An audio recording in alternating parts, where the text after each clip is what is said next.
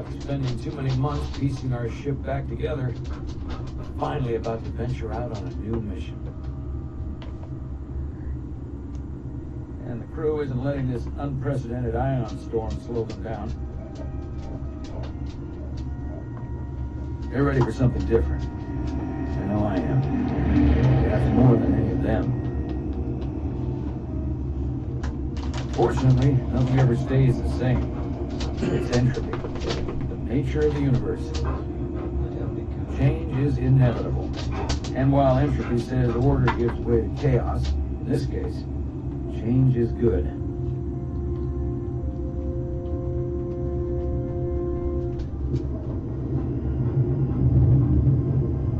Our new first officer is en route to the Resolute.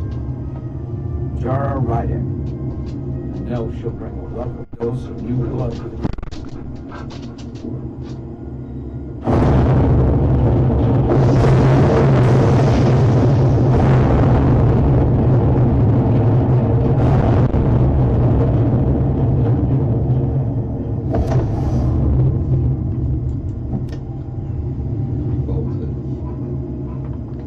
Thanks.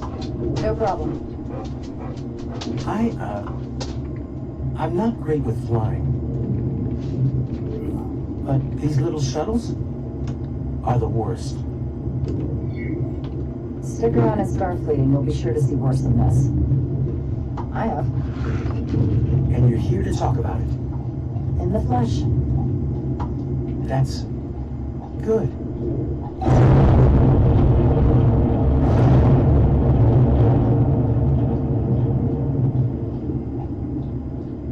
Sorry, I'm a little anxious. I hadn't noticed. I'm on my way to my first assignment. When we get to the starbase, I'm transferring on to the Resolute. So am I. It won't be easy for Jara to step in at the 11th hour like this. But if she's half the officer I knew she could become when she was a cadet at Starfleet Academy, she'll be the ensign that she needs right now.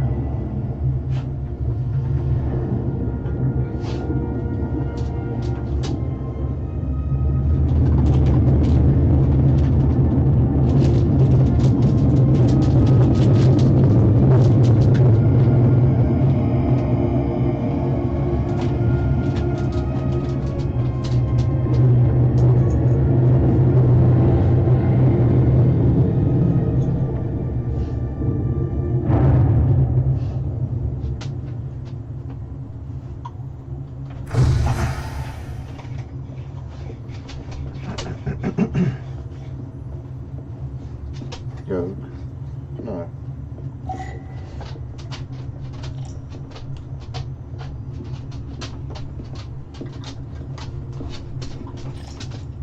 A starbase on the very edge of Federation space.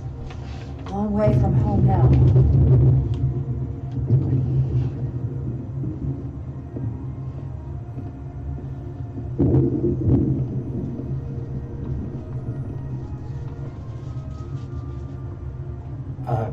Commander? I'm not usually such a nervous wreck, by the way. I actually did well at the Academy. Oh yeah? Maybe you've heard of the Torvalin test? Sounds familiar. It's a tactical simulator that makes the Kobayashi Maru look like a picnic on Pintaris 5. Anyway, I finished in the top 20. Not just in my class. I mean, all time. In the history of the Academy. Really? That's quite impressive. Thank you. It was tough. But But you know, I set my mind to it and it paid off.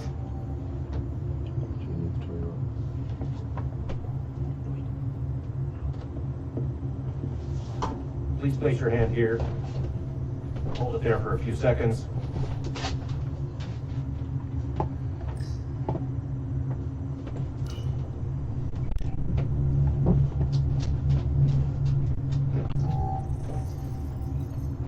Welcome, Commander Rydek. Wait, you're Jara Rydek?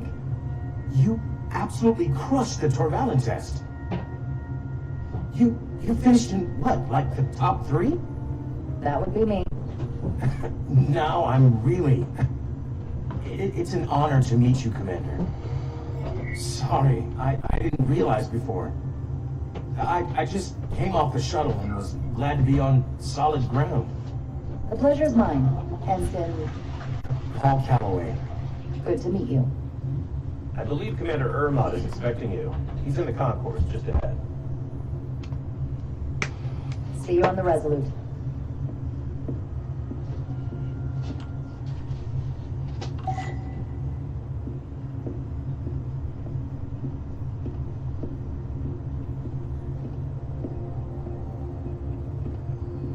Good day, Commander.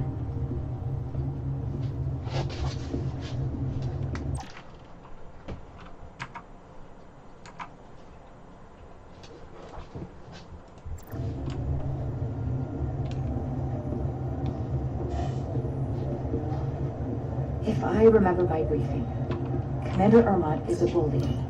So I'm looking for someone with this skin. I'm not sure where my departure dock is. The Resolute's gonna leave without me. Look here. The Resolute is leaving from this dock. Oh, you're right. Nerves must be getting to me.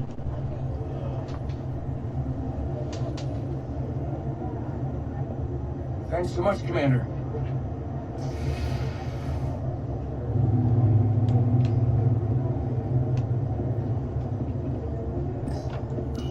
Starbase 128 has 4 docks. I'll replicate myself a meal once I'm on board. Excuse me.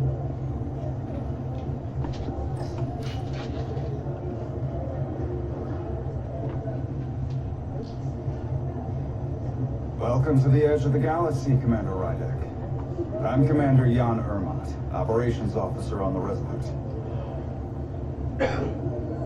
Commander? I hope there wasn't too much trouble getting here. This storm isn't making anything easy for us right now. I know conditions are less than ideal at the moment. It was perfectly fine. No trouble at all. I'm glad to hear it.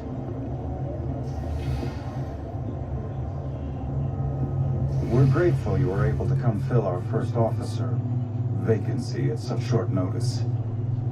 From everything I've read and everything I've heard, we're lucky you were available to us. Coming from a premier starship and all. To our local research vessel. What exactly have you heard about me? First in your class at the Academy. Received a Starfleet Award of Valor during the Dominion War. Most recently, Tactical Officer and Chief of Security on the USS Endeavour. You've done your homework. Like I said, we're very lucky.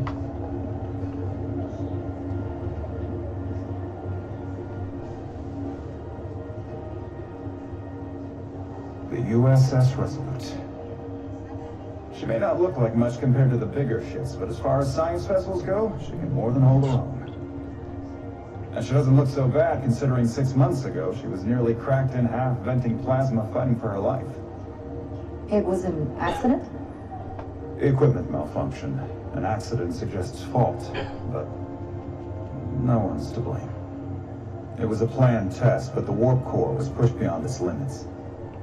It destabilized the dilithium, there was a runaway reaction, and the warp bubble deformed. We thought we could reach a higher resonant frequency, but it was more than she could handle. That was our first officer and 22 of our crew. At the end of the day, we're all responsible for each other. That's what it means to be a crew. I can't even begin to imagine what that must have been like for you. I'm so sorry for your loss. Thank you. It does weigh heavy. There are some things you can't forget. It's been 6 months. What's the attitude among the crew now? Unsettled. But I hope that a new mission will help them move forward. If not, move on. Listen. I realize you've known Captain Solana for quite some time, and I'm sure you're ready to bring your best. But I should warn you that when the captain announced you would be the new first officer, there were those who felt it was a mistake, that he should have promoted from within. So you might want to tread lightly first, until they come to value your contributions as much as he does.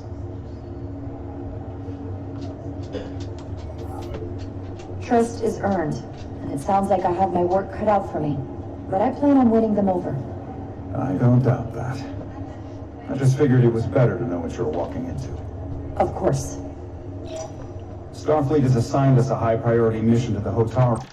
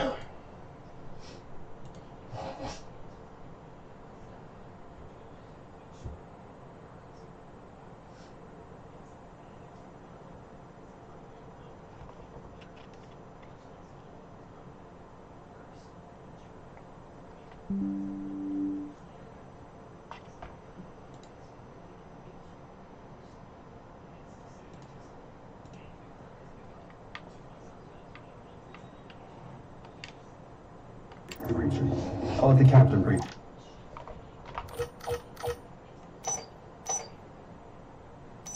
You on board. I know he's eager to see you. Will we be mission ready in time? We have every intention.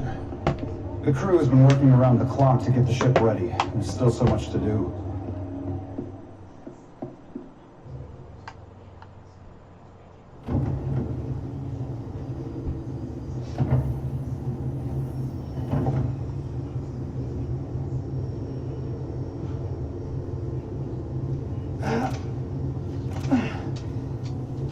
Stuck. Okay, just the thing.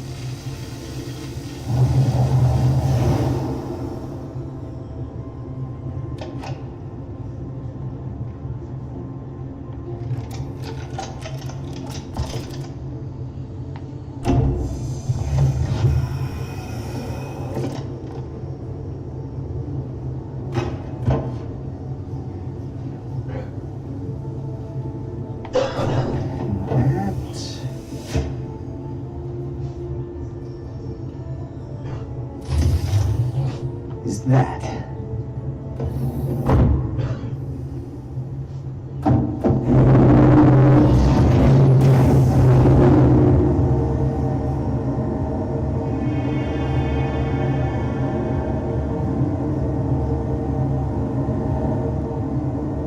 I thought the thing was totally fried.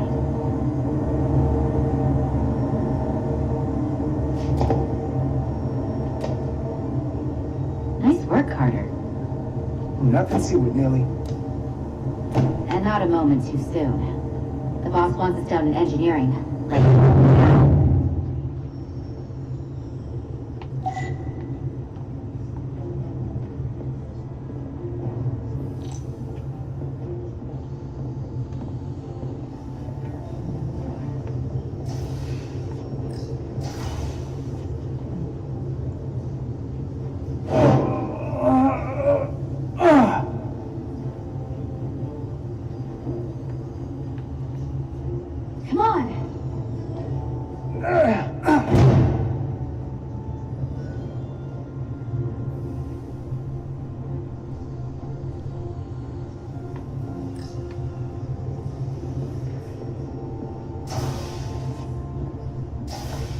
Commander Diaz.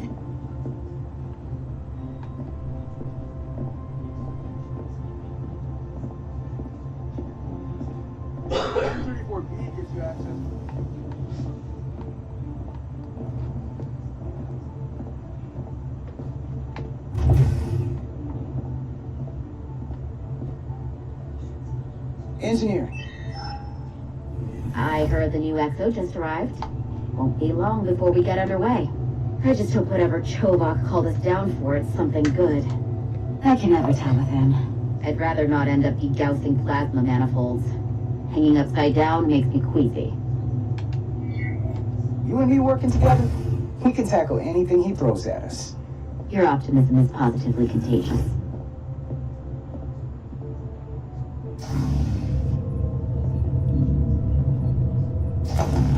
Looks like we got here before. Lieutenant Commander Chovak. We were just looking for you, Commander. Petty Officers Ed Solar, Diaz. I was beginning to think you would be late. We are all hands on deck right now, which means if you are not at your post at the appointed time, I do not have someone to replace you. A point I have been forced to make to Petty Officer Ed Solar on repeated occasions. Apologies for the delay, Commander. I do not want your apologies. Simply see to it that it does not happen again. So, I don't suppose you wanted us down here to check in before we go off duty? Equip yourselves in EV suits to work on the exterior of the hull. I need you to tune the structural integrity field for optimal performance. The subspace distortions and ionic interference we are experiencing are preventing the proper calibration. But this ship must be ready to depart shortly, despite the storm. The precise nature of these disturbances are not fully understood. But many systems have been affected by the wide band of emissive activity. Whatever it throws at us, we'll be ready. We've got the best chief engineer in the fleet. I am a Vulcan, Mr. Diaz. Flattery is not necessary. All that I require is that you do your job. Right now, that entails critical preparations, because long-range sensors show that these disturbances will be more severe at our destination, the Hotari system. You have your orders. Do not delay. Yes, Roger Commander that. Chovak. All hands on deck. What's that? All hands on deck. That's what Chovak said. You know what that means? It means this ship isn't ready to go out and the brass know it. So they're throwing every warm body at it. And they're going to leave on schedule. Consequences be damned. It all comes down to us, Nelly. We're the ones who will get it ready. I know what we can do. But this isn't just any old refit or any old relaunch. Excuse me. A lot of new faces coming on board. It's gotta be tough coming as a replacement. That's for sure. They seem all right. Something that happened 6 months ago while they were off on another ship? Well, that's nothing to hold against them. Yeah, you're right. I guess getting a little new blood on board doesn't hurt. Hold on. Now there's an old face I didn't expect to see again. Hey, Miranda! You weren't gonna leave without me, were you?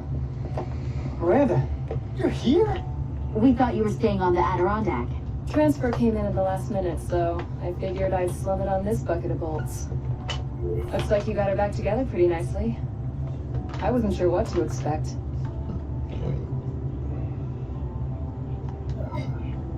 I'm gonna take the high road here, pretend you didn't say that, and welcome you aboard. He's a better diplomat than I am. He still owes me a bottle of Saurian brandy. Don't think I forgot. Oh yeah, it's coming back to me now. Maybe Carter can rustle up that bottle and we can give you a proper welcome. As soon as we wrap up this quick little spacewalk.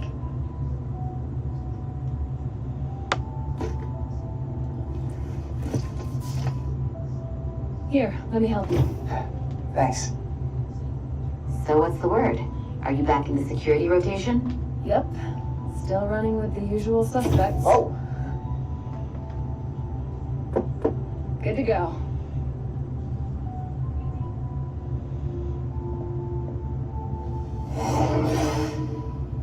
See you on the other side. Activating magnetic souls.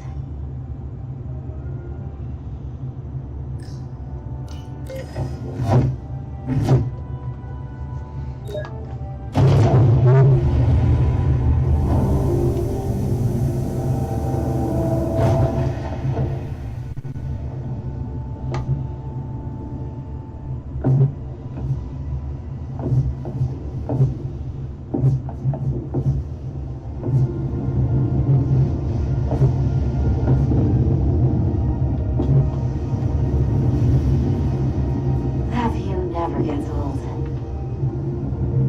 Let's go.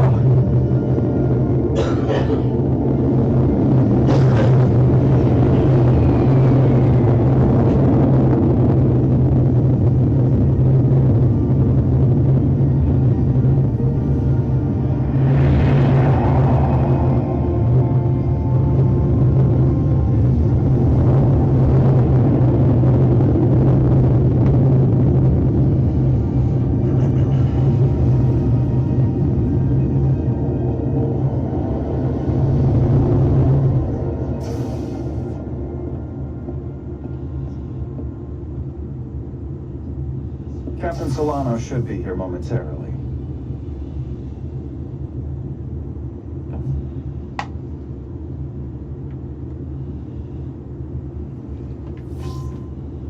You'll have to forgive me, I don't know much about cochleons. But my understanding is you need a steady supply of duridium to keep your cell structure stabilized, or bad things start to happen. And we have plenty of duridium in sickbay, so there's no risk of running out. Thank you. Feel free to make yourself at home. And help yourself to whatever you like from the replicator.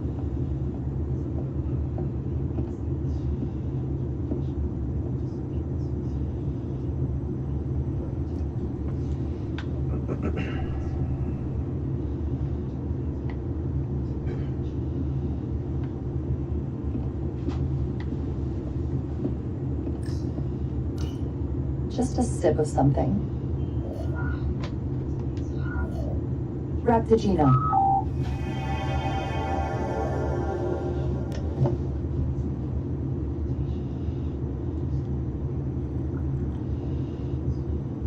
That sure has a kick.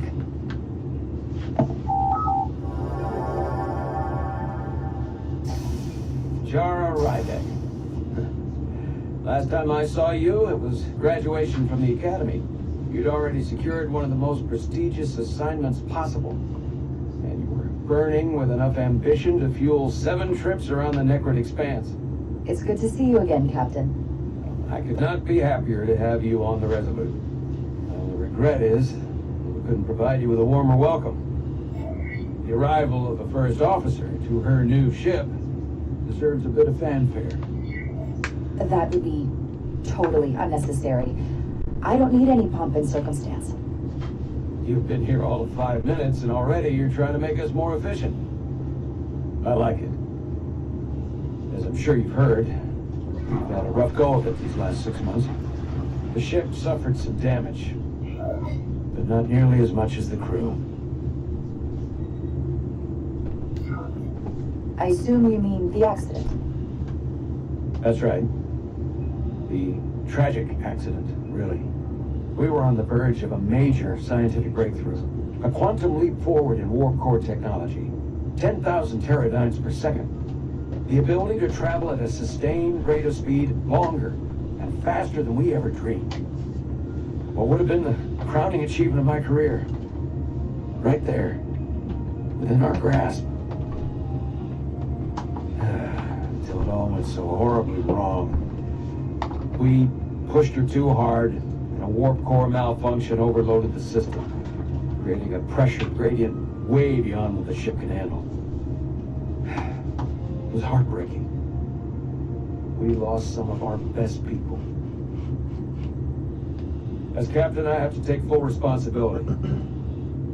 It was my decision to make, and I have to live with the consequences. We all know the risks when we sign up. There are no guarantees. As much as we tell ourselves otherwise. True. But as captain, my job is to mitigate and manage the risks as much as possible. And that's where I failed. In my defense, I will say, I might have avoided the whole ordeal if my senior staff had been willing to trust me. There was a lot of pushback from my former XO, and I think that cost me his confidence. I don't want you to pull any punches. Certainly not on my account. But once we decide on the course of action, I need everyone to fully commit to the mission. Anything short of that just won't work. And that's when things start to go sideways. This is your ship and you are the captain. So as far as I'm concerned, whatever you say goes. That's the kind of support I'm looking for. Look, I'll be blunt. We can't afford another mistake. Or at least I can't. I feel like my career is hanging in the balance here. We need a win. Something to restore the crew's confidence. I understand. On a more positive note, Starfleet has tasked us with what they're calling a mission of the highest priority. Escorting a senior diplomat to Hotari space. Two previously peaceful and otherwise non-aggressive civilizations now find themselves on the brink of all-out war. So it's a peacekeeping mission. I see it as a golden opportunity to not only prove what the Resolute and her crew are truly capable of, but also a mission for which we're uniquely qualified. This ionic storm. Our long-range sensors suggest it's several orders of magnitude stronger than anything on record. A total anomaly like nothing we've seen before. You'll never guess where it leads. Hatari. Exactly. Very nearly in the precise location where we're headed. Where I imagine the interference will be exponentially greater. But the diplomat will brief us on the details of the rendezvous. So basically, we're being sent into the eye of a storm more powerful than anything on record. Well, yes. But we're taking every precaution. But I don't want to get ahead of myself. I expect we'll have some rough sledding when we arrive, so I need you to prepare the crew for the worst. There's just one more thing I want to clarify up front. The metric that for me will be the ultimate measure of your success. What is it? If after serving as my first officer, you don't one day find yourself with a ship of your own, then I will consider it my personal failure. When that might happen is entirely up to you. But it goes without saying, you have my full support. It's been a dream of mine since before I can remember. So I would be honored to become a captain someday. As long as you're willing to do the work, you have my promise. I'll do everything in my power to see that it happens. Thank you. Come, let me introduce you to the crew.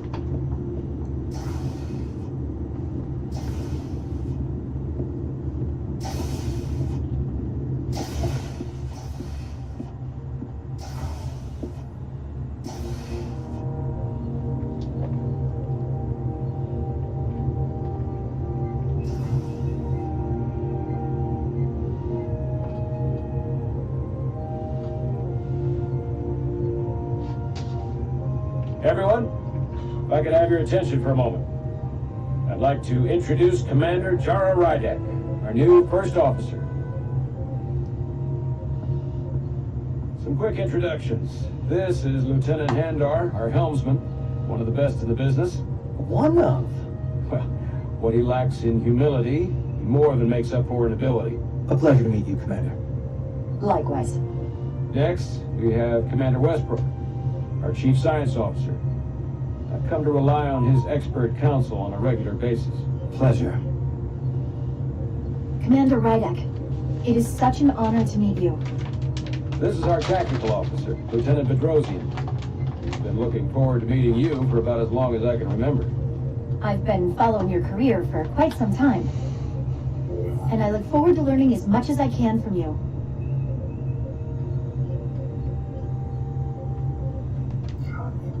If anything, the honor is mine. Well, I have to admit, one of the reasons I've followed your career is because you're part Kobliad, because of what you've overcome. Starfleet stands up for people who can't defend themselves, and you were one of those people once. But since then, you've done so much to protect others who need it. I really admire that. So, you've been something of an inspiration to me. Not that I've done anything close to what you've done, but you definitely set a standard to strive for. You really do know a thing or two about me. I'm glad I could inspire you, but it's important to chart your own path. Thanks. You can count on it. And then, of course, you've already met Commander Ermont. Please, do everything you can to make Commander Rydek feel at home here. I'll be on the starbase. I have an urgent meeting with the starbase commander to get our authorization to get underway. If they drag their feet any longer, we won't make our rendezvous. The bridge is yours.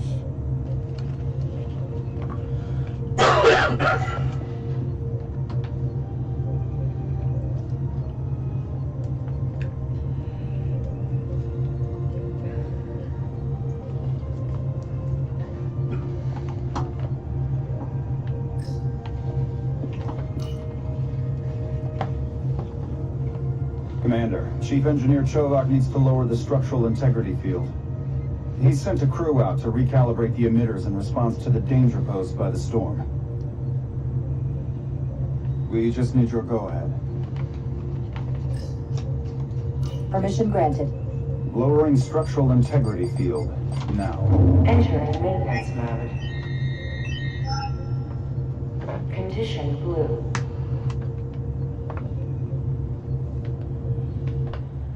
The storm's getting worse. Looks like they turned off the Sith. Great. Let's get to that emitter.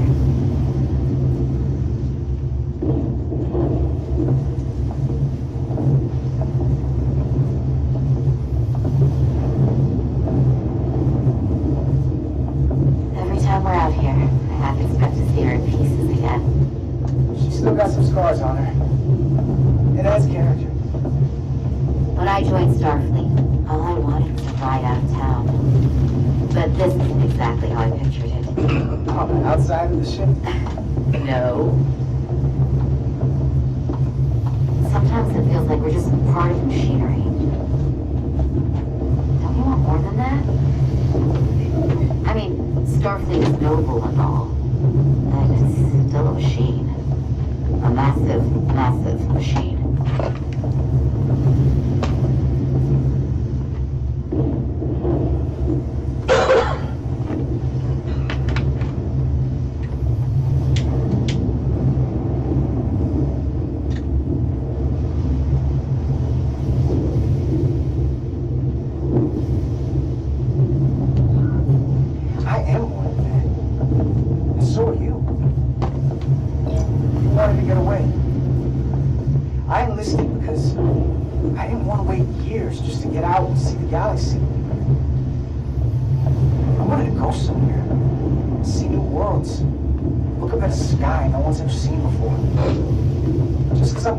Spanner up in a Jeffries tube today doesn't mean that's all I'll ever be.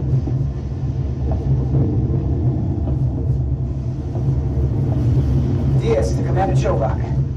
We are at the Sith emitter. Acknowledged. You may proceed with the recalibration.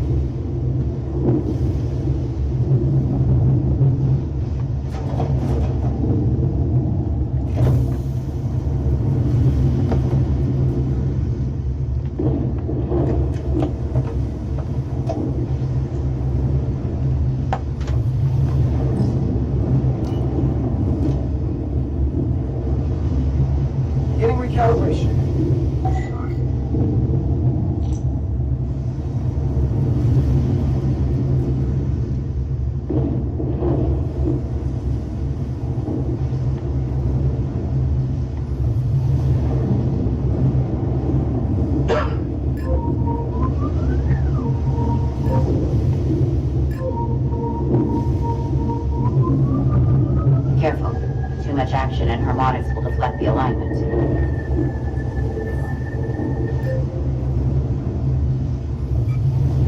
Looks good. That wasn't so high.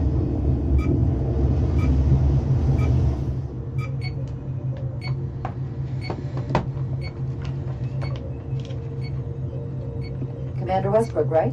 Chief Science Officer. You remembered my name and my rank. Impressive. Yes, I'm the Chief Science Officer, and I have the dubious honor of being the most senior officer on this bridge. I know this ship inside and out. Better than just about anyone. You seem to think very highly of yourself. With good reason. I'm curious, though. A Kobliad, or half in your case, is an odd choice for first officer, given your vulnerable condition and all. But if, as an example, we found ourselves in a hostile situation, and you were suddenly incapacitated because you needed an infusion, what would happen then?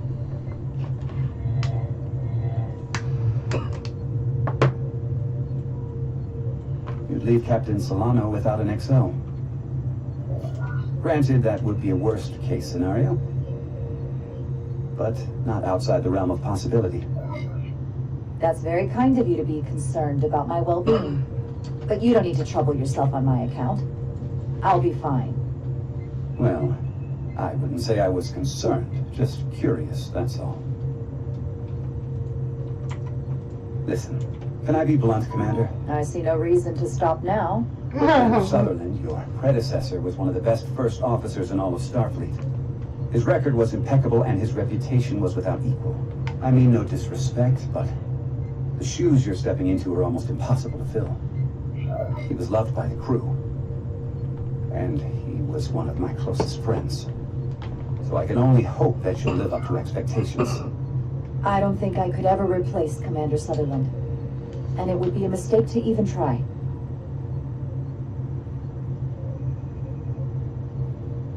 Seeing as Captain Solano is on the starbase, let me give you an update on this ion storm we're flying into.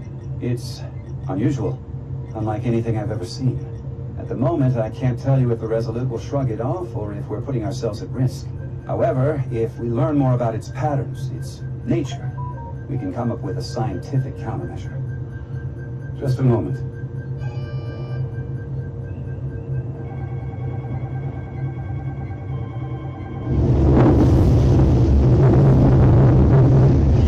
We've got a massive energy wave inbound. On screen.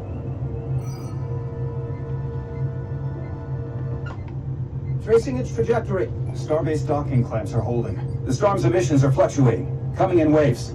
And if my projections are right, we're about to get hit by a wideband burst of ionic energy, like a tsunami. I'm reading power abnormalities all over the ship. Estimated time. Red alert. Aye.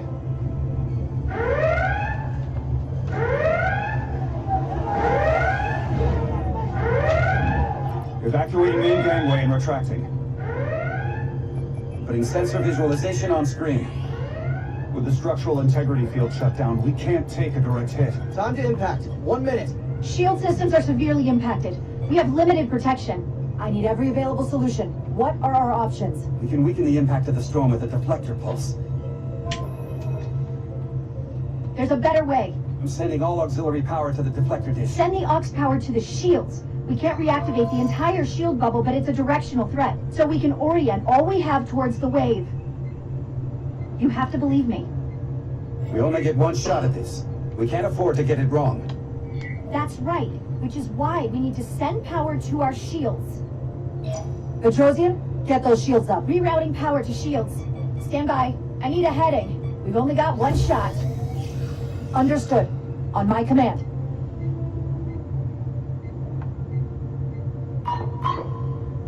Heading locked. Raise shields.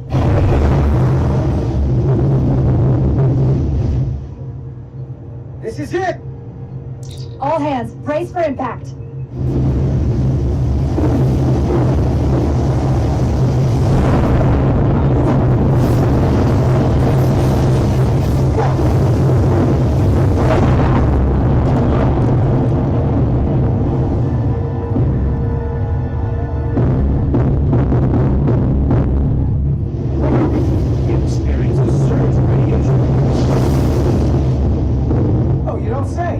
This radiation supercharged the plasma, forcing it to backflush through the system and creating a dangerous... I need you to traverse the hull to the access port to recalibrate the port nacelle plasma regulator.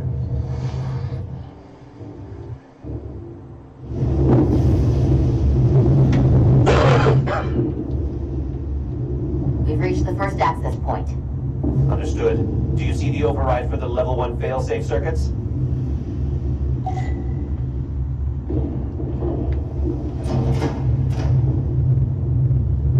Affirmative. Engage the override. It should allow us to stop the EPS flow to the warp engine without triggering an automatic core shutdown.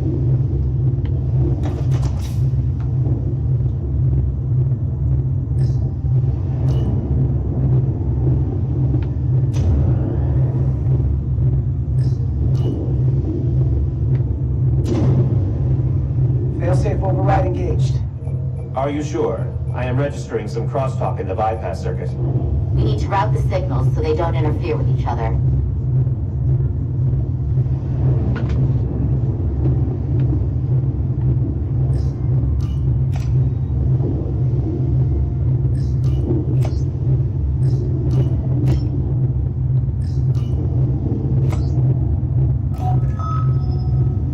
DS to Resolute.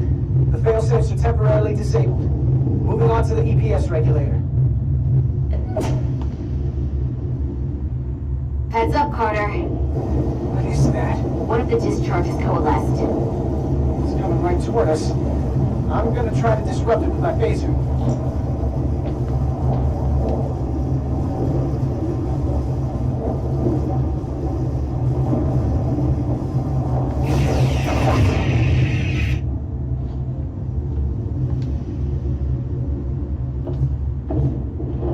So we gotta climb up the pylon. Not that there's really an up, but, you know.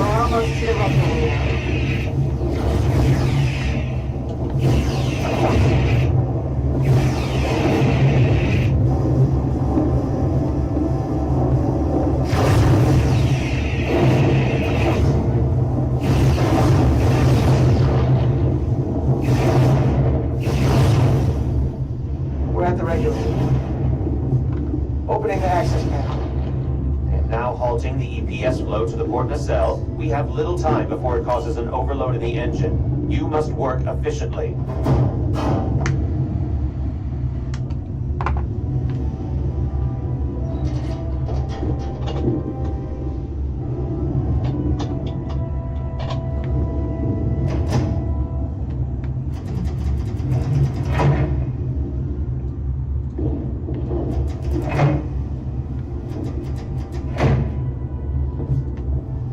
Manifold adjusters reset to neutral.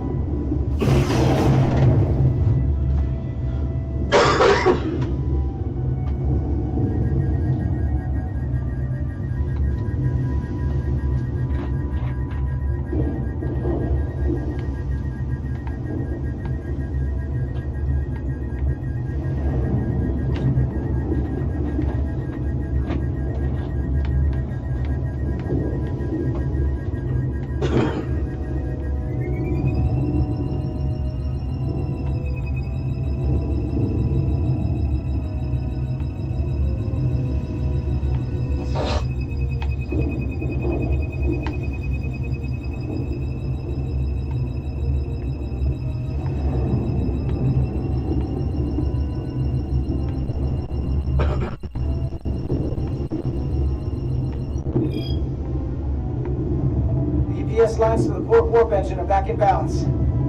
Almost done. Once I cycle the manifold nozzles,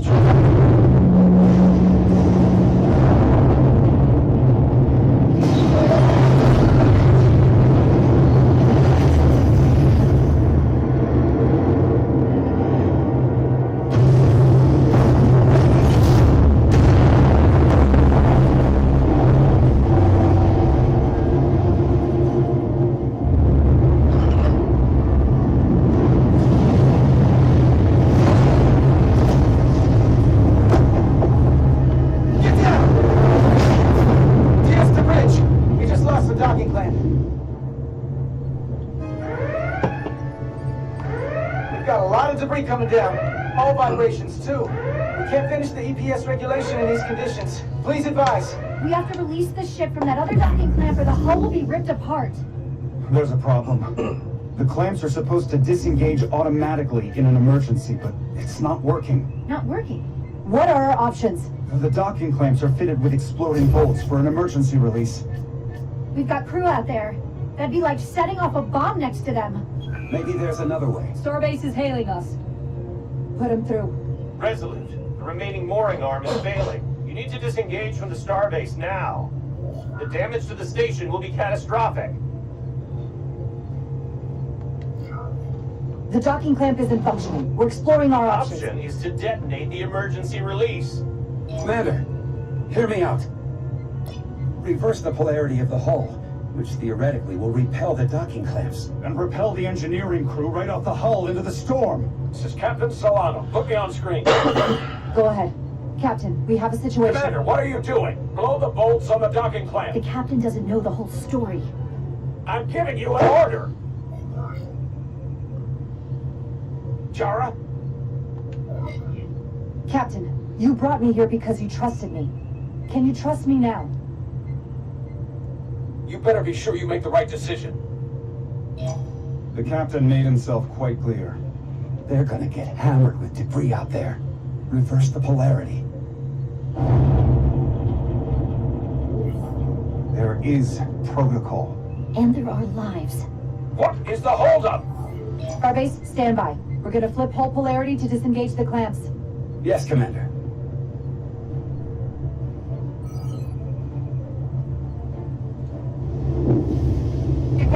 This is Acting Captain Jara Rydek. Be advised, we are going to reverse hull polarity to free us from the remaining docking clamp.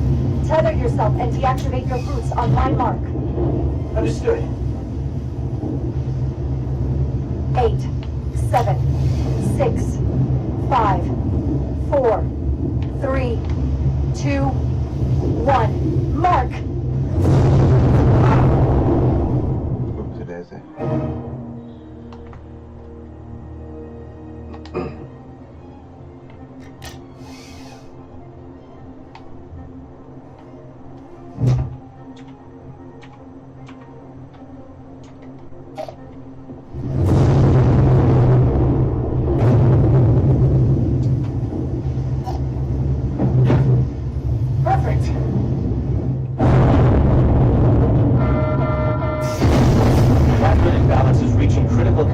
We are moments from primary system failure. Got it.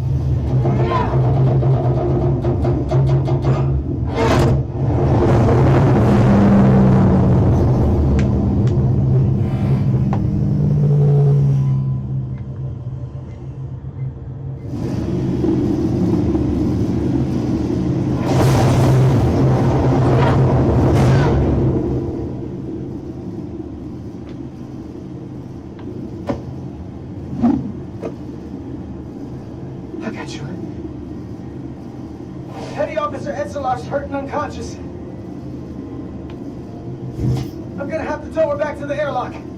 Mr. Diaz, the situation has changed. You are at risk of triggering a substantial electromagnetic arc to approach the main hull the way you came. But Commander, the way we came is the nearest airlock. There's an auxiliary hatch near you on the far end of the pylon. You must bring Miss Etzelar there to access the interior.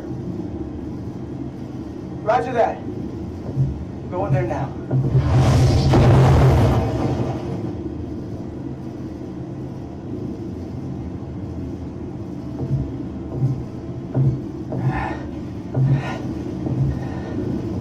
I'm at the auxiliary hatch.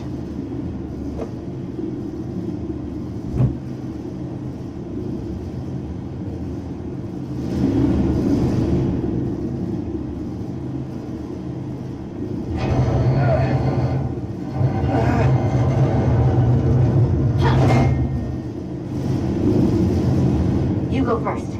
What? Let me save your neck this time. No time to fight me on this. Get in there. You better be right behind me.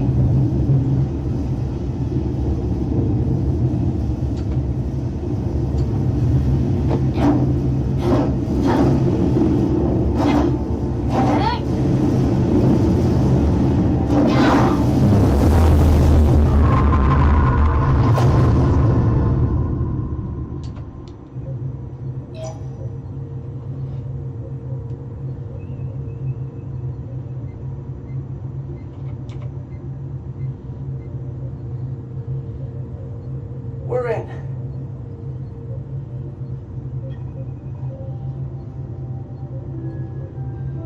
They're safe.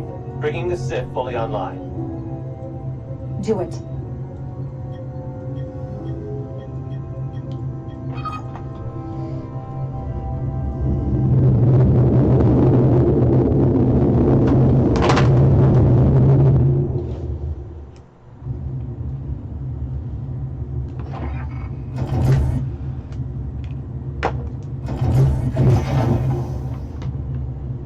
Carter! I'm okay. I'm okay. But Etzelar. Here, let me help you.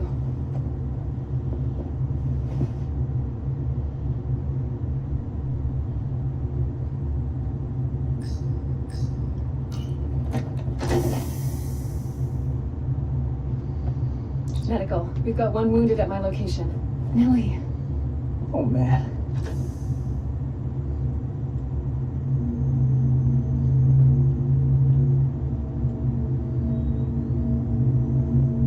We'll see you at sickbay.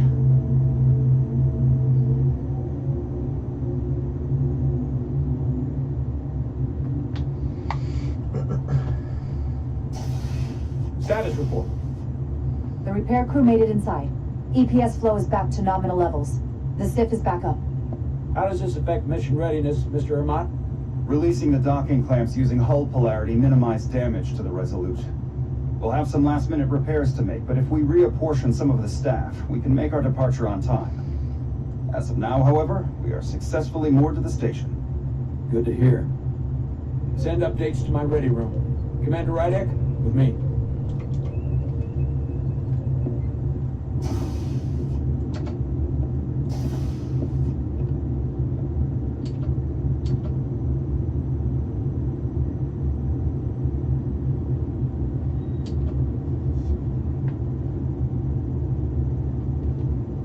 You disobeyed my orders.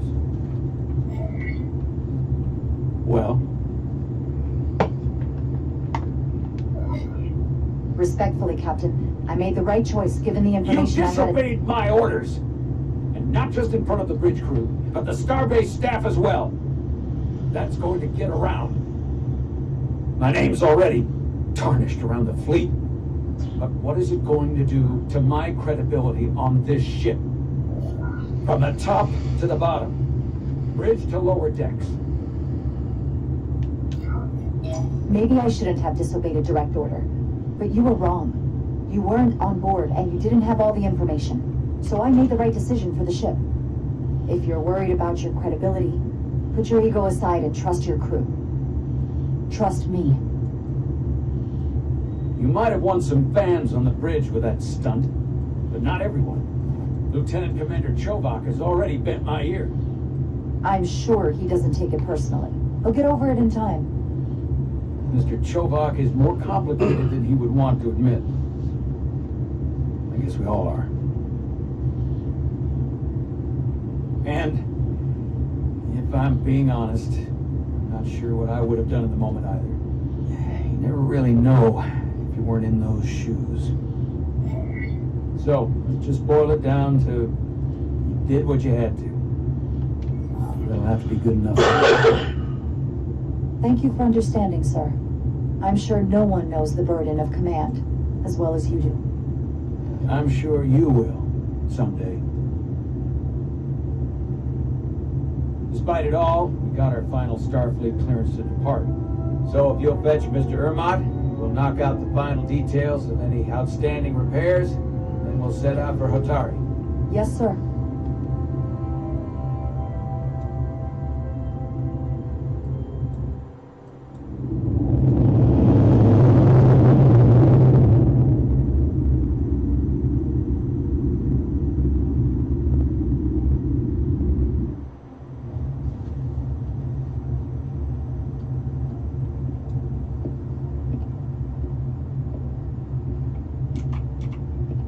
All departments reporting full mission readiness. We've got our full complement on board. This is my favorite moment, right now. The start of a new mission is always full of possibility. The Orion Syndicate can sell it as a drug. Don't let the Admiralty hear you say that.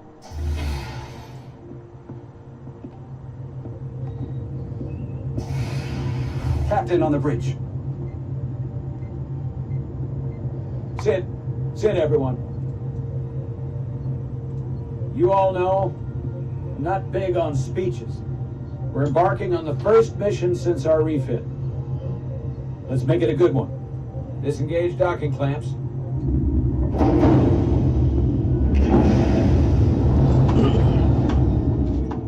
Docking clamps released. Thrusters ahead, Mr. Handar.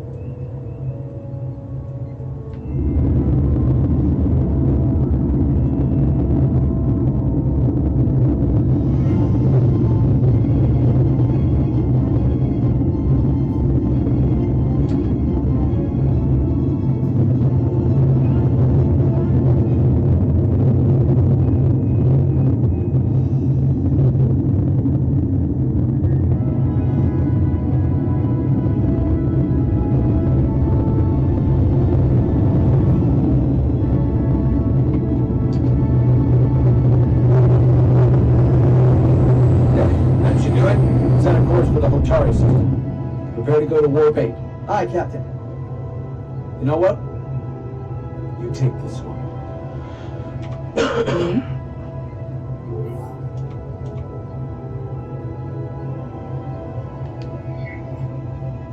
Helm. Do it.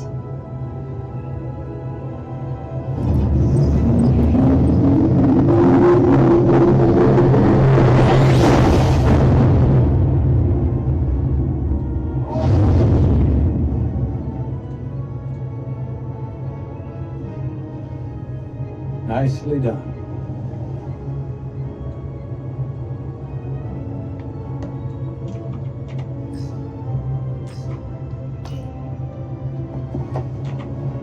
Easy. Thank you. I'm fine. Really,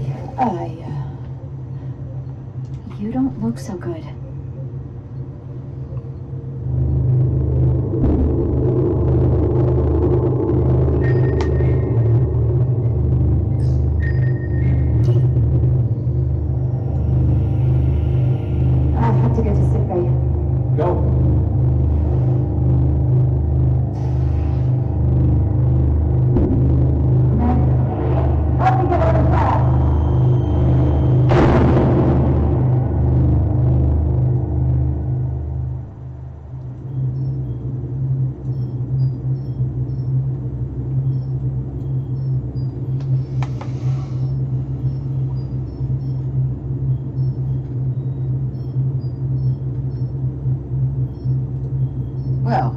was quite a scare. A few minutes more and it would have been one of the shortest tenures on record for a first officer.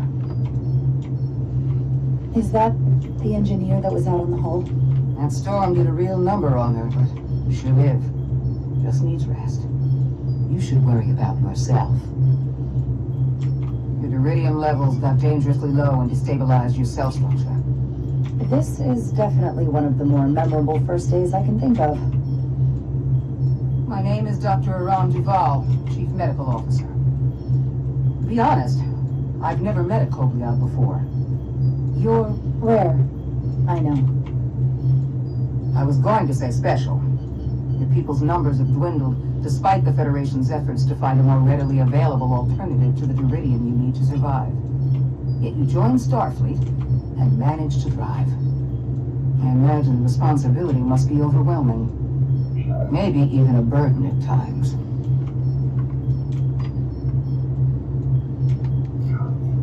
I know what it means. And I know the responsibility that comes with it. But I can't be anything more than who I am. And if someone has a problem with that, or expects something else, then that's their problem, not mine. That's exactly right. And don't worry, I won't treat you like a science experiment. I just do the science and leave the experiments to Solano. You don't agree with his methods? I don't agree with his definition of acceptable risks. Not when the lives of your crew are at stake. My professional opinion is that the accident took a toll. Waters willing to admit. He's overstressed, operating in the pressure cooker of his own mind, which is never a good headspace when the lives of your crew are at stake. What concerns me is that now he's even further away from the thing he's been chasing his entire career. Breakthrough discovery. A major innovation. Something he can put his name on. The more the time passes and the further out of reach it gets, the more risk he'll be willing to take. I think after what happened, Captain Solano's learned his lesson. And whatever ambition he once had is on hold for a while. He may say that, but we'll see what happens. And I have to give you credit for what happened on the bridge. It took guts to defy a direct order. Huh. I guess word travels fast around here. It's a small ship, and everyone's curious about the new XL. Fortunately, your cell structure is almost completely stabilized. And I'll spare us both the lecture, but I do feel it's my responsibility to remind you, without regular infusions of Duridium, you will not live. It's as simple as that. Understood. Then, my work here is done.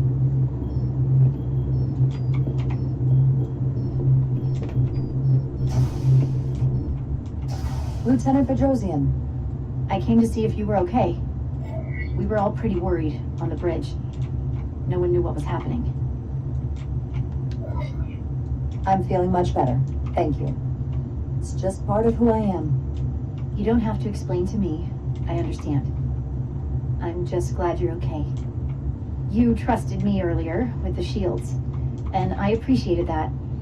I want you to know that I have your back. Thank you.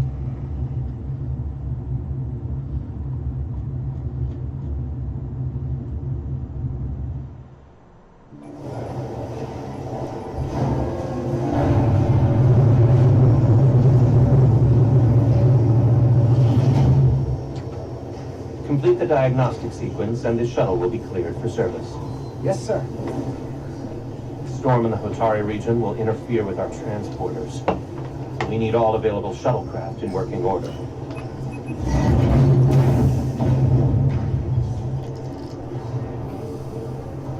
Excuse me, Commander Chopin. Petty Officer Maris. I will leave you to your work.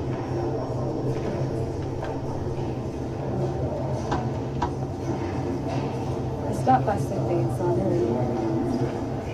I figured you'd want to know. Did the doc get her fixed up?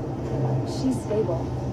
There's something about the storm's radiation that's making it hard to heal the energy burns. That doesn't sound good. She's toughing it out. Dr. Duval said she'll be back on duty soon, though. Come on. I have to run the final diagnostic.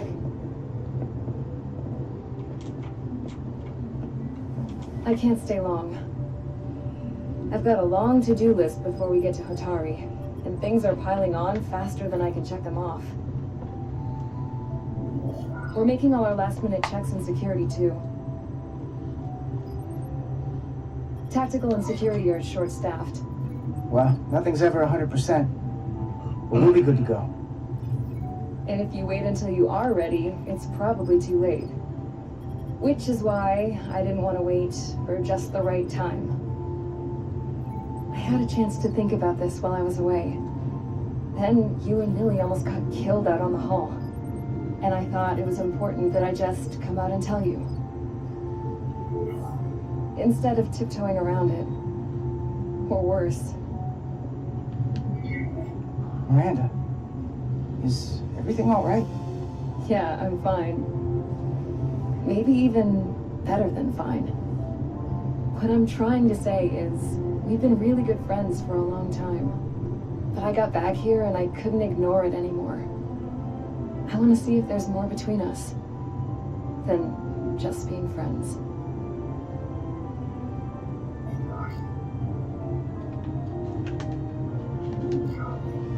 This is all kind of unexpected. I didn't expect this either. But here we are. And I didn't want to ignore it. I just figured I'd steer right into it. Well, what do you think? I've been about as direct as I can stomach. You can do that too. That's a lot to think about. I know it is. So, maybe I should think it over. Oh, yeah, take as long as you need. I get it. But don't leave me hanging.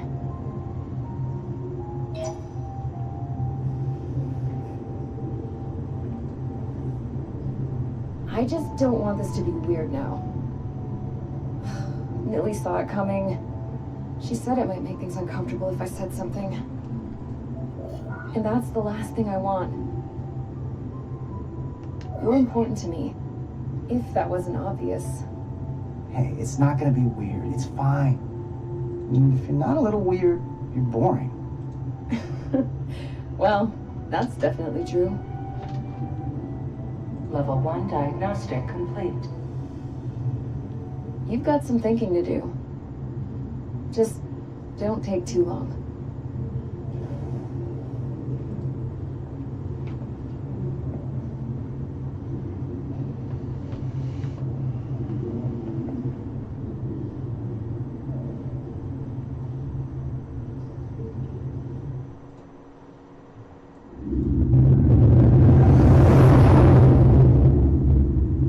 Approaching the rendezvous point outside Atari space. Helm, bring us out of warp. Dropping to impulse.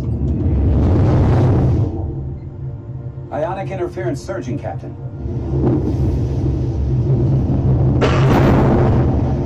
Shield integrity holding. We can take it. We are at the correct coordinates to meet the shuttle. Commander Rydek, find us our diplomat, if you will. Aye, Captain. Let's reduce the noise. Filter out environmental signals. I can manually tune what's left for Federation signal types.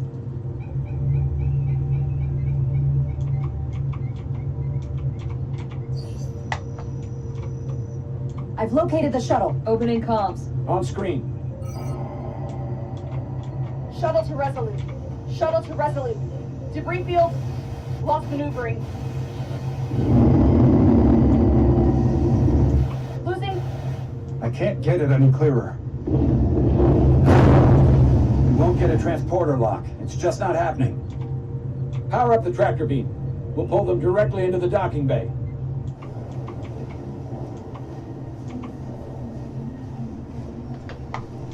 Diaz, you good to run the tractor emitter? Yes, sir. Come on, Diaz. First thing, lock onto the shuttle and stabilize the rotation.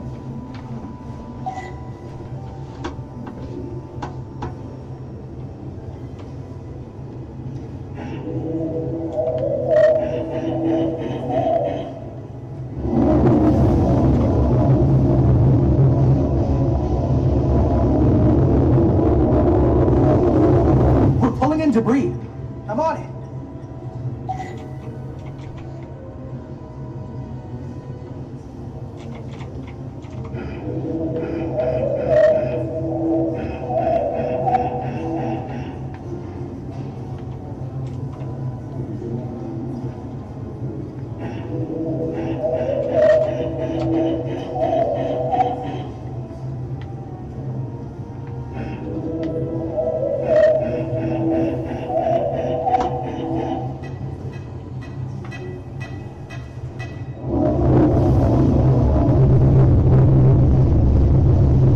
Gonna take out the shuttle.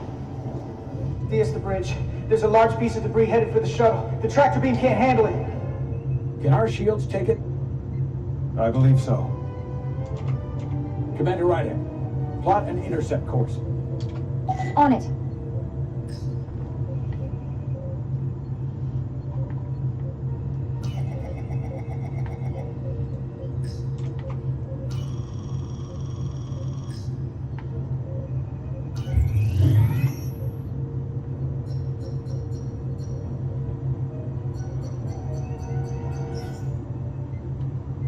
Here we go. Maneuvering thrusters bearing 53 Mark 17, 200 meters on an intercept course. Maneuvering.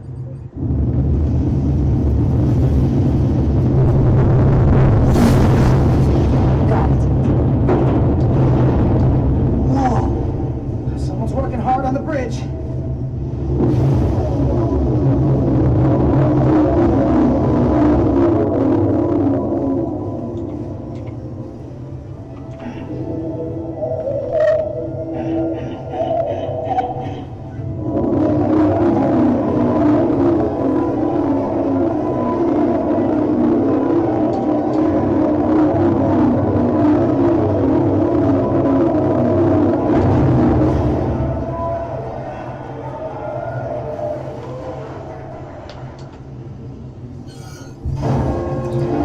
Shuttlecraft on board.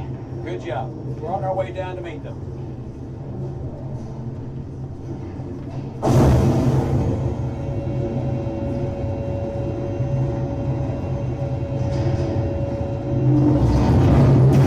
Terra firma, so to speak. Ambassador Spock.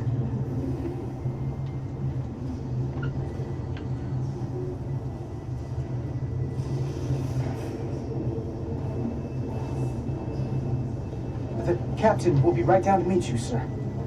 In that case, I will wait for him here.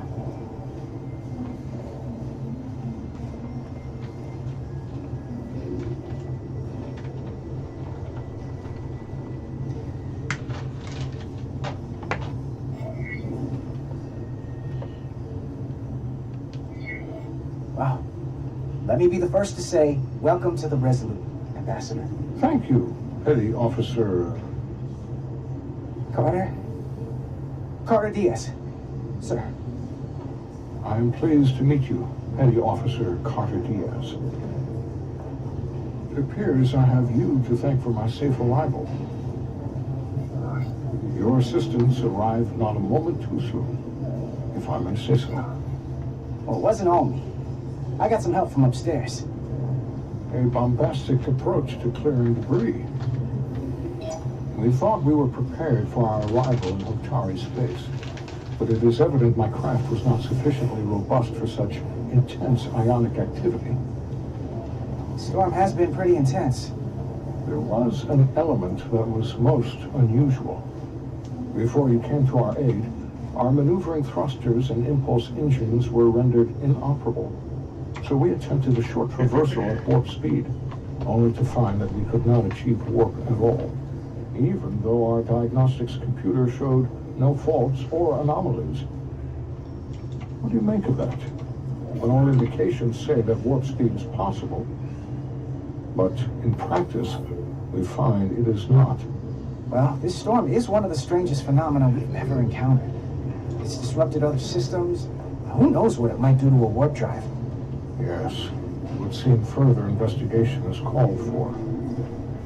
Take readings, run some additional diagnostic checks, and we'll get to the bottom of this. Quite logical, Petty Officer Diaz. Thank you. Ambassador Spock.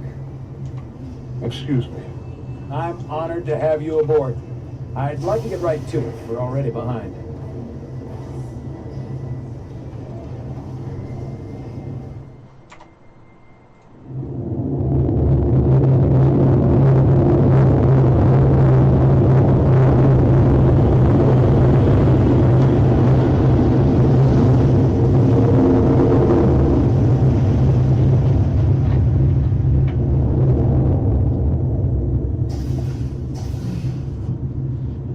Ambassador Spock, my senior staff.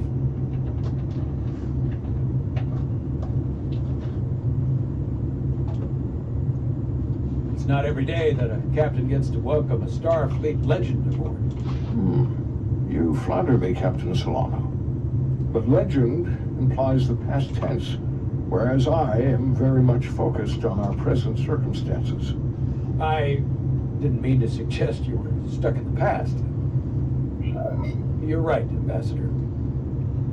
Not the most diplomatic choice of words.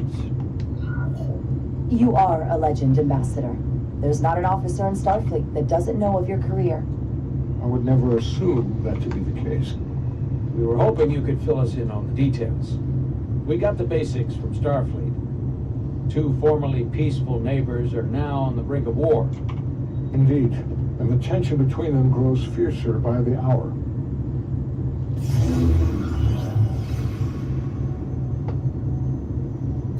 Olivia and Hotari. The Lydians are the more advanced species. They made first contact with the Hotari over a century ago. This is Tau, the Hotari moon. It is rich in dilithium, and for decades, the Hotari and the Illydians have shared a mining operation there. The Illydians provide the technological resources, while the Hotari have served as the labor force. The stability of that arrangement was the source of their peace, until recently. The Hotari have suddenly and forcefully seized control of the mining operations and expelled the Illydians from their system. That is the official story, as told by the Hotari when they requested Federation mediation. But the details remain scant. Communications between all parties have been limited by the ionic interference.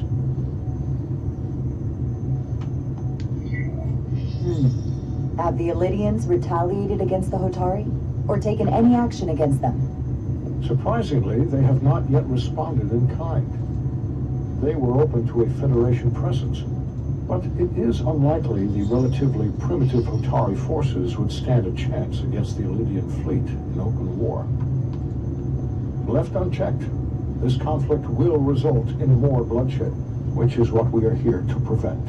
And the dilithium trade hangs in the balance. Clearly the Hotari have been exploited in this relationship. Maybe we can persuade them peace is the more profitable alternative for everyone. They both profited from the mines. And for the Hotari, something is better than nothing. Peace is our objective, after all. That is correct. We can call it profitable or mutually beneficial, but at the end of the day, the Hotari are still being exploited for their own resources. True peace is not merely the absence of war. And as such, this conflict will surely come again. Neither the Illydians or the Hotari are members of the Federation, so we can't make them do anything. There is an additional complicating factor I should mention. In the past, the Federation has relied on the Illydians as a source of dilithium. That certainly changes things. Federation sources its dilithium from a lot of places. Yeah, and this is one of them. So we've already played a part in this. Unfortunately, that is indeed the case, Commander Rydick. We're morally obligated to make this right. Hold on. Our only obligation is to negotiate the peaceful resolution of this conflict. Given the Federation's involvement in the Illydian dilithium trade, Captain Solano and I must make every effort to appear neutral in these negotiations. What worries me is if this whole thing unravels and we're at the mercy of the storm at less than full strength. We can't let it come to that. Considering what the ion storm has done to our ship and the Ambassador's shuttle, We have to assume the Elydian fleet has had problems with it as well. This recent surge in the energy disturbance temporarily levels the playing field. Commander Westbrook is correct. The energy anomalies around the Hotari systems have been noted in the past. But they have never been observed in recent weeks. That may answer why the Hotari were able to strike back after so long. They finally had an opportunity, and they took it. That would also explain the Elydians' restraint. And reason to learn as much about the energy anomaly as we can while we are here. We do not want to be caught at a disadvantage of our own. So I trust we understand our circumstances. We're operating on a strict timetable here, and we're going to be leaving for the negotiations shortly. Commander Westbrook, I want you to leverage our systems to investigate the anomaly from here while we're gone. Aye, Captain. Thank you all. Dismissed. I want to speak to both of you privately.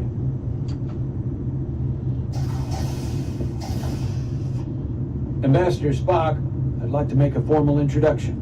My first officer, Commander Jara Rydek. Commander, as you are aware, there are limits to what Captain Solano and I can do in our official capacity as representatives of the Federation. But someone in an unofficial capacity, your first officer, for example, would not be bound by those restrictions. Commander Rydek could ingratiate herself to certain parties behind the scenes, where they may be more candid in revealing information that could lead to a resolution. She certainly goes her own way. Maybe that helps in this case. It would be unconventional. I'm honored to be included in the negotiation process. You're not just included, you are instrumental. Well, I hope Commander Rydek will have more luck finding out what really happened than we will through official diplomatic channels. The fate of the negotiations, the interests of the Federation, and the prospect for peace may very well depend on it.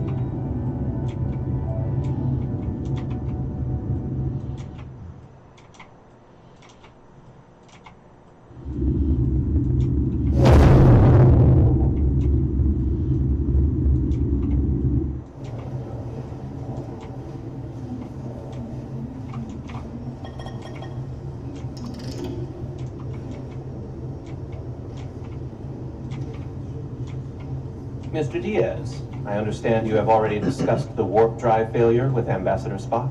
I have. It is imperative that the Ambassador's shuttle be flight ready. I need you both to ascertain the root cause of the system failures he encountered. I'm surprised, Commander. I thought you would have wanted to work on Ambassador Spock's shuttle yourself. I respect the Ambassador and his many accomplishments, but I do not derive any satisfaction from interacting with his shuttle as if it were somehow transubstantiated through its association with him. Especially when I have the entirety of this starship to concern myself with. I am not the chief engineer of this shuttlecraft. The Ambassador asked me to take a look, and I'm ready to crack this thing open. Good. You could learn from Mr. Diaz's focus. I'll take notes. Then I will leave you to it. Make note of any abnormalities in your report.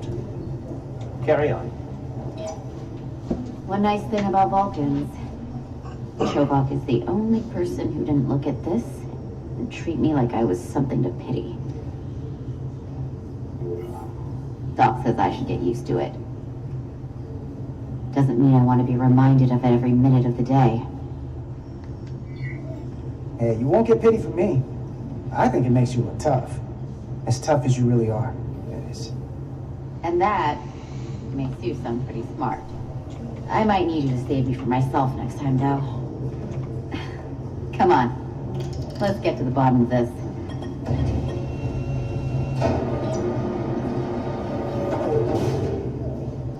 Ready to go? All set. Let's run the diagnostic.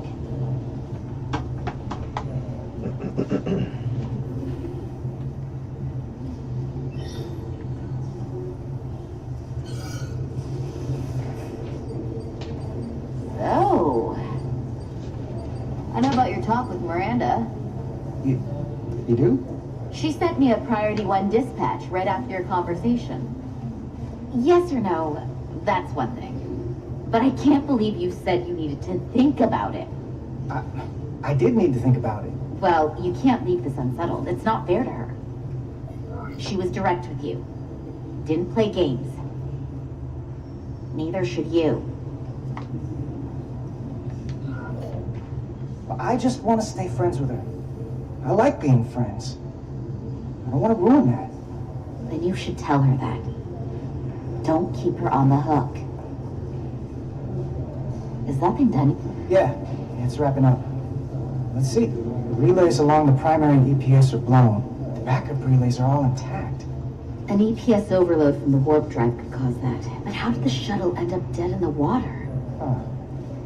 Well, maybe the ship's data recorder can tell us something.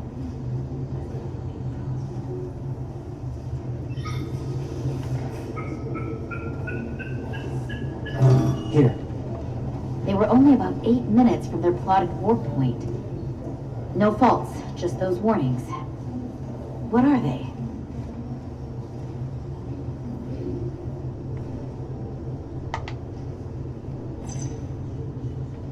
Subspace variance out of tolerance. What does that mean? It means the main navigation array lost sight of space somehow. Will the array going offline cause that? Yes, but it should have also thrown a fault code.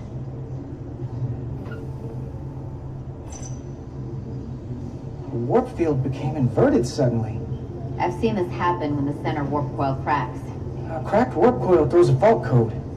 Still, we should take a look.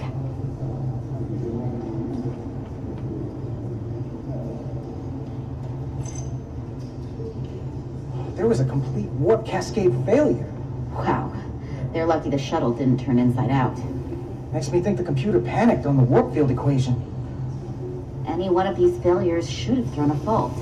If it was caused by a system failure. None of this caused the relays to blow. Roll forward to when that happened. Yes, ma'am.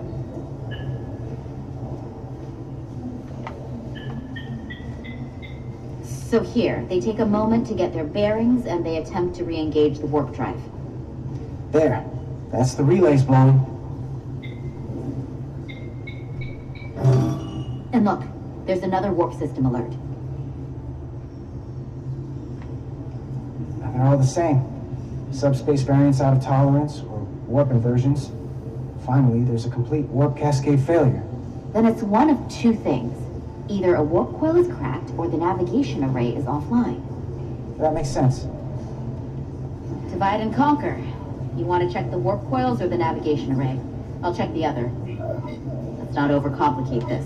One of these systems is likely broken. I'll check the nacelles for a cracked coil.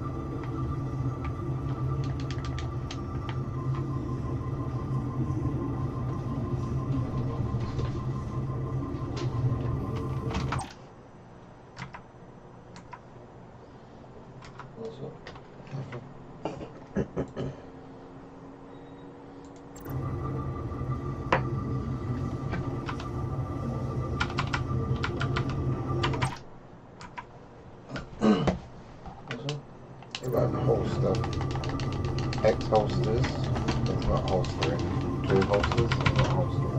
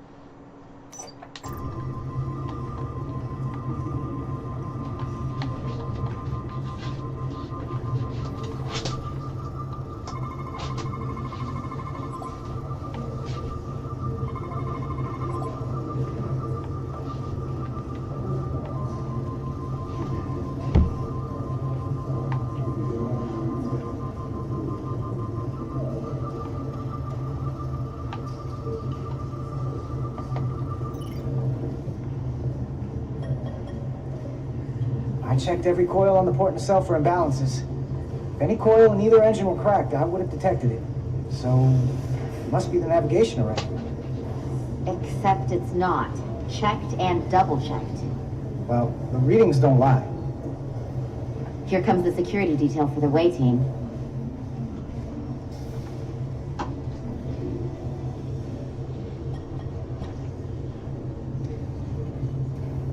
Hey, going planet side? Yep, as soon as the negotiating team comes down from the bridge. And you've got your hands full, opening every compartment on this shuttle. I hope you're not just trying to keep busy to avoid thinking about some other things. I'm not trying to put you on the spot. And lucky for you, I've got a ride to catch. I'm actually done thinking about it. I've made up my mind. You have? Hey, Maris. Aren't these those button pushers you're always hanging out with? And you're the phaser jockeys we always beat in Parisi squares, right? All aboard for Hotari. That another one of the captain's railroad things? Gotta be. I just usually zone out by the time he gets to the whole steam engines were the warp drives of their day part. Catch y'all later. You don't want to miss your train. I do have to go. So, you said you made up your mind. You have something you want to say to me? The train is leaving the station. I'd like to know what I'm coming back to. I think we should keep things the way they are. You're one of my best friends. And you mean so much to me, and I don't want to risk losing that. I really don't. I understand. I gotta go. Sorry.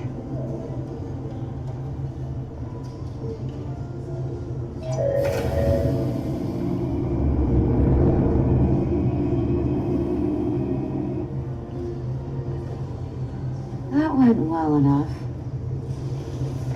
It'll be fine. All right, where were we? So, the warp coils in the navigation array are fine, but the nav computer doesn't seem to think so. I'm out of ideas short of field stripping the shuttle from bow to stern. You want to take this out of the shuttle and throw it on the bench? Yep. Go, you boy, did it, mate.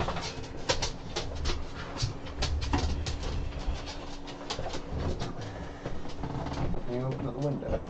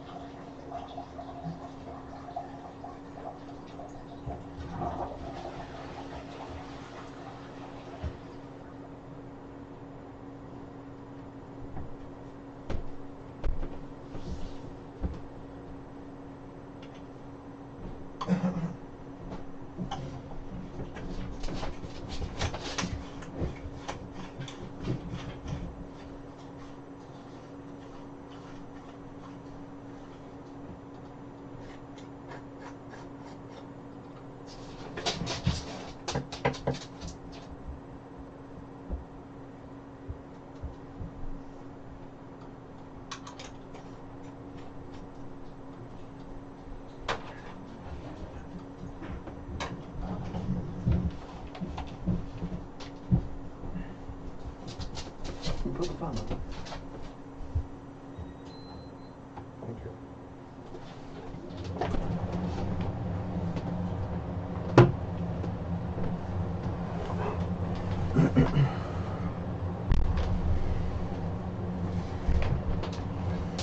Oh, real hands-on maintenance.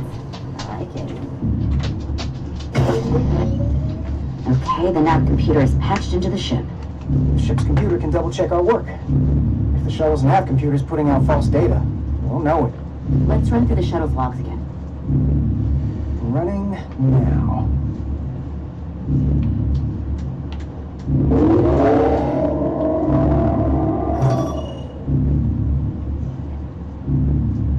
Same. Warp field inversion and the cascade failure.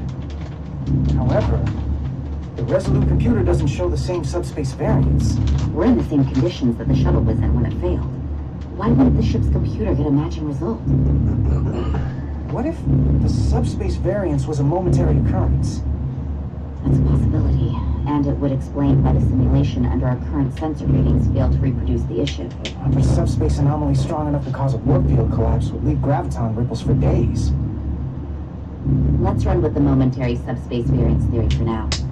Roll forward to the shuttle's attempt to re-engage the warp drive. We need the conditions of space around the shuttle at the moment of warp failure.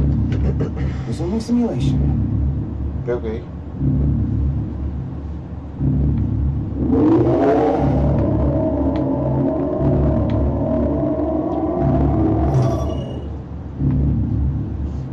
Error in warp field calculation.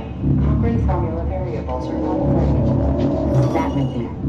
Take the shuttle sensor data from that moment. Computer, why did the warp field calculation fail? Warp field pressure returned non-orthogonal. Results are undefined. That doesn't help. Wait, what if we use a different ship? Put the Resolute into the simulation instead of the shuttle. Yeah, it should work just fine. Unless... Computer, run the simulation with the Resolute. Resolute simulated. Computer, give me manual control on the warp power. Static field intensity for 1.1, 1.2, 23. Warp pressure is destabilizing. Error in warp field calculation. The warp drive has experienced a system-wide cascade failure. Warp field collapsed. Subspace variance is out of tolerance. Cochrane formula results are undefined. Bingo. What-o? The same moment when the shuttle failed to warp, so did the ship. Whatever happened to the shuttle just happened to us. The Resolute will not sustain warp. We can't leave Hotari space.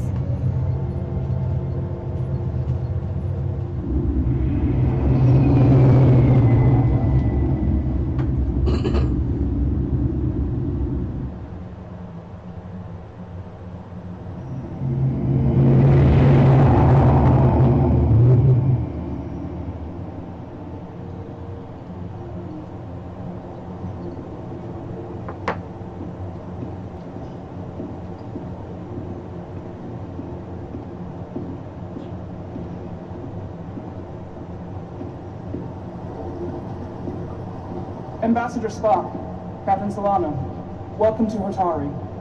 We are honored you have come. My name is Tyler Saltaris, Minister of Diplomatic Affairs.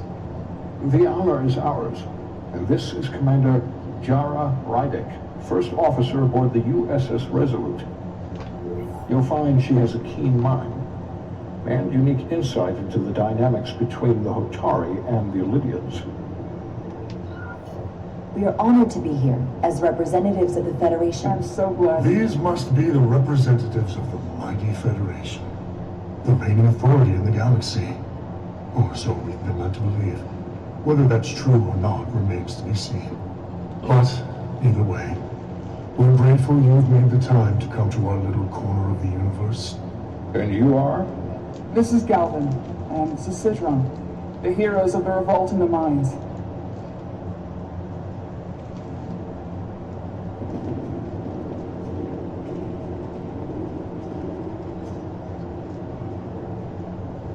Let's hope this is the last time we ever have to come here. If you'll excuse me.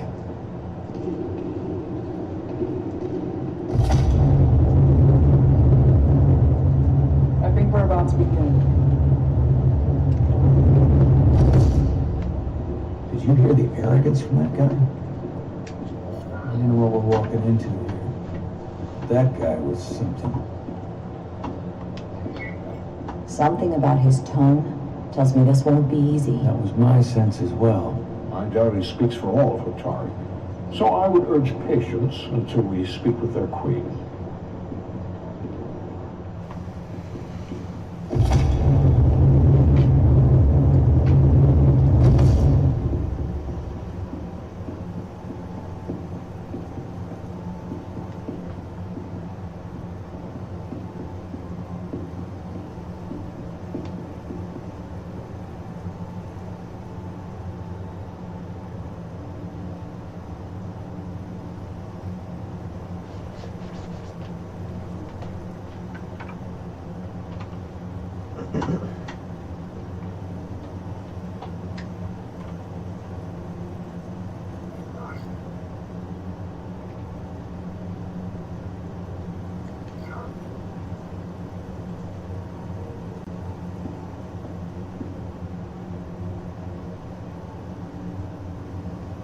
Ambassador Spock, welcome to Hotari Prime.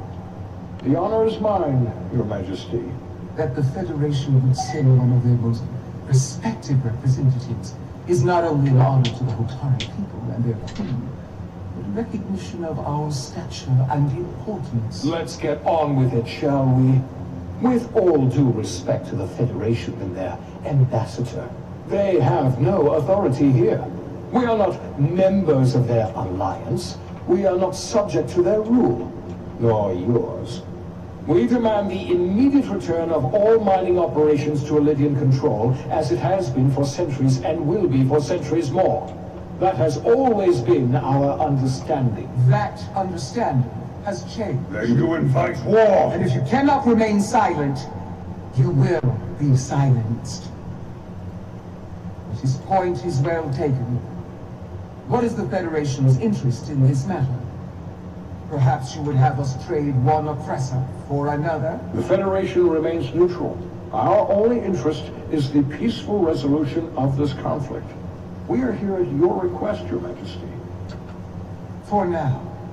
Saying this wouldn't be easy was an understatement. I thought they wanted us here. Was there something you wanted to say, Captain? Oh, no. My apologies. And what about the Kobliad? She's not She part can of... speak for herself, can she? Then let her.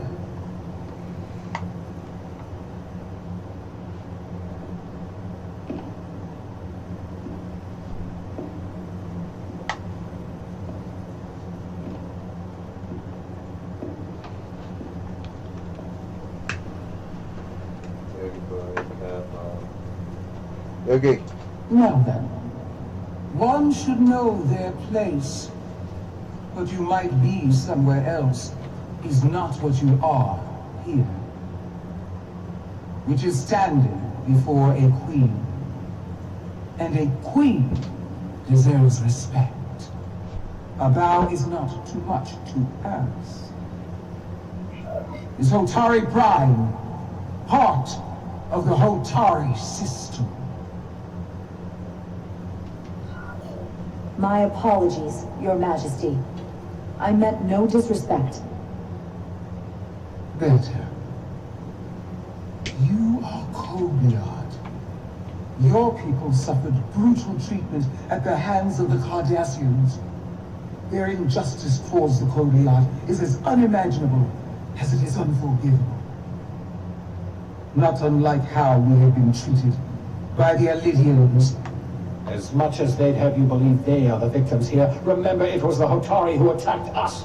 Hundreds of innocent Elydians were slaughtered without mercy in those mines. The blood is on their hands, not ours! Quiet! If after all the Kobliad suffered, you finally had the chance to right that wrong, to get out from under their control,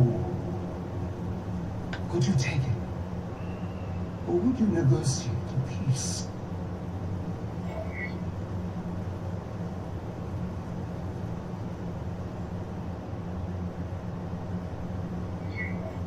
There is no remedy for what the Kobliad suffered. And I fear who we might have become in pursuit of it. There is no justice if the oppressed become the oppressor. So I would willingly accept a peaceful resolution if it were offered. That is the real opportunity. You may be right. Unfortunately, that was not the case, was it? No, it was not. Peace is often elusive to those who need it most. The Federation is the most powerful, most advanced alliance in the galaxy. It's widely known we have an abundance of dilithium in our mines. And it's in your interest to secure a steady supply. Your Majesty, if I may. Ambassador Spock would have us believe you're here as a neutral party in the interest of peace. So why are you really here? I want the truth, not your Federation rhetoric.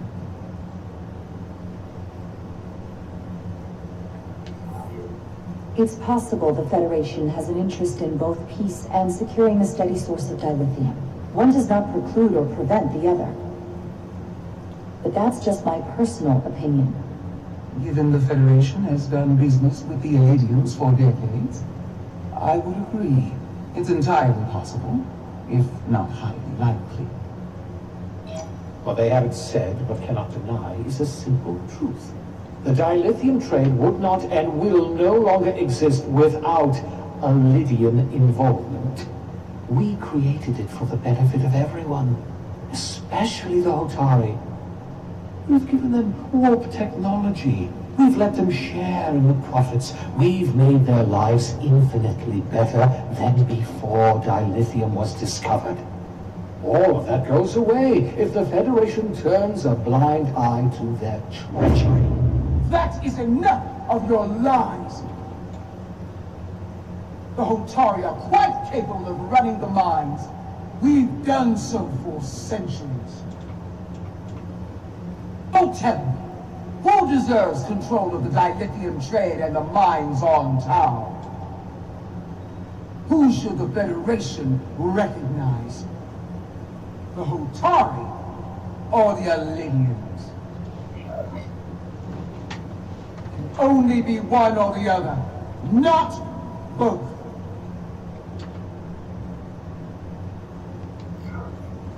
If I have to choose only one, then it would have to be the Hotari. Well said! How could the just and wise Federation make any other choice? This is an outrage. The Federation has lost all credibility. The mines are ours, and Lydia will not be deterred.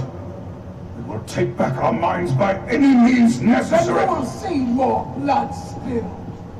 I am more than willing to address your concerns, Your Majesty. Yours as well, Representative. But I suggest we could have a more productive conversation with a smaller group. Perhaps only the most essential representatives.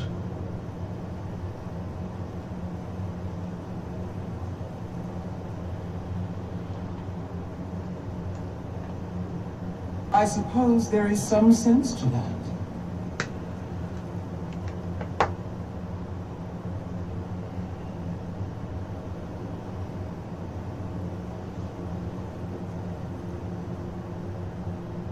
I hope we meet again.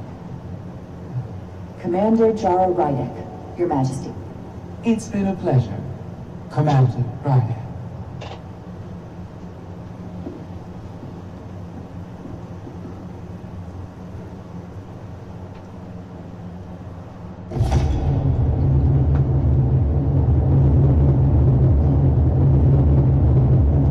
Spock and I will cover everything on the diplomatic front.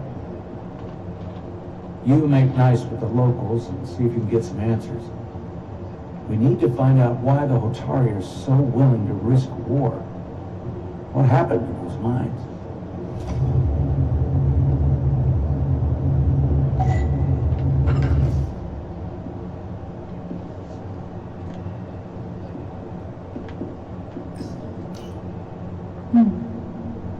soothing.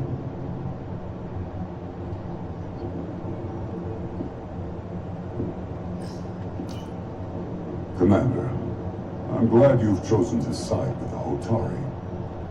I knew the Federation would see through the Elidians' baseless claims and protect the interests of my people. Even though the Hotari should have control of the mines, some of the Elidian claims are still valid. There you're wrong, but we can agree to disagree.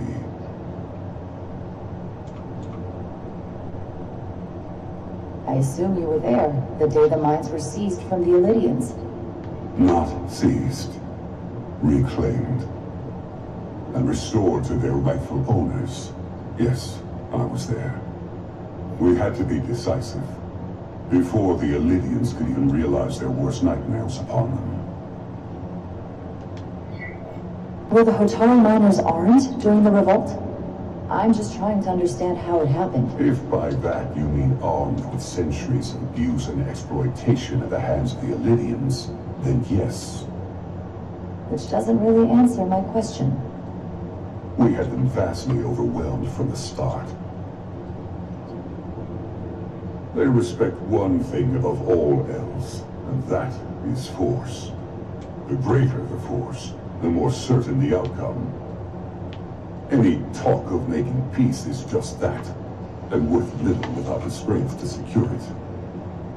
Which makes me wonder about your ship, the Resolute. Undoubtedly the Federation's finest warship. Ready to contend with anything the Elidians might have in store. Or is that not true? Maybe I've misjudged it. It wasn't designed as a warship.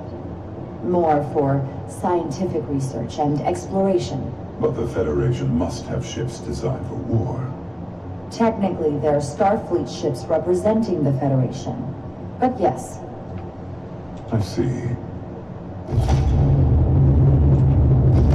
Sidron.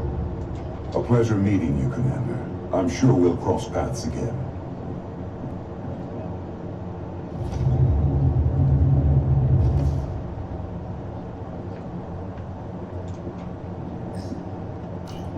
Commander Radek, I'm encouraged to see the Federation supporting my people.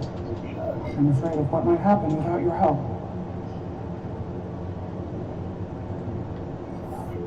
If anyone deserves thanks, it's Ambassador Spock. No one is more invested in negotiating a peaceful settlement to this conflict than he is. I'm so glad. We need his help before the situation escalates further than it already has. It's been very trying. I saw you speaking with Sidron, our national hero. I'm curious, what did he say? He seems to be of the opinion that negotiating for peace is a waste of time. Because force is the only blunt instrument he understands. He's a miner, not a diplomat. For the first time in our history, the Hotari have the upper hand. We see ourselves as strong instead of downtrodden. New voices have risen up. Old voices shouted down. Aven and Sidron have become national heroes. Now, they have the Queen's ear. Better or worse, depending on your perspective. I get the sense you don't exactly trust them. I don't trust their instincts, which are leading us to war. My fear has been that the Elidians will launch an attack and crush us. You've seen their starship, no doubt. They could have retaken the mines whenever they wanted to, but it never happened. And as strange as this may sound, I'd almost say they're afraid. I just don't know what they're afraid of. It's still the same bluster and bravado you would expect from them. But it has no teeth. But they're afraid of what might happen. Because of what happened in the mines. Is it Gavin they're afraid of? It's entirely possible. But I don't know for sure. Whatever Gavin is doing in those mines is turning everything upside down. No one knows exactly what's happening.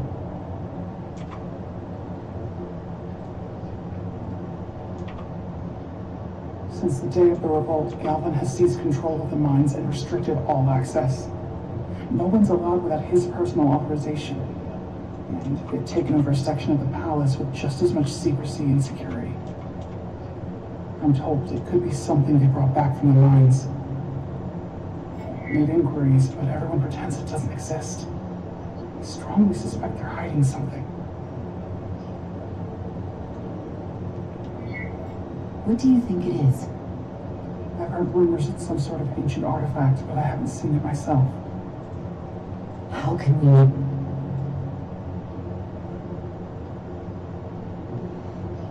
I'd better see what's happening. Do you think you can find out what they're hiding?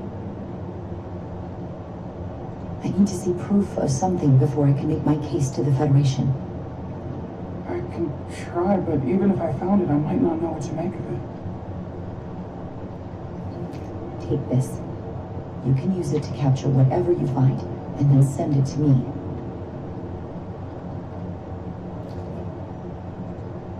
Thank you. I will let you know what I find. And I look forward to our meeting again.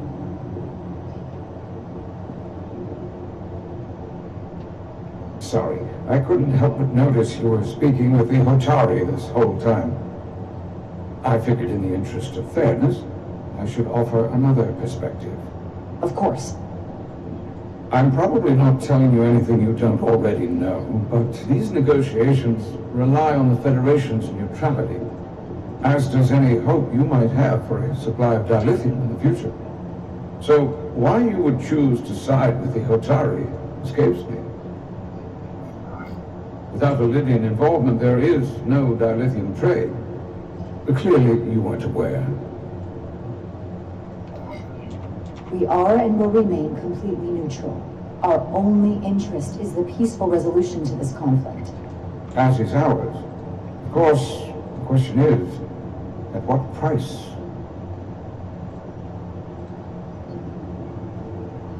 Major Salih Arminton, Special Attaché, Lydian Armed Forces. Pleasure to meet you, Commander. I have my issues with the Hotari, but I have to give them some credit. They know how to seize an opportunity. Inciting an uprising the same day as a massive once-in-a-lifetime ion storm. Our assumption was that this storm was just an anomaly. Yes, a very convenient anomaly. At least that was what we were told. Of course, I wasn't there. But who am I to say otherwise? Something tells me there's more to the story. So what really happened? Well, the official story is that it was the storm that enabled the revolt. How else do a bunch of unarmed, unorganized miners seize control of an entire moon, much less thousands of mines? But I've talked to people who were there. They tell a different story. They say they're lucky to have escaped with their lives. That it was more than just the storm. That somehow the miners were able to harness the energy from the storm. I know it sounds crazy. I'm not even sure I believe it myself. But that's what they said. You just answered your own question. How do a group of miners do something that in theory can't be done? That's how. Harnessing the storm. But even if it's true, how does that even happen? You tell me. If you'll excuse me, Commander Ryder.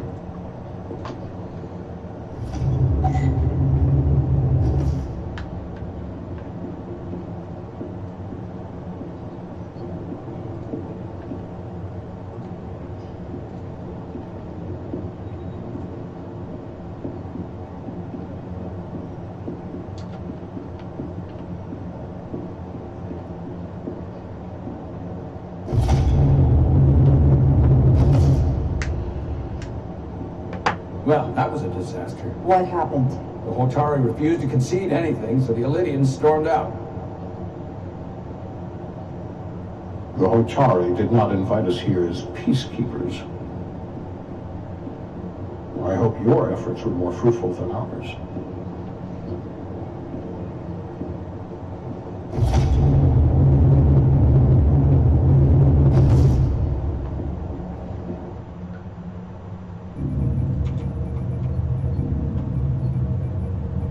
Gravitational harmonics failing to resolve. Warp bubble stability degrading. Increase output to maximum. Increasing warp output to maximum. It's happening again.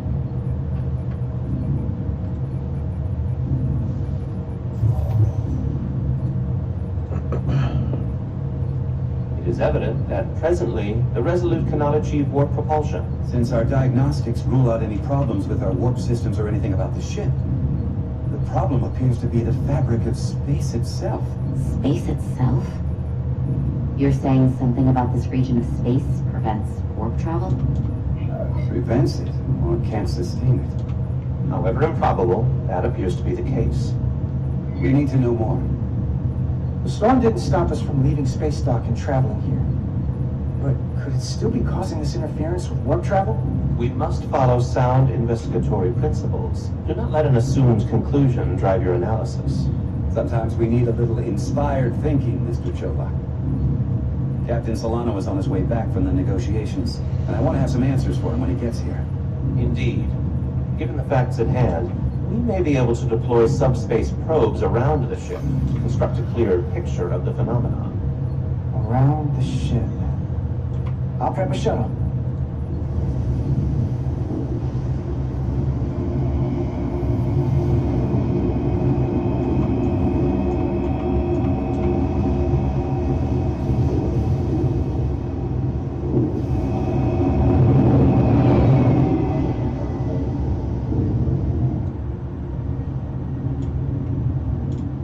Setting up a waypoint at a distance roughly corresponding to the edge of our warp field.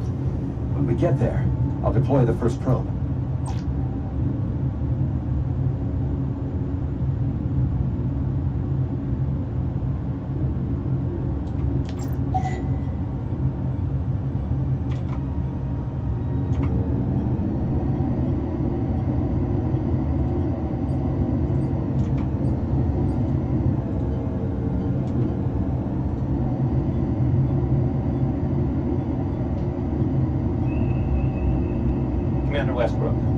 Systems are calibrated to receive the probe's readings. We are standing by to reproduce the warp field collapse after the first probe is deployed.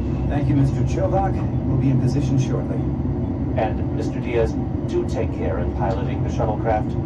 Now is not the time to indulge in the human penchant for joyriding.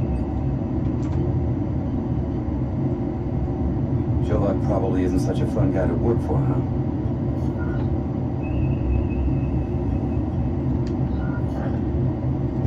Lieutenant Commander Chobak's not so bad. You know, once you get used to him. And, I've learned a lot working under him. I have a feeling I'm going to have to work harder. Be a political animal like you. This new first officer coming aboard.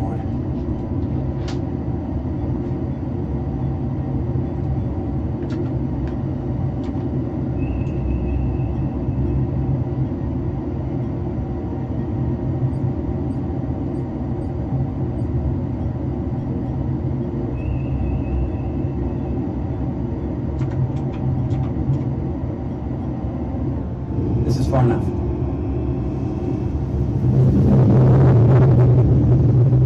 Transporting the first probe into position.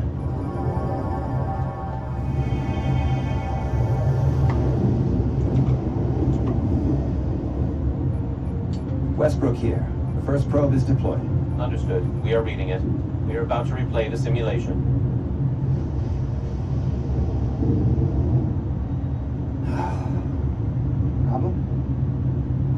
Can't get a handle on her. Commander Rydek. She rejected my plan to use a deflector pulse against the storm surge, but on the other, she did listen to my advice and use the whole polarity trick to get you through that excursion alive.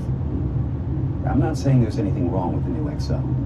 I'm sure she's a fine officer, even if we don't see eye to eye. But she didn't go through what the rest of us did. You know that. And it's hard to figure out why she'd be the one Solano chose instead of, well, one of us. I've heard some good things. You should at least give her a chance. I'll take that under advisement. Test is running. Warp field collapse in 3, 2, 1.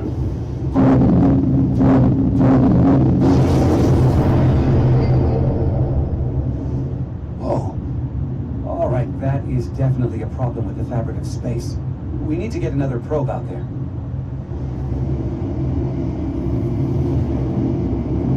With 2 points of data, the Resolute and the probe, we've managed to get an interference pattern. I'm setting a waypoint to a particularly strong area of interference. We'll deploy the second probe there.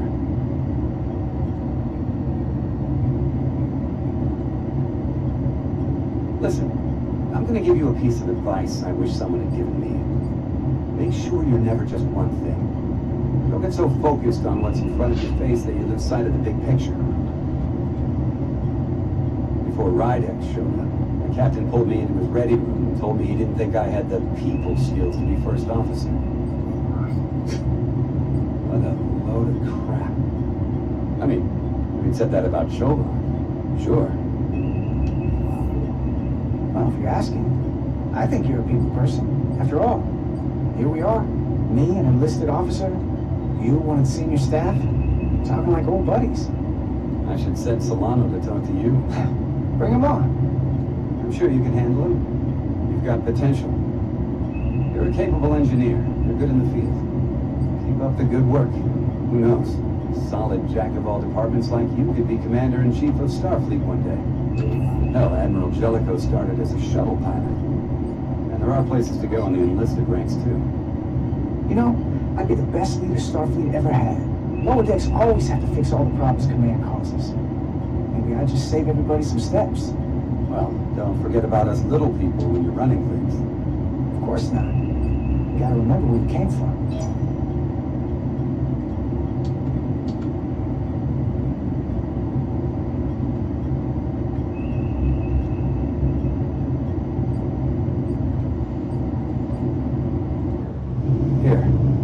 Close enough. Stop the engines. Deploying the probe. Westbrook to Commander Shovok. We're ready for another sampling of data. Very good. Running the simulation again. Warp field collapse in 3, 2, 1. There it is again. I saw it. Seems to be directional. Well, what about the scans? Anything?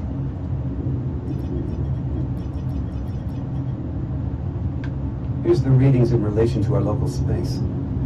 We've got the Resolute, Atari Prime, and the probes. All this interference is overloading the sensor buffers. We're gonna have to triangulate the sensors manually.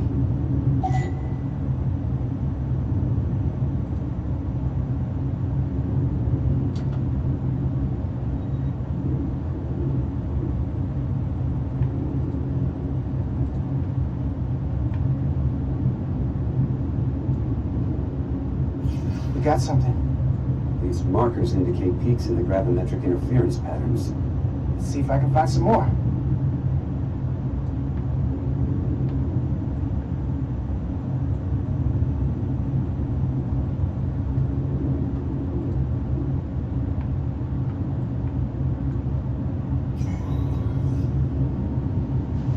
Hold up. This is coming from the moon. A beam that blocks warp travel. Aimed right at us. Someone is doing this intentionally. I don't know how they're doing it. This is like nothing I've ever seen. Why would they be doing this? We came here to help these people. And now we're getting hit by some warp-killing weapon? Now, look here. These are the current readings of the ion storm. These concentrations, they line up with the interference pattern. The storm, and this beam, they're coming from the same place. Carter, whatever petty local conflict brought us here, it's just a small part of something much bigger.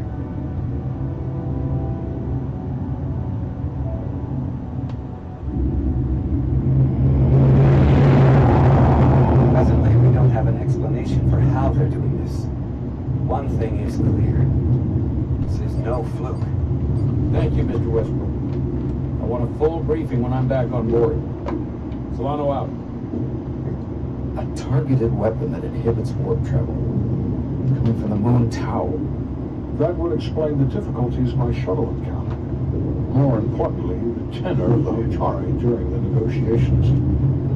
here, I thought the Illyrians would be the problem. Peace talks and a warship. This wasn't supposed to be so complicated.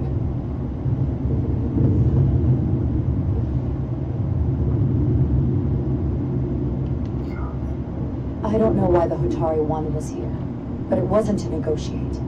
Clearly, peace is not their intention. Then what is?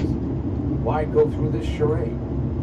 Tylus, the Hotari representative, said she thought they found something in the mines. Galvin and Sidron brought it back to the palace, but they're keeping it under tight security. She's going to investigate it. I gave her my tricorder. I expect she'll contact us soon. You found an ally. Why would Tylus help us? Go behind her people's back? It's a fair question, considering. Out of all of them, she's the one who seemed to genuinely appreciate that the Federation was involved. She believes in us. I think we can believe in her. That may be true. She's certainly more likely to help than the other Hotari we've met. That raises another question. Specifically, what do the other Hotari have to gain in bringing us here, only to make this hostile maneuver against us? There must be some motivation. Unless they've changed their minds between when they asked and when we got here. Sidron was very curious when we spoke outside the Queen's chamber. He wanted to know all about us, our ship, the Federation. He wasn't giving any answers. He was looking for them. Well, I'm sure you didn't tell him too much. I don't think the Illyrians know what's really down on that moon either. Major Armintas said the revolt defied explanation, that the Hotari miners somehow harnessed the energy of the storm. Harness the energy of the storm? Doing that is beyond even our capabilities. So is a weapon that disrupts warp travel. There have been civilizations and entities, both past and present, far more technologically advanced than the Federation. The Illyrians and Hotari don't fall into that category. But that is all the more reason to investigate further. Commander Rydek, sorry to interrupt. We've received an urgent call from Hotari. Queen's advisor, Tylus, has asked to speak with you. Put her through.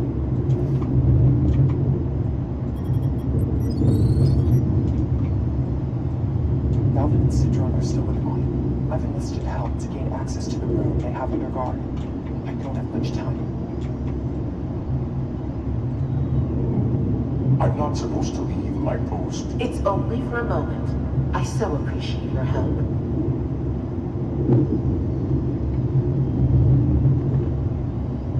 I found something. I'm sending you a scan.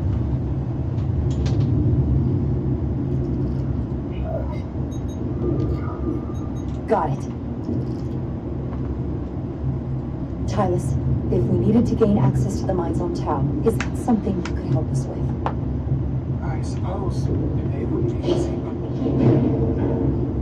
I have to go. Tylus. Can we reconnect?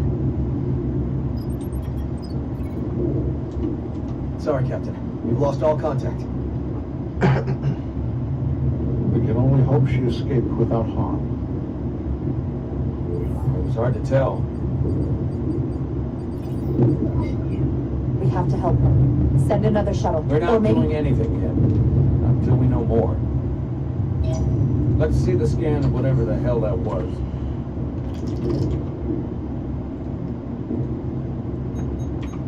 Tylus suspects this came from the mines on Tau.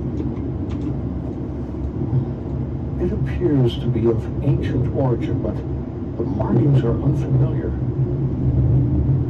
We can run a full analysis when we get back to the Resolute. But if this came from the mines, then it might be the key to how they got the upper hand against the Illyrians. Then we have to go into the mines. The Federation would not allow that. We were, after all, sent here to be a neutral party in a peace negotiation. However, we could demonstrate that the Hotari have acted in bad faith, which would enable us to investigate the mines on Tau with full justification. But of course, we would need conclusive proof before taking action. Otherwise, It could put us in a difficult position. Whatever this artifact is may be proof enough, at least to satisfy the Federation. Especially if we can show the Hotari are controlling the warp disruption and targeting the Resolute. We may have a better understanding once we analyze the device. But a mission to the mines, covert or otherwise, is not out of the question. And I will handle the Federation.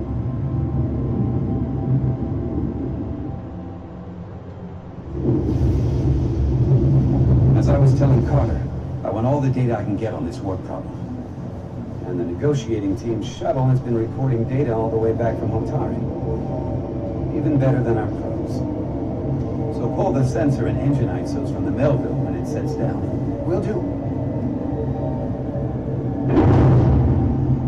I'll join you and Chobok down in engineering to run another analysis after the briefing.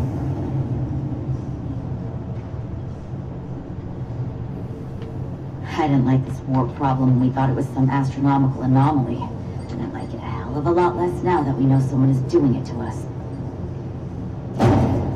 How does it work? What do we even do about it? What do you say we pull these chips and find out? Took some damage on the way.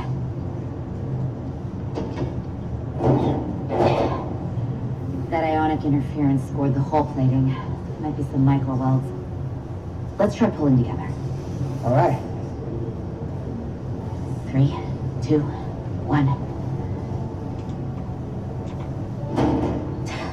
It won't budge. Gotta be the storm damage. We need to... Welcome back. Any excitement down on the surface?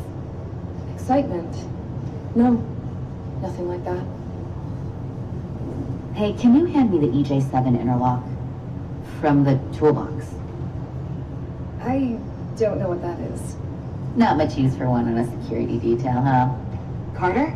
Yeah, I'll get it.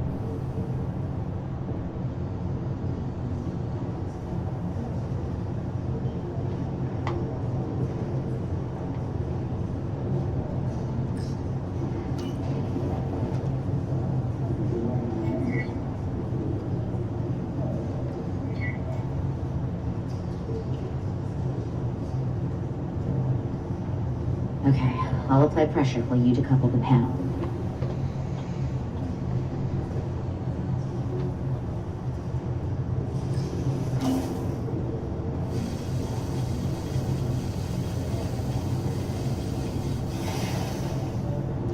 Here, I'll help.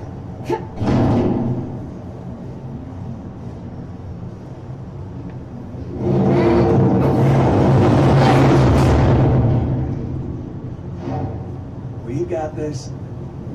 Open up and say ah. Thanks for the hand. We have to get these isolinear chips down to engineering. No problem. You really know everything about these ships, don't you? The tools, the systems. Like a walking Starfleet technical manual. Well, I wouldn't say everything, but I know my stuff. I can see that. Come on, start pulling chips.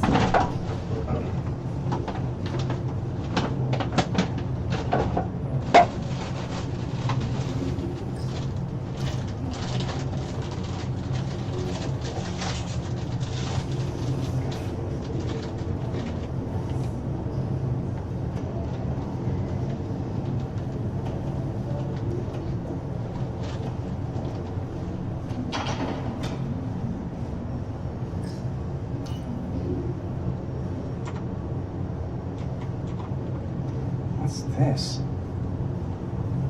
Some kind of crystal formation?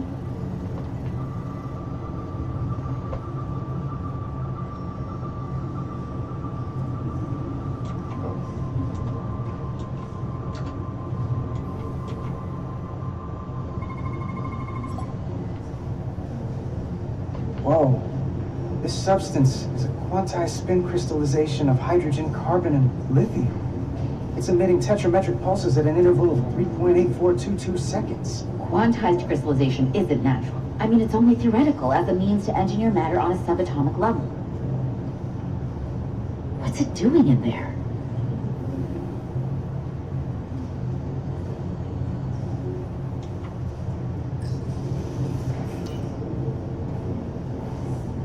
Wait.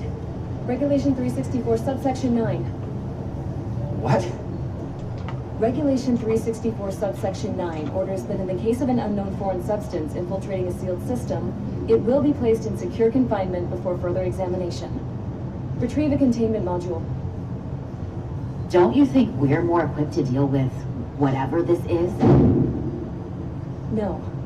Before anything else, this is a security issue.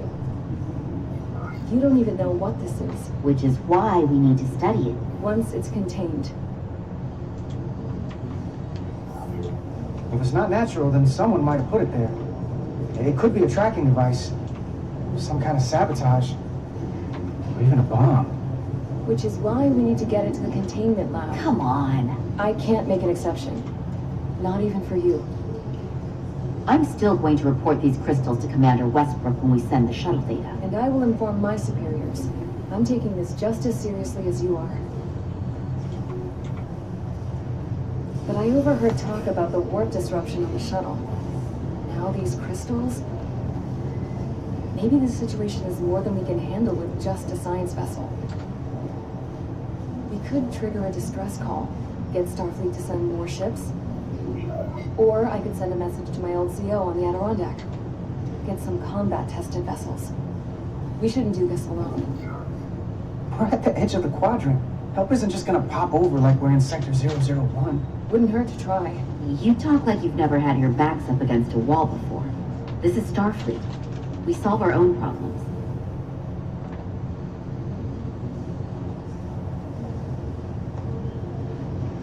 Okay, stand back.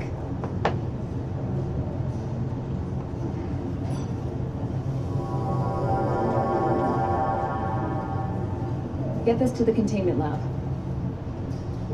We'll get it set up for you. I'll let you know when it's safely confined. Oh, we'll be there. Last thing you want is to study this down in main engineering and have it explode next to the warp core. I just don't want to take any chances. Not with my friends. You and Miranda seem to be back to normal.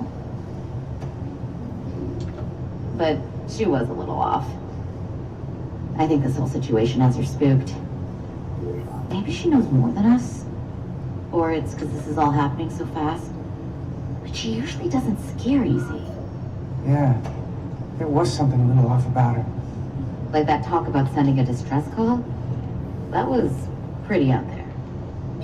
She was probably just thinking out loud. I'm sure she'll come to her senses. This mission has enough complications stacking up. We'll get through it. You, me, and Miranda too. Commander Rydek was able to work behind the scenes during the negotiations. He made contact with a representative from the Hotari delegation named Tylus. She mentioned an unusual artifact of unknown origin being held under tight security within the Hotari palace. She believes came from the mines on Tau. Now, this artifact might have a connection to the revolt, to the storm, and to the warp disruption we now know has been targeted at the Resolute. Commander Rydek, if you want to take it from here. Of course. Tylus managed to infiltrate the heavily guarded location within the palace and sent us these scans using my tricorder. It appears to be some sort of control panel, possibly connected to the warp disruption weapon originating on Tau. Of particular interest is this symbol, which we couldn't identify the origin of. The Federation database has records from a vast number of civilizations. If anyone from Starfleet has come across this before, the system should recognize it. Cross-referencing with Federation records.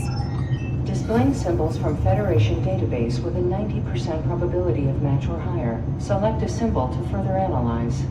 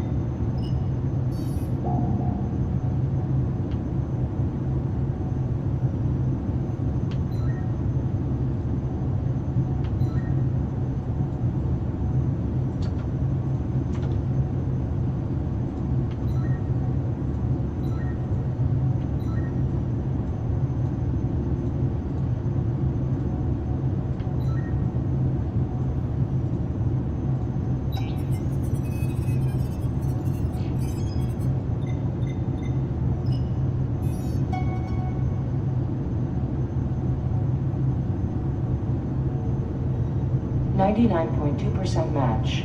Got it.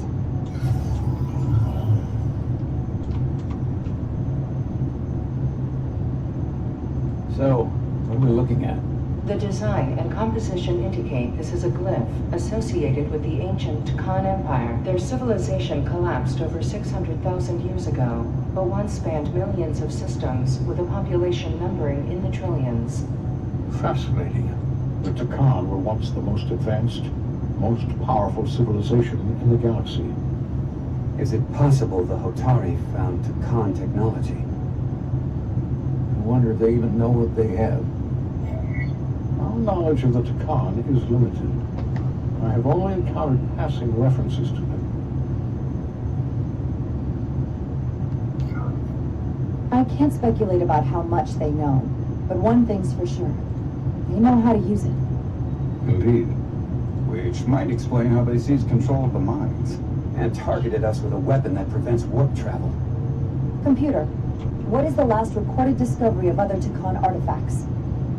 On stardate 41386.4, the USS Enterprise D, under the command of Captain Jean-Luc Picard, discovered a Takan outpost in the Delphi Ardu system. According to the mission summary, an unbreakable energy-draining field was deployed against the Enterprise and a Ferengi ship.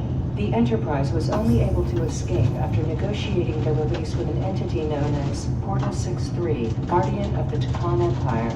Unbreakable energy draining field. It starts to make sense. What else is there?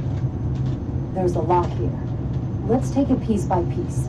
Select the aspect you wish to learn more about.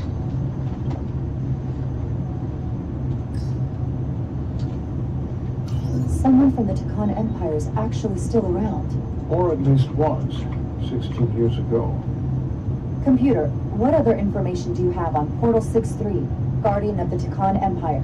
The entity known as Portal 63 is of an unknown nature. A biped humanoid, he was unaware that the Takan Empire no longer existed at the time of the encounter. He was able to control the crystal-based technology of the Takan outpost through apparent telepathic means. It was by his choice that the Enterprise was released from the energy-draining field after Commander William T. Riker of the Away Team argued on behalf of both Starfleet and the Ferengi. Telepathic control of their technology.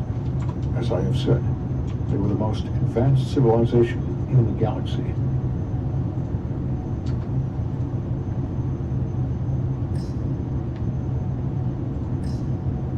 What sort of planet is Delphi Ardu 4? Delphi Ardu 4 is an M-class planet, a barren rocky world with little to no vegetation and frequent ion storms.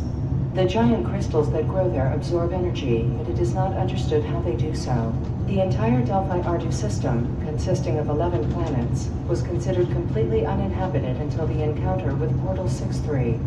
Frequent ion storms. That can't just be a coincidence. The technology to capture and hold the Federation flagship would have to be unbelievably powerful. Computer, what else can you tell us about the energy-draining field the Takan used? The Enterprise D was unable to break free on its own. The precise nature of the technology was never fully understood. Only that the crystalline technology used was beyond the comprehension of then-current Starfleet science. The engineering team found a quanti-spin crystal formation in the shuttle you took to Hotari. They registered tetrametric radiation coming from it. We have Takan technology on board right now? We might. I'll run a full analysis in the containment lab.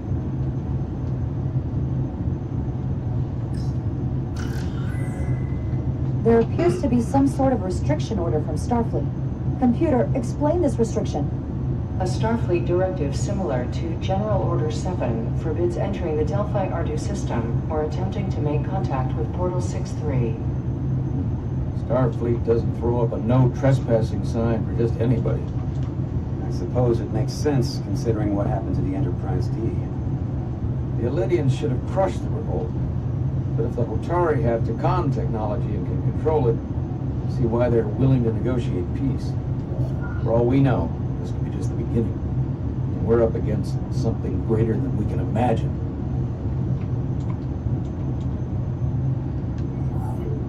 There's only one way to find out. We need to see what's down there for ourselves. I might be able to help with that. We've been able to triangulate the source of the ionic interference and warp disruption to a specific mine on Tau. Engineering used the latest data from your shuttle to pinpoint its origin. There. So we know where to look. Commander Rydek's right. We need to know what's down there, what the Hotari are hiding, to better understand what we're up against, and to neutralize it if we can. Captain, embarking on a mission to the Hotari moon would not be viewed favorably by either side. However, given the circumstances, we are entirely within our rights to defend ourselves. I just want to make sure this doesn't blow up in our faces. That's why I'm thinking of sending Commander Rydek on a covert mission to Tau.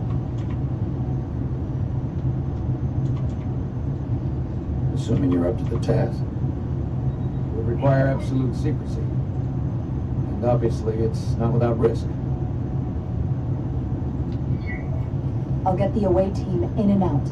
They're in safe hands with me. Under normal circumstances, that would be the case. Given the sensitive nature of this incursion, I'm afraid you'll have to go it alone. I'm hoping Tylus can accompany you. The priority is to avoid detection. It's a calculated risk. The last thing we need is to get caught and then blamed for violating our neutrality, aggravating an already tense situation. Can't afford any mistakes, which is why I've chosen you.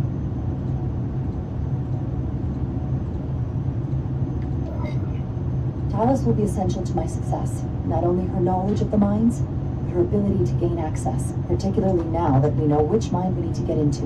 Make sure she understands the need to keep this covert. She's not going to want her people to know about this. Get in touch with Tylus and make the necessary arrangements as discreetly as possible. Bridge to Captain Solano. The Olidians have moved additional ships to the edge of the Hotari system. Current heading is straight for the homeworld. Understood.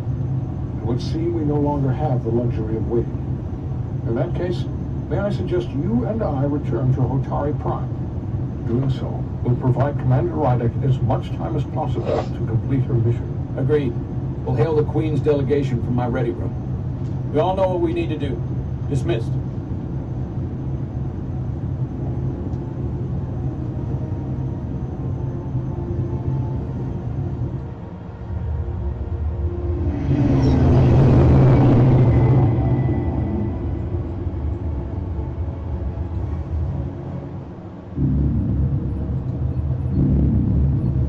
Petty Officers Diaz and Edsolar, where is the crystal formation that you found in the shuttle? I have tasked Ensign Calloway with performing a full analysis of the tetrametric pulses. Security brought it to the containment lab. I was just there. They don't know anything about it. Security never checked it in. Miranda never got there. She's the one that had the crystal formation? Yeah, her and the rest of the security detail from the negotiations. Diaz, Tamaris. I got this. Petty Officer Miranda Maris is in the isolinear storage array on Deck 5. I'll go find her. Good. I am sure Mr. Diaz can attend to this on his own.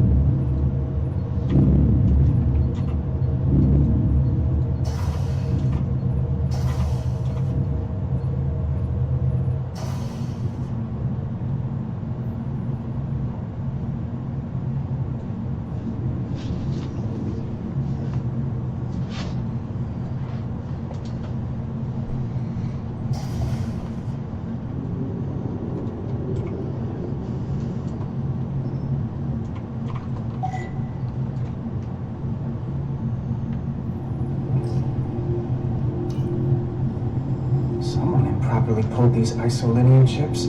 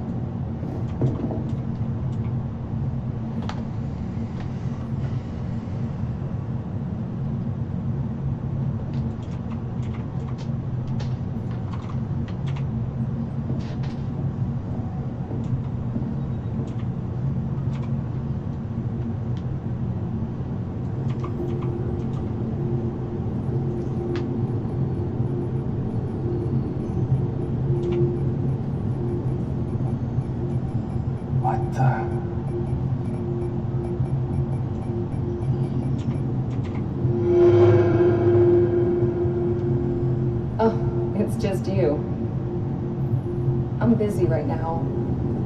Why don't you come back later?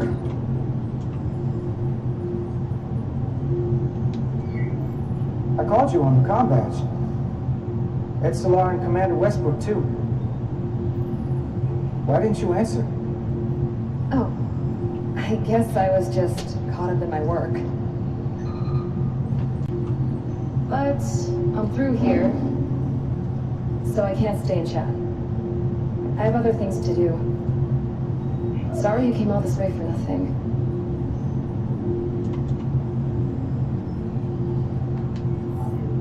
Someone else messing around in here? There were a bunch of ISOs pulled out on the lower level, and he's here. Or was that you? I didn't see anyone, but I'll report it. A team will come to investigate. Look, I appreciate that you came to check on me, but I'm fine. You worry too much. We're on a starship. Nothing's gonna happen to me here. Miranda, you can be honest with me. Are you in some kind of trouble?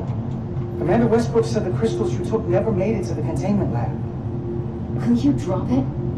I don't like being interrogated, Carter. Hey, wait up!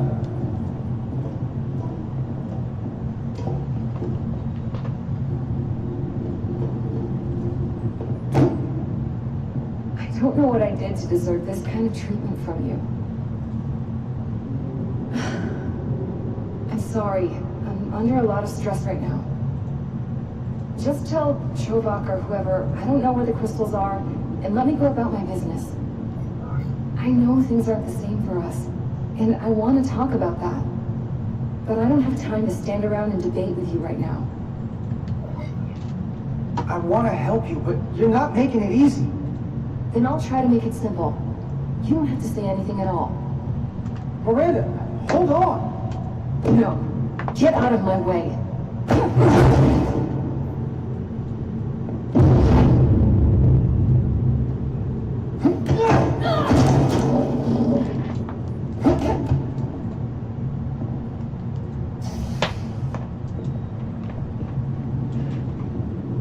So I see you found each other.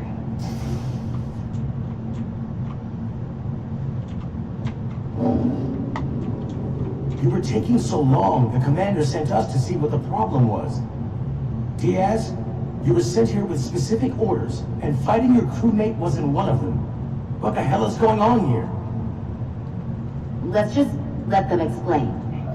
I'd like to hear that, because I know what it looks like. There's something seriously wrong with her. She's not herself, I'm telling you. What does that mean? It doesn't mean anything. Well, for one, she was copying data onto this. This drive is unauthorized. There are ISOs all over the floor. And that's why I was in here, investigating this situation. And when Carter came looking for me, we got our wires crossed. It wasn't anything more than that. Look, I wish I was wrong about this. That I was overreacting. I really do. But I know what I saw. And it's not what she's saying. I can't believe this. I don't know what's going on here, but I think we need to call it into security. She can explain herself in the brig. Hold on a minute. We don't need to put this on anyone's permanent record. Carter said you're not yourself.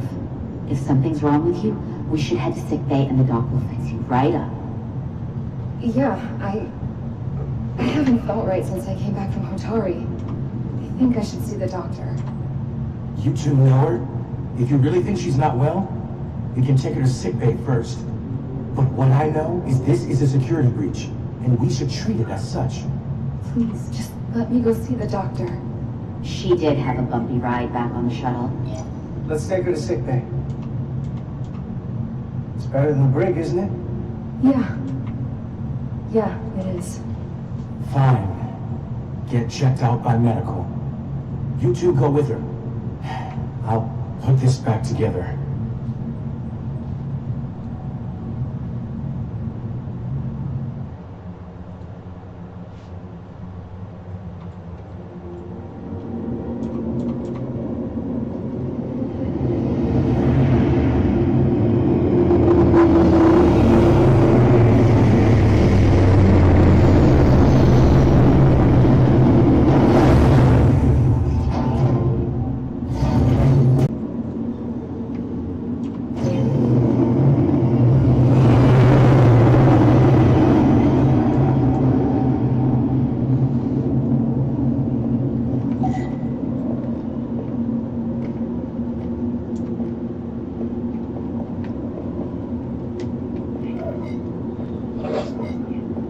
Rydick here.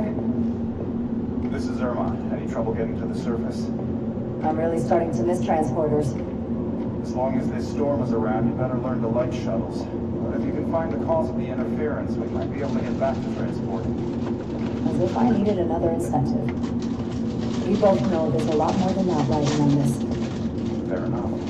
You'll need to get in and out of the mine undetected, so I hope Minister Tylus can help in that regard. So do I. Good to keep this covert. We'll refrain from contact unless absolutely necessary. Understood. Rydick out.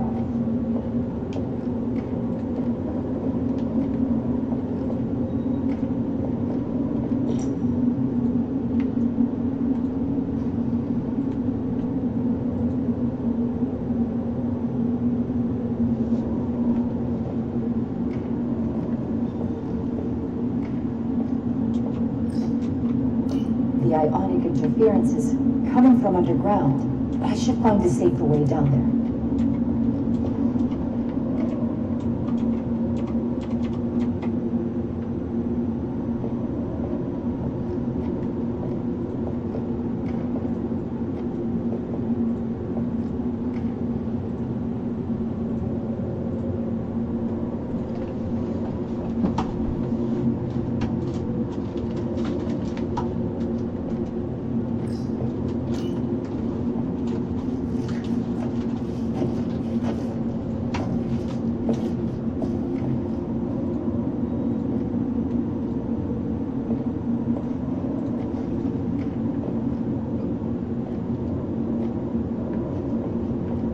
Saw your shuttle take off. Hopefully no one else did. It's good to see you, even under these unfortunate circumstances. When you called to give us a scan, it sounded like they caught you. I was worried you'd been hurt. It was nothing I couldn't handle. Lead the way. I'll fill you in on what we've learned about the situation. Follow me.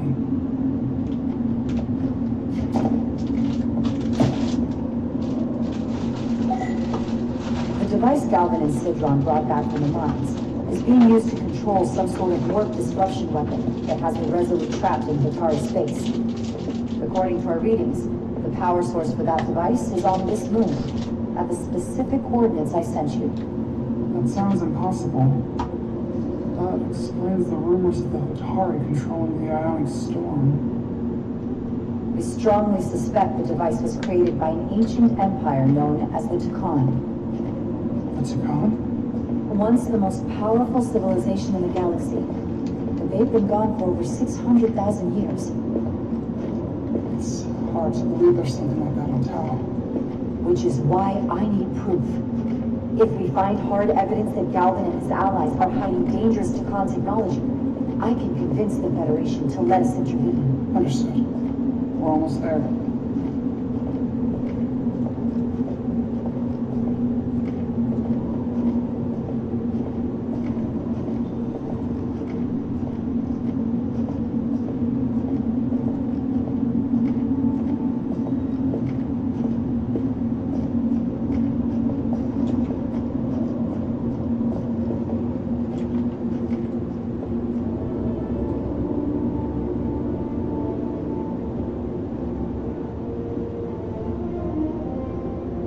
That's the mine? Prospect 614 North, Subdivision 20. It's enormous. Just one of the thousands across Tau. The pride of Hotari. How do we get inside? The structure that circles the mine has entry points for transporting equipment into the lower levels. They're guarded, but nothing I can't get past using my authority. Oh, that's good to hear. As long as you can avoid being seen, I should be able to talk my way past any miner. And provide a little distraction for you in the process. How do I avoid being seen? You don't use the door.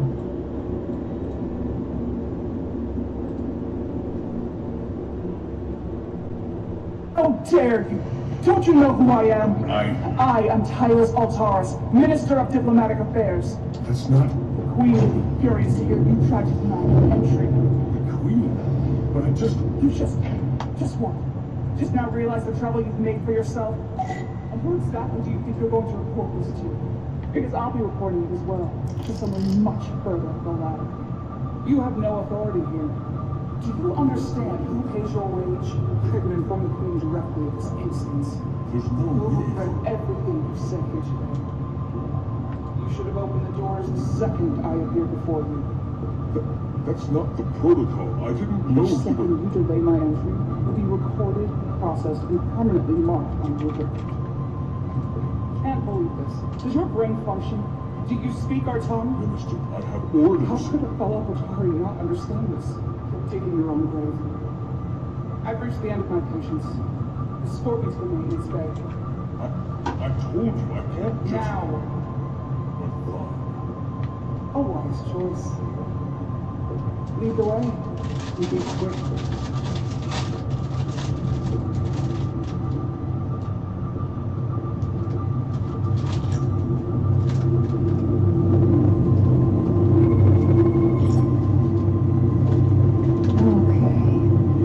Let's get a look inside you.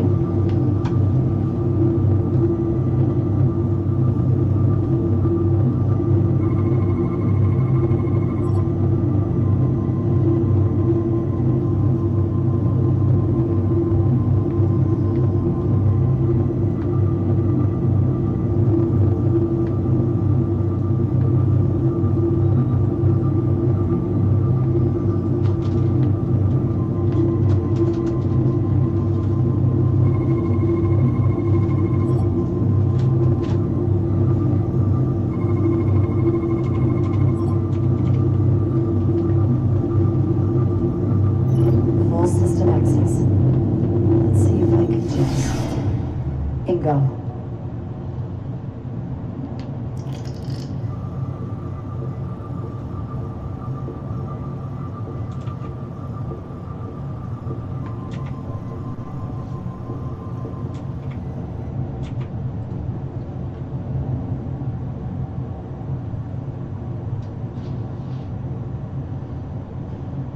Better hurry. Not sure how long she can keep him busy.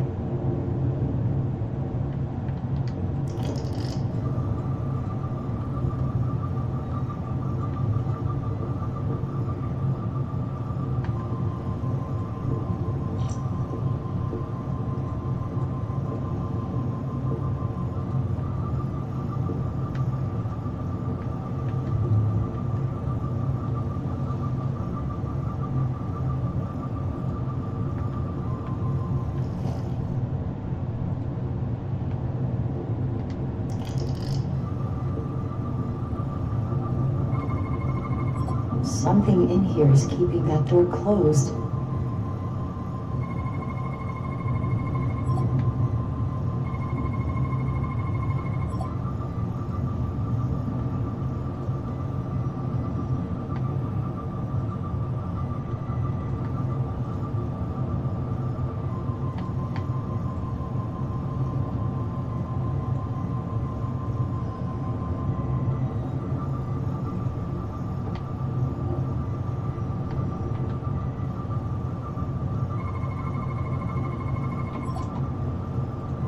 Got it.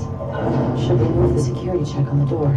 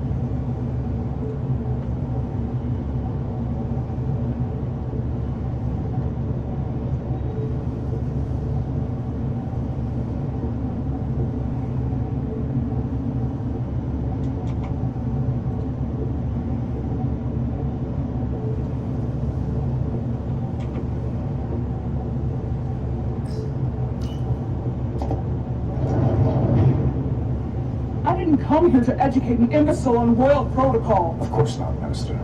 So I will be about my business here, and you will take yourself out of my sight.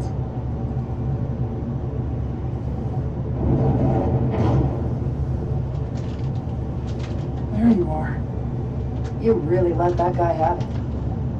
It worked, didn't it? I'm used to having to throw my weight around. Hard to get anyone to listen to you otherwise. I'm impressed. I didn't know you had it in you. There's a lot you don't know about me. Underestimate me in your peril. The catwalks were booby-trapped. Galvin and Sidron have gone to great lengths to keep out the uninvited. Well, we're inside. Where do you want to start?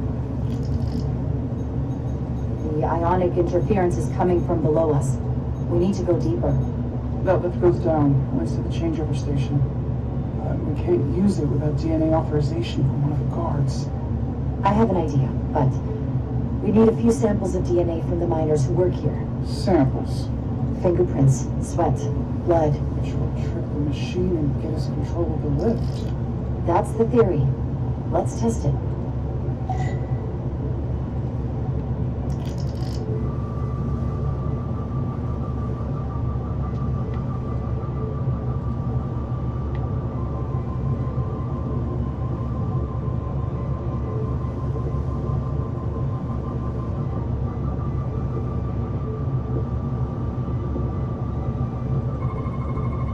There's DNA on this console, but it's only partial.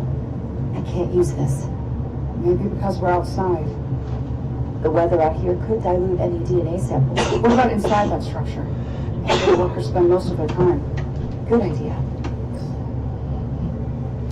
An Illydian console. All the managerial technology in the mines is Illydian. So they can keep an eye on their investment. That's how it is. Wow, that is a lot of DNA. I should look for the most concentrated spots. This'll work.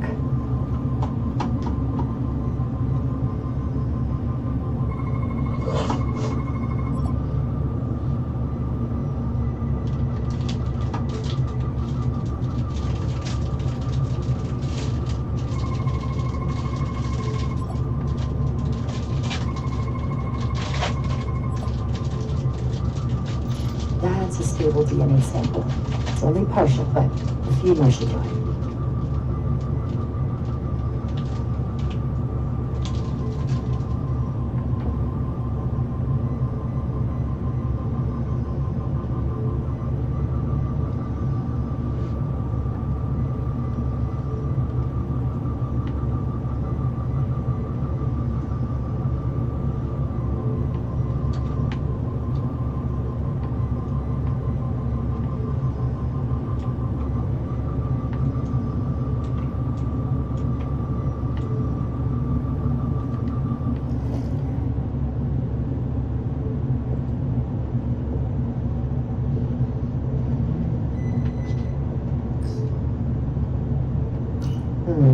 Leftovers. I should give this a scan.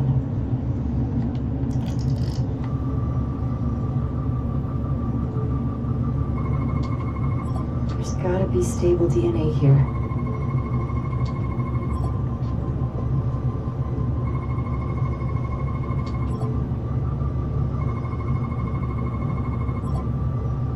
Good. That's another I can use. Just need one more sample.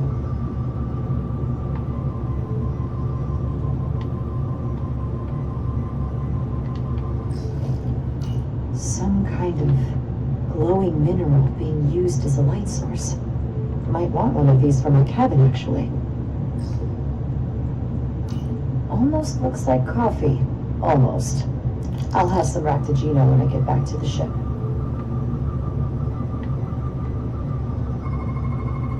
Not concentrated enough. I should try somewhere else.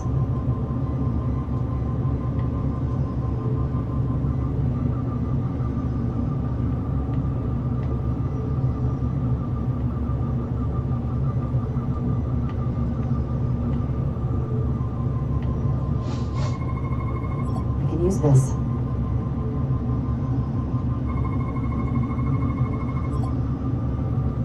Perfect. That's enough to make the DNA profile. I have to go back to the lift.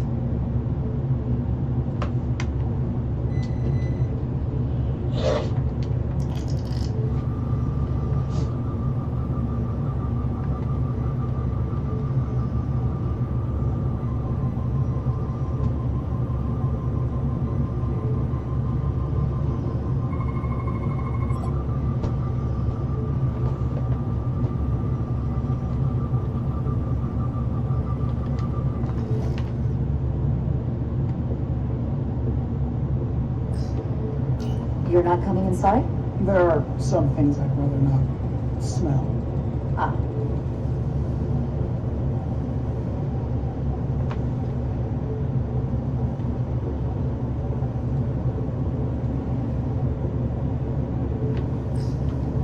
What's in all these containers? These contain mining supplies, tools, energy packs for machinery. Shouldn't mining supplies be inside the mines? It is troubling. The workers here aren't mining.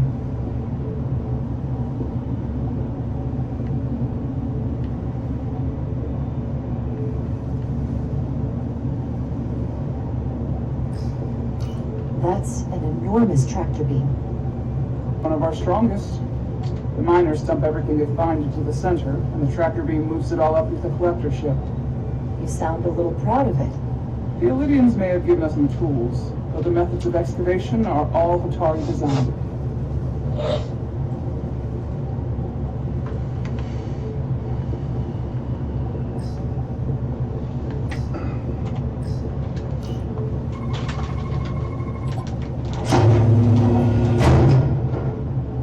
It worked. Theory proven. I'll get it started.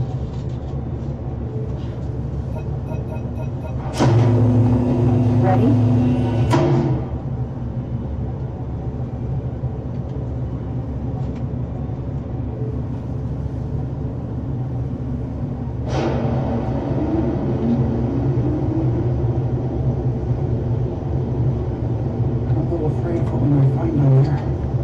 We'll be okay.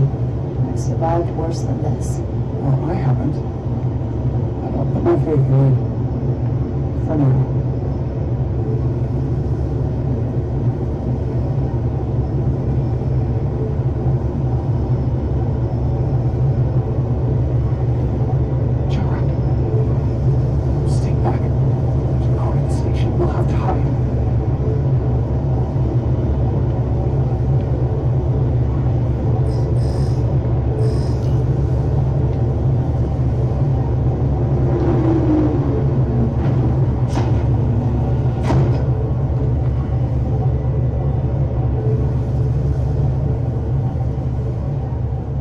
Who are you? What are you doing here? You watch your tone with me. I'm Tylus Altaris, Minister of Diplomatic Affairs.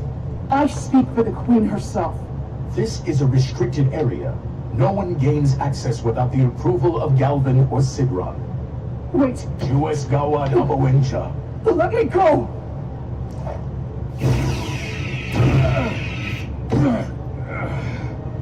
Are you alright? I don't know. Are you injured? No, I thought if I could talk my way through like always, I'd be fine, but I'm a diplomat. This isn't what I do. I've never even fired a weapon.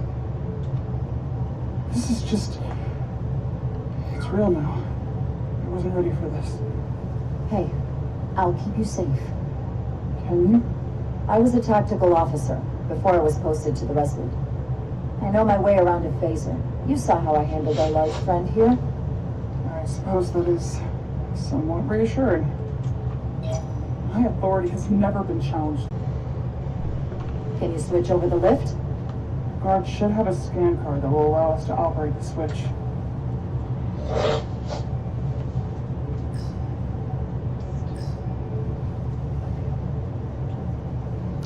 An Illydian disruptor. I assume the miners took weapons from the Illydians before they fled the mines. That explains some of how the uprising happened, but not enough. Should we take it with us? No. My phaser is more efficient. Unless you want it. Oh no. Weapons aren't my thing. That's some serious armor. Conditions in the mines are harsh, even for Otari.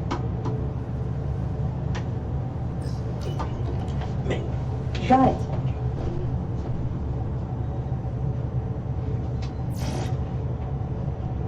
He's not dead, is he?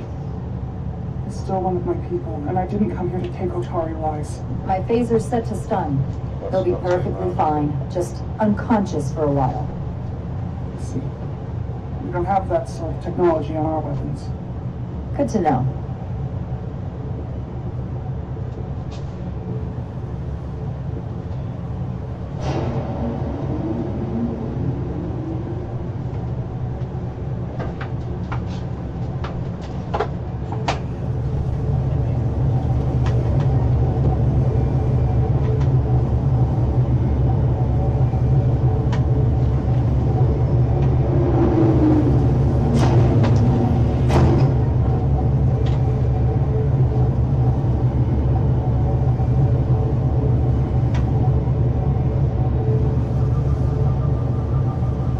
Energy readings are emanating from this tunnel. It's sure to be guarded in there. Stay low and follow my lead.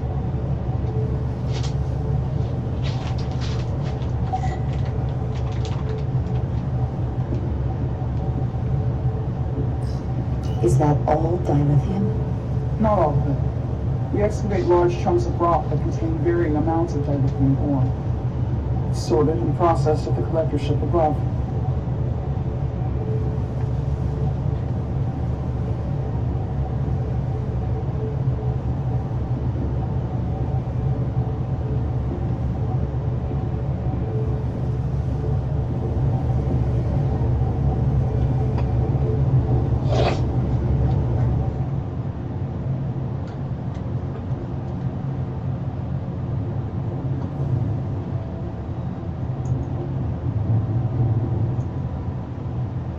Guards. Take that as a sign we're getting close. I'll get a closer look.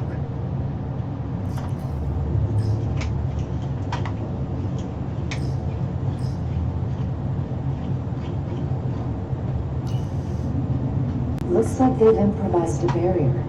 Yes, we must be getting closer.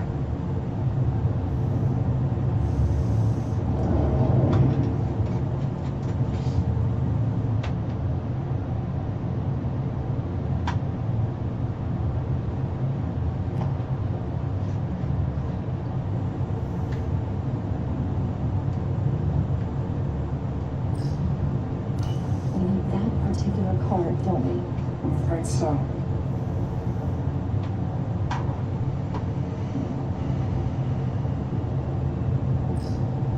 Can you open that door?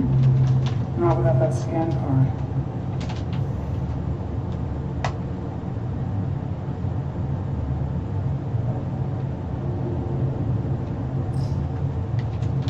We don't have time to wait for them to finish whatever they're doing. We'll have to try to keep low and sneak past them. I'm starting to see the utility of the phaser. I wouldn't stand a chance against all three of them. I don't like our options here. I have to get us that card so we can open the door. How?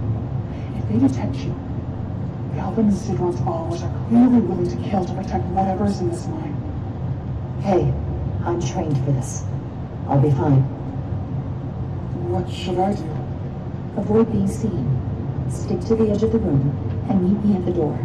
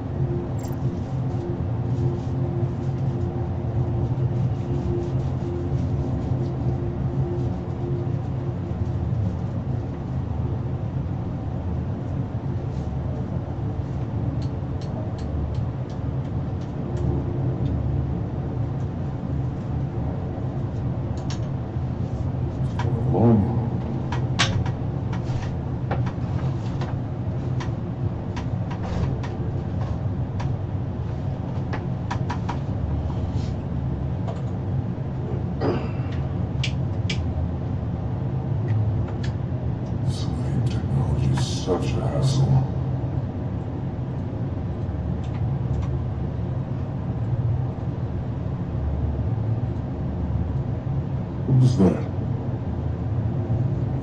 Libyans will try something else. They saw our power, our resolve. They're terrified of us. The plans complete, we're vulnerable. But get back to work, and we'll complete the plan more quickly.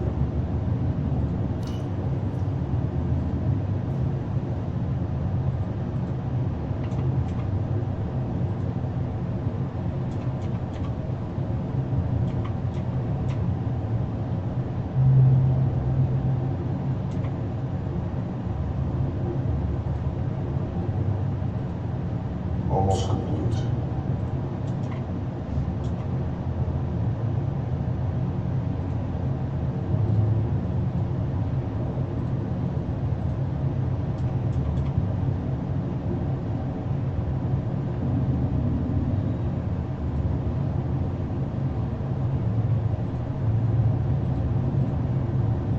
Arrogance obedience. Good. Good.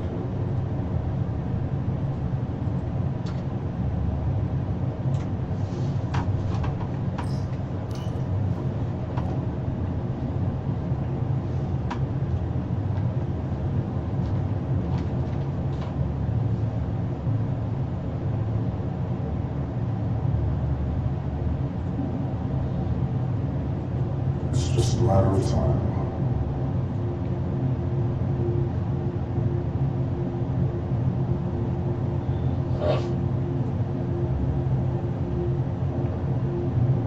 Processing.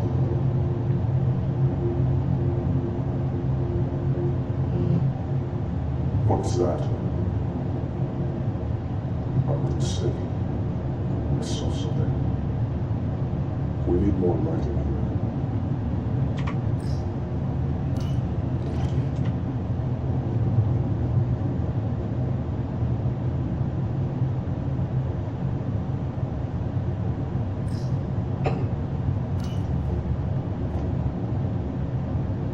Longest Galvin will limit his weight. I'm not worried. He's let us well so far. I will be there. It's a miracle worth the anger. We've been waiting for so long. Patience, brother. We'll get our chance. It's inevitable after all. Then it is.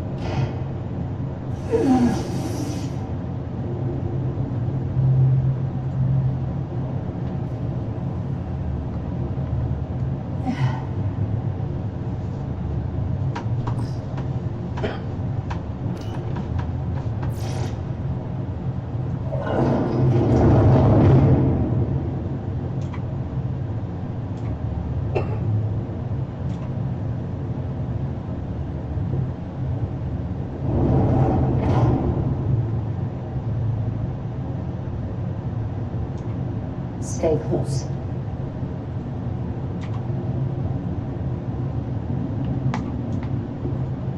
Stop! What? Motion sensors. They'll trigger an alarm. We'll be found. Invisible to the naked eye. They could be anywhere. How will we get through?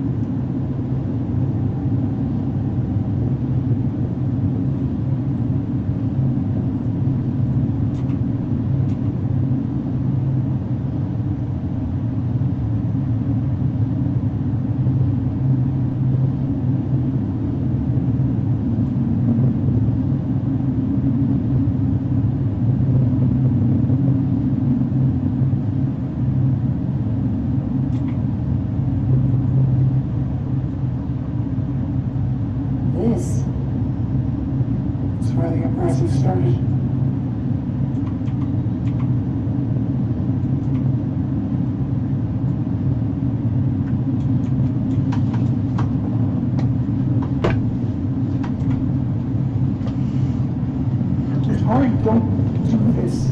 We defend ourselves, but we don't kill on this scale, this level of savagery. There's no such thing as a bloodless rebellion. I don't know if we should keep going. So much death. I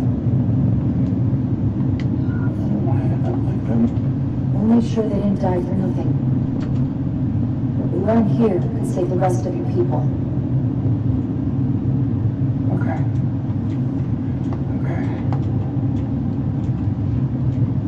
Whatever happened here, it may be Lydians abandoned the mines.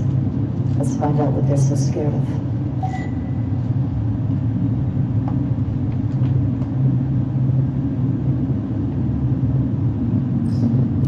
Is this the effects of an Iridian disruptor? Yes. Disruptors are cruel weapons.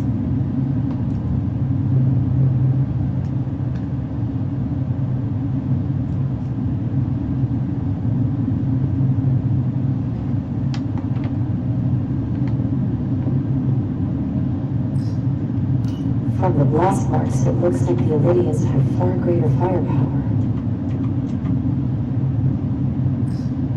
Otari and Iridian, both sides, took a beating.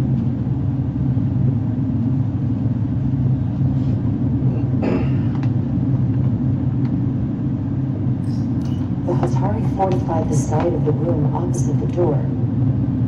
It's a good tactic, but few crates aren't going to stop fully armed Iridian soldiers.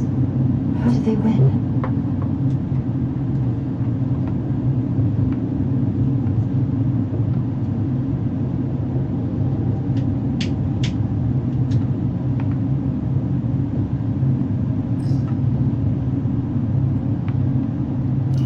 Footprints. Iridian boots. Running back the way we came.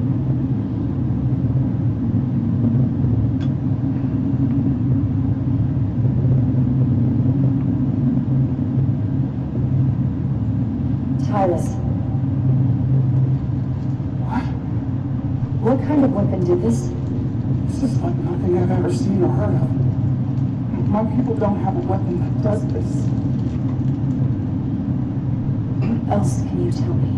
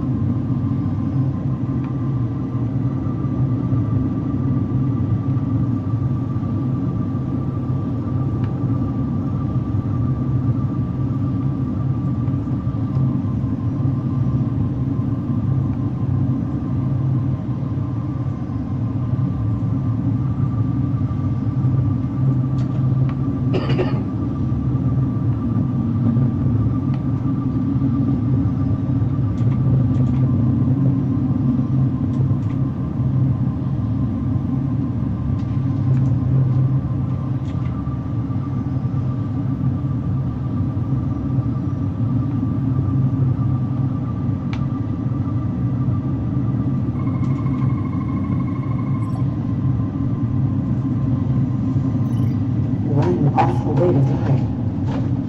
This must be why the Iridians are so afraid. Technology that surpasses their own. In the hands of the Hotari that they've lorded over for centuries. Where did this weapon come from? Well, the crystals are giving off tetrametric pulses. If I set my tricorder to search for that frequency, it'll lead us right to the source.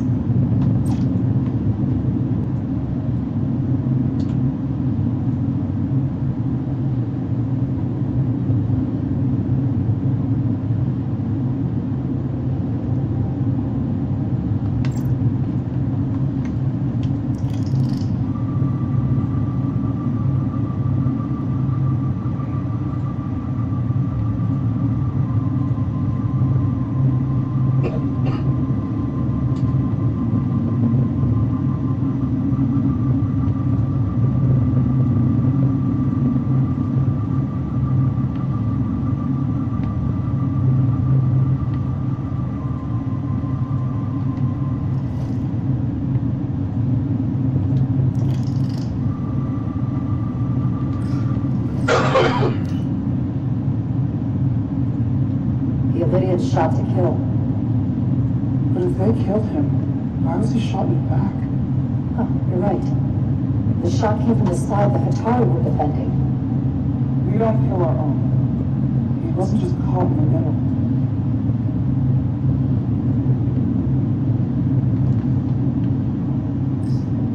Killed by the same crystallization as the Iridium. Whose side was the killer on?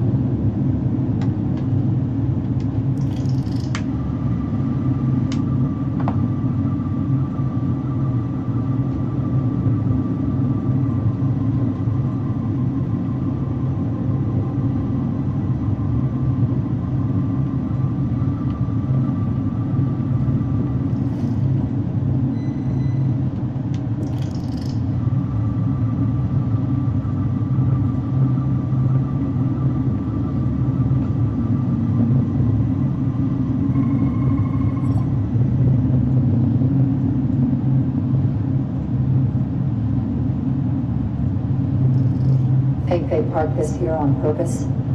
One way to find out. Need any help? I got it.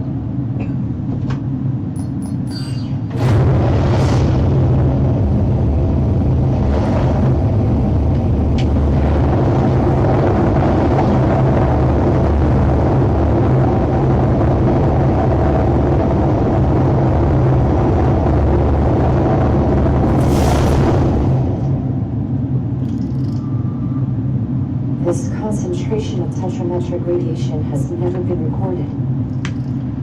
Whatever they're hiding, it's right through here.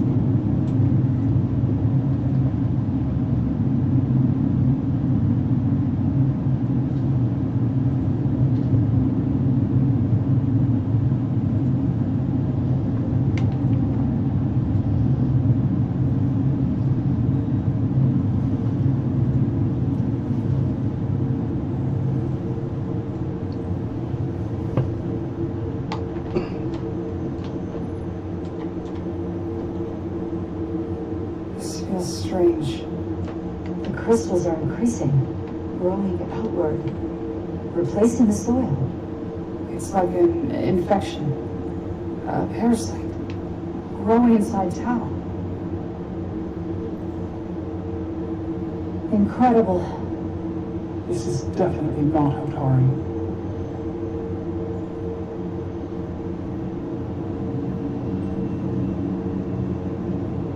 It's the remnants of the Takan Empire.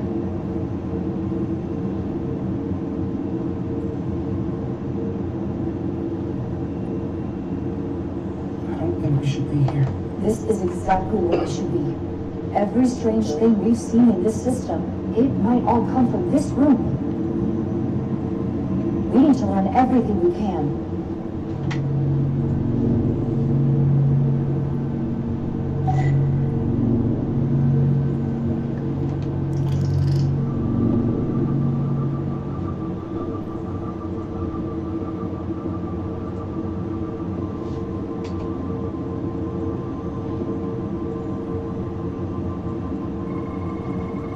What are we looking at? It's made of the same crystalline material as the rest of this place.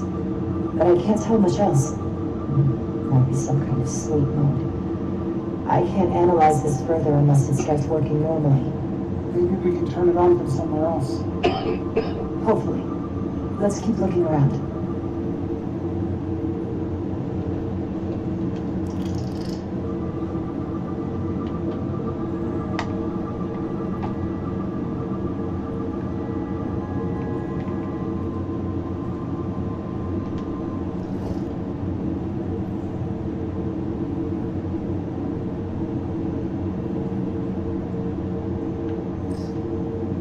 Somewhat resembles a transporter pad.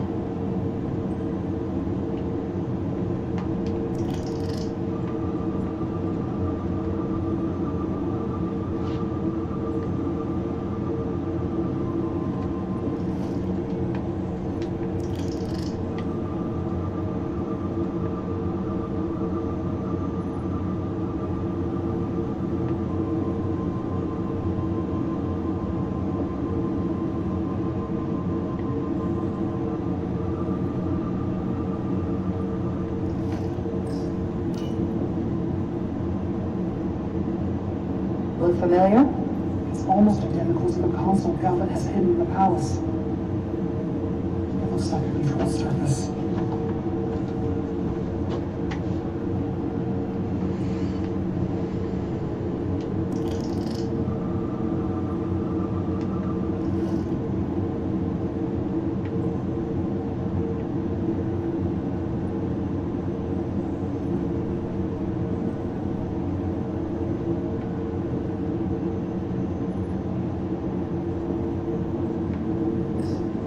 How are you holding up? I knew Galvin and Sidron were dangerous. Now I know they're more powerful than I could have imagined.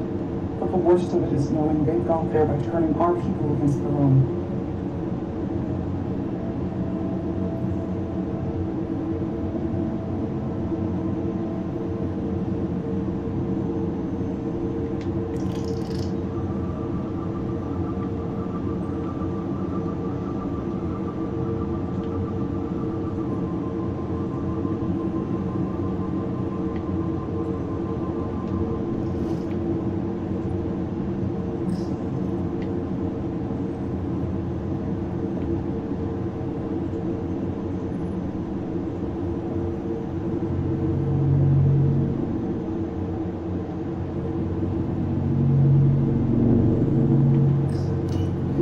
Read this?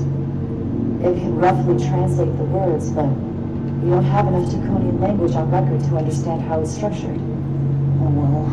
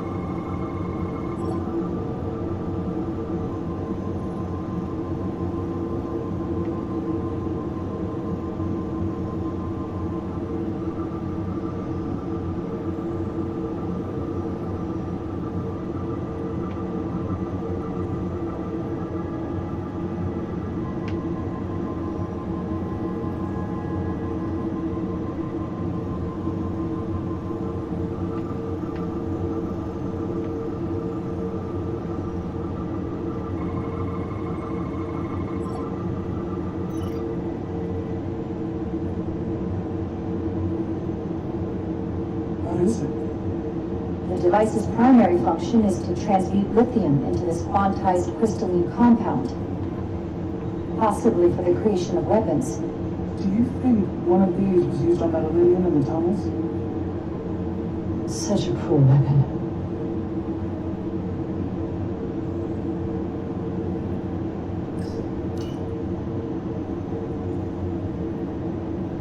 Looks like some sort of replicator.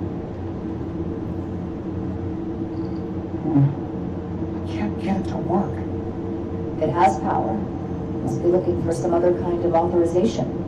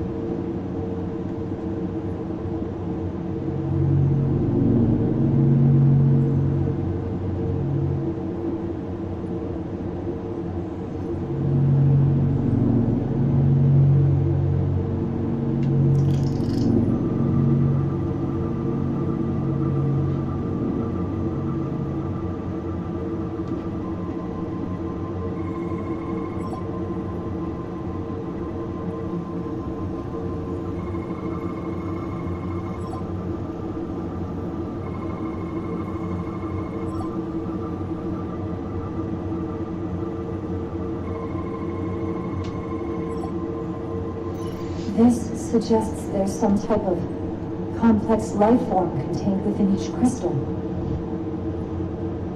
Life form? There's something alive in these tiny crystals?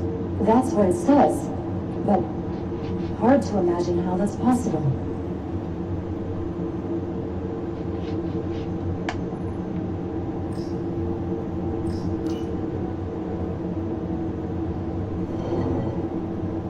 Our science division will have a field day with this. We need to study it on the ship.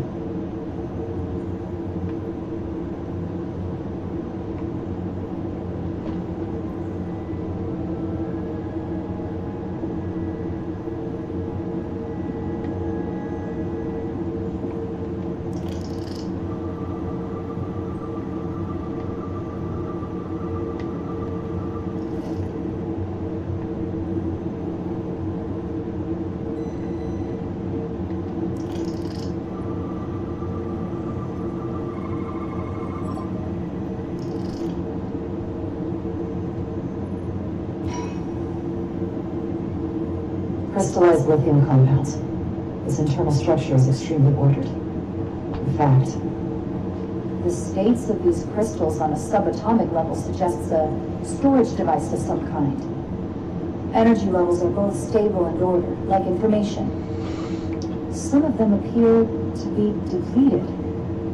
What kind of information did you deplete?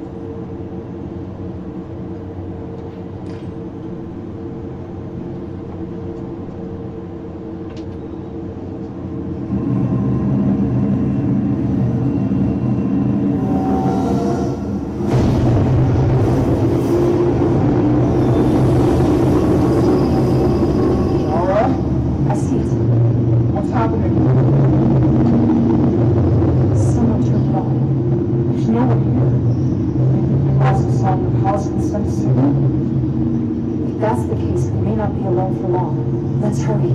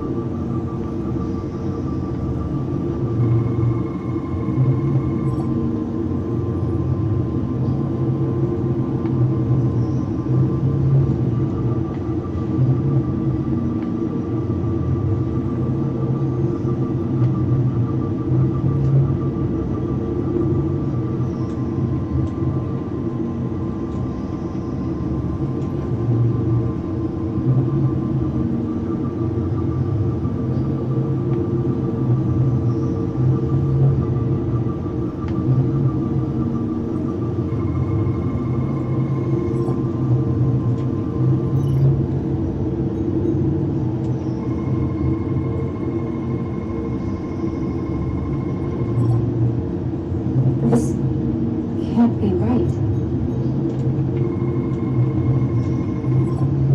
It's putting out almost 50 zettajoules of energy. I assume that's a lot? Enough to power this entire quadrant. This amount of power, the kind of radiation it's putting out, it's the cause of the storm. The warp disrupting beam, all of it.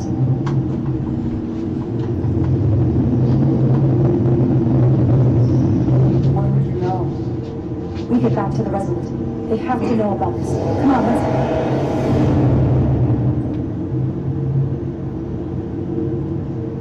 Quickly. We have to hide.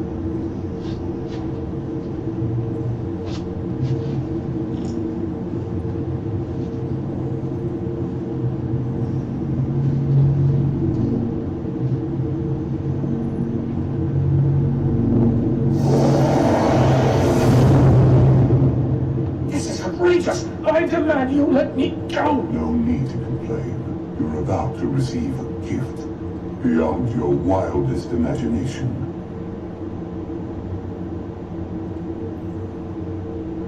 If anything, I consider it an honor.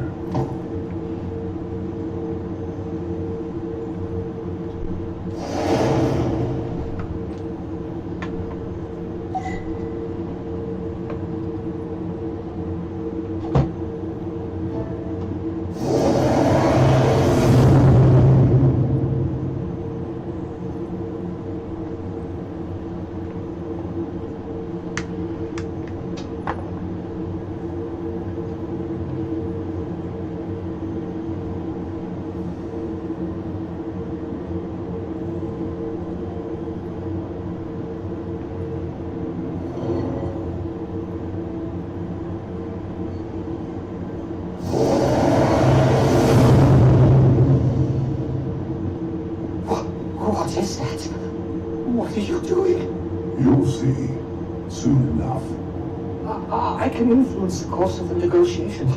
I can make sure the Hotari get the better end of the bargain. So can I.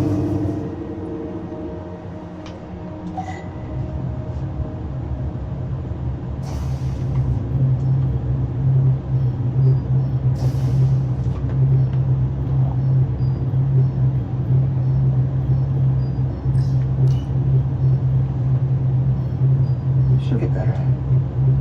She has to.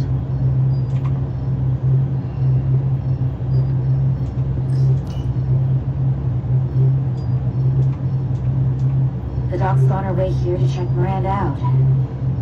We did the right thing, bringing her here. She was off from as soon as she came off the shuttle. Talking about a distress call. I just want to make sure she's okay. This isn't like her. We'll get her fixed up. You should talk to her. Keep her spirits up.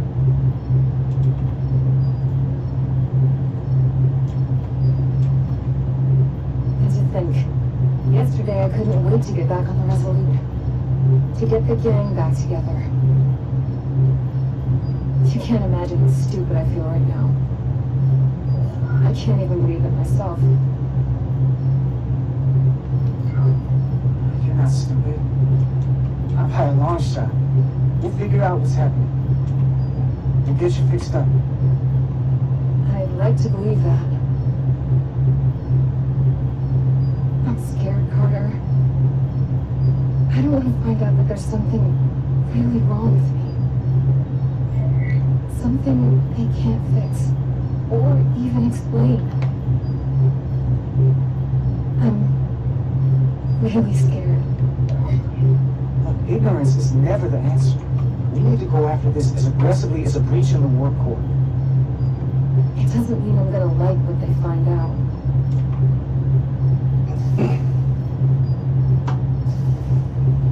There she is. It's good that you brought her here. And Officer Maris and the rest of the security away team skipped the vital scan when they came back from Otari. And they've been impossible to track down since. We don't know what kind of pathogens they might have picked up. Is that going... Sit still. This will just take a moment. You're looking at me like I'm some kind of science experiment. Or a monster. It's kind of freaking me out. Did you realize you skipped the bioscan? I mean, if you weren't Don't try feeling to right... blame me for this, Diaz.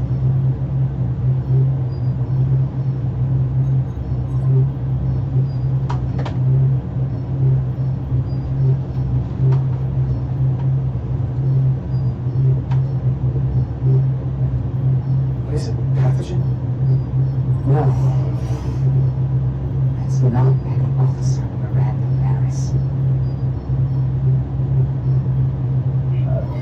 I don't know who that is, but it's not Miranda. I know that sounds hyperbolic. That's the simplest way to put it. What? Who is it? I couldn't begin to say right now. Comparing the baseline readings I'm getting here with the DNA and brainwave records in Miranda's 15501. Well, I'm seeing impossible variations. I guess you could call the process bioforming. This body is Miranda's, but her DNA is changing into something else. But what's more troubling is there appears to be another mind layered on top of her baseline brain scans. Miranda isn't in control. Someone else is. That explains a lot. But it's not the explanation I wanted to hear. There's no sugarcoating in my sick bay. The real Miranda's still in there. It's on top of her personality, but she's not completely gone. The new brain patterns have overwhelmed her baselines. Her engrams are still there, except the lower background noise right now. I'm going to take some functional readings. Take this and get her talking while it scans her. I'm sure you don't want to speculate, Doc.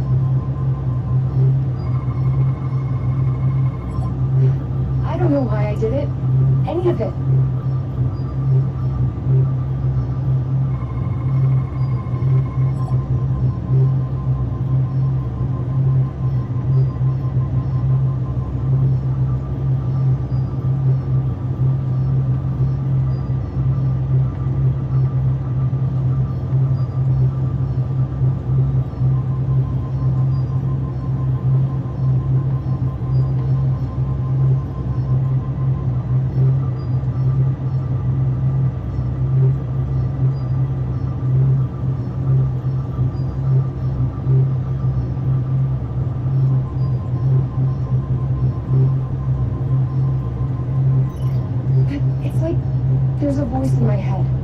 It was telling me to go download the data. It told me not to let you stop me. And there was nothing I could do to say no. But I didn't want to. I swear.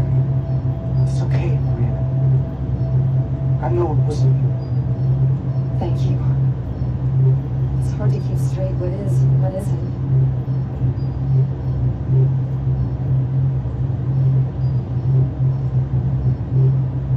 Well, I still can. I just want to say, Carter, I'm sorry. I really am. I hope you know that. Don't give up on yourself just yet. We can beat this thing. Oh, I'm not giving up.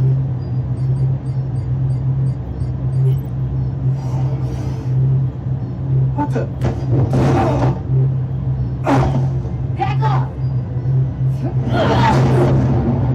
Computer, erect the force field between biobeds 2 and 3. Computer, lower force field! You do not have authorization. I just want to live.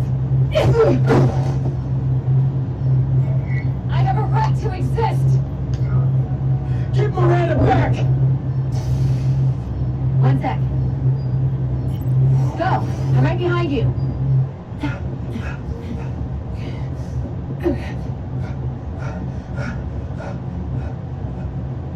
Osmia Kelam Kalujo.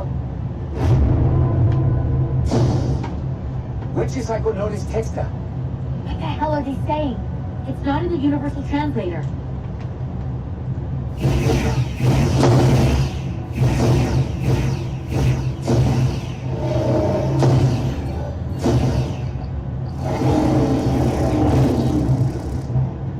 Is that some kind of transporter pad? Zeokinos. The drive!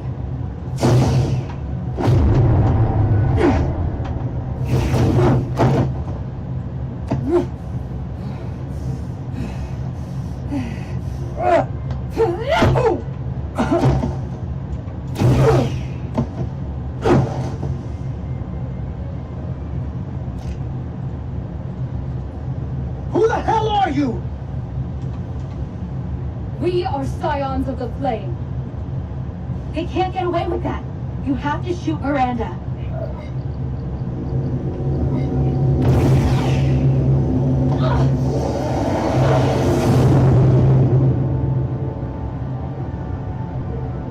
Scions of the flame? I don't like the sound of that.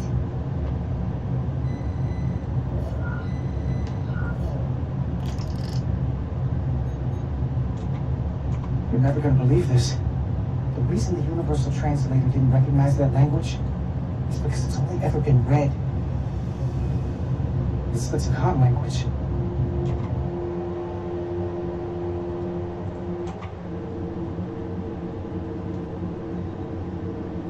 Get your filthy Hotari hands off me! We'll burn your planet to the ground! Animals! Wait. No!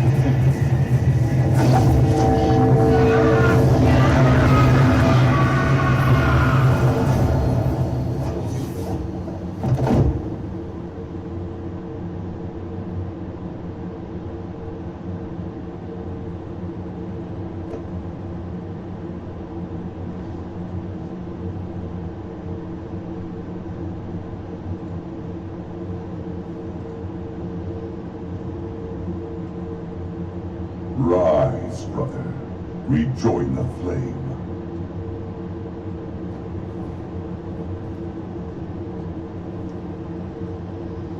This can only mean our time has come. I'm only sorry I couldn't find a more suitable host for you. All in good time. This is only the beginning. They're working together? An Elidian and a Hotari? They did something to him.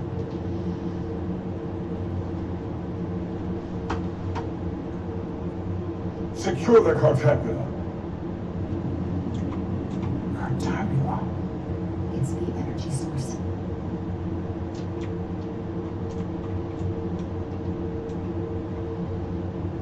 Spread out. Search the vault. Go back through the mine. Cut off their escape. Find them. Time to go.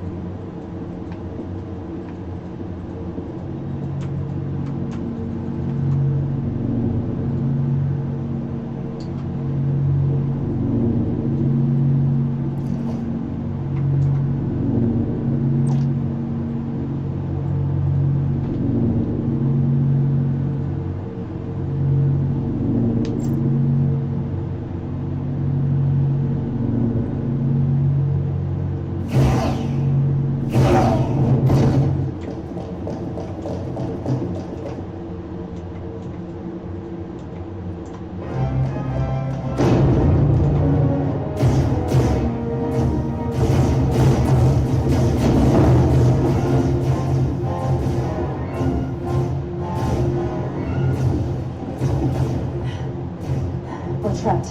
They're blocking the only exit.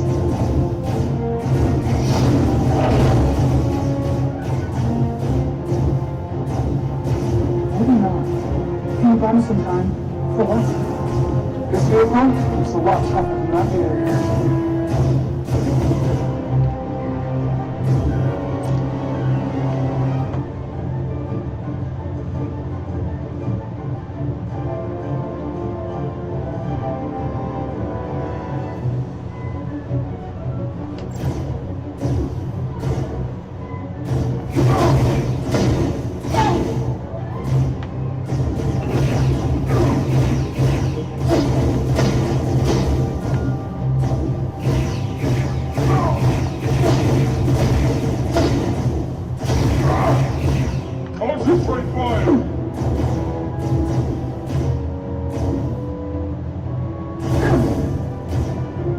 Shoot the Hotari woman!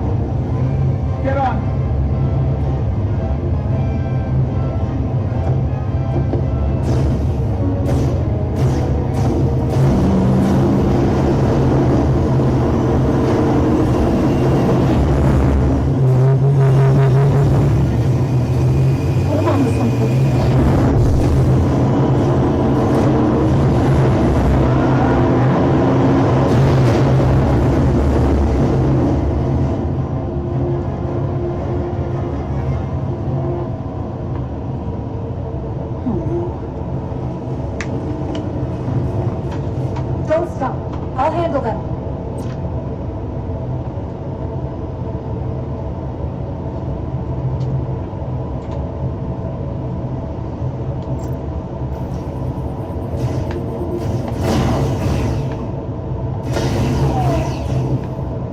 Shoot the one driving the machine!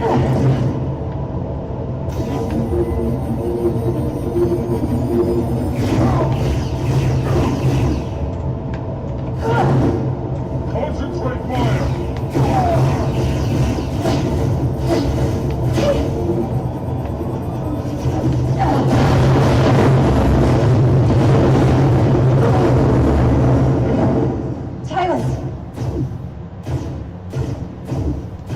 We're surrounded. I'll get it working. I just need some time.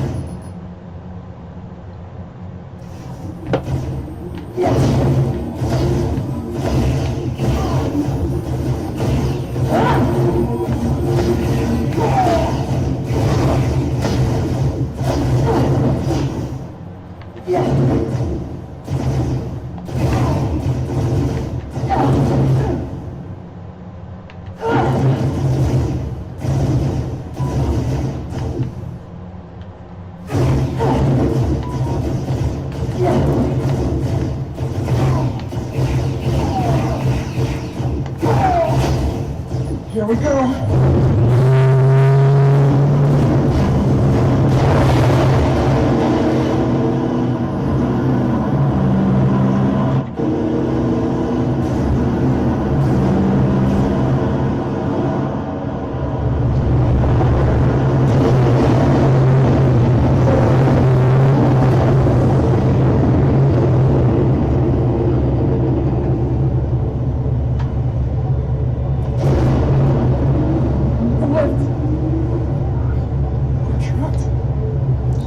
Resolute, to beam up immediately.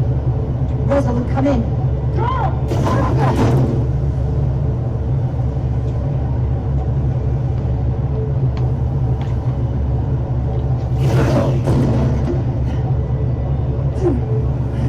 Are you all right? I think so. It hurts.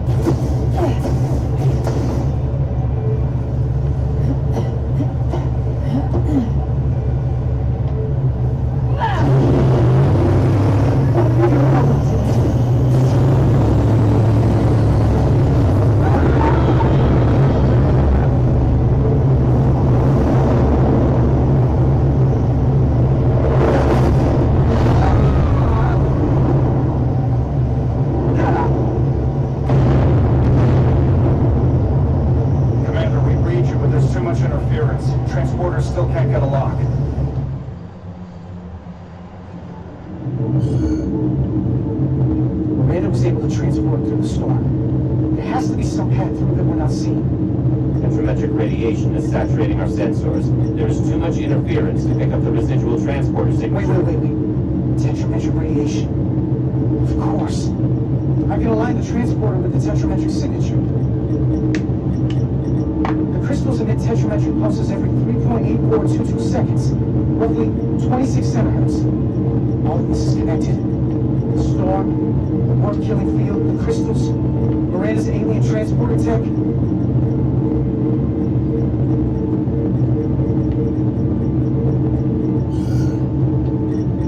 I've got the transporter in calibration. There are a lot of bioscience in that mine, all stacked on top of each other. I need something to identify the commander signal. Something loud, energetic. Understood.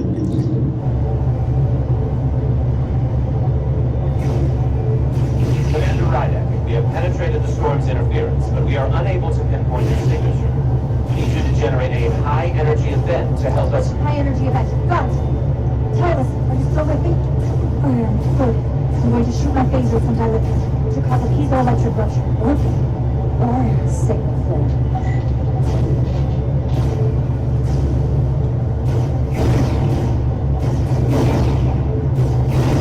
These crystals have to be changed. Bigger still. Come on.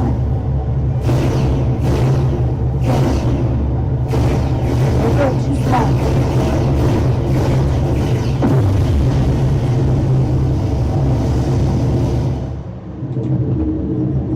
A lithium explosion. Is that energetic enough? More than enough. I can lock onto the bioscience now.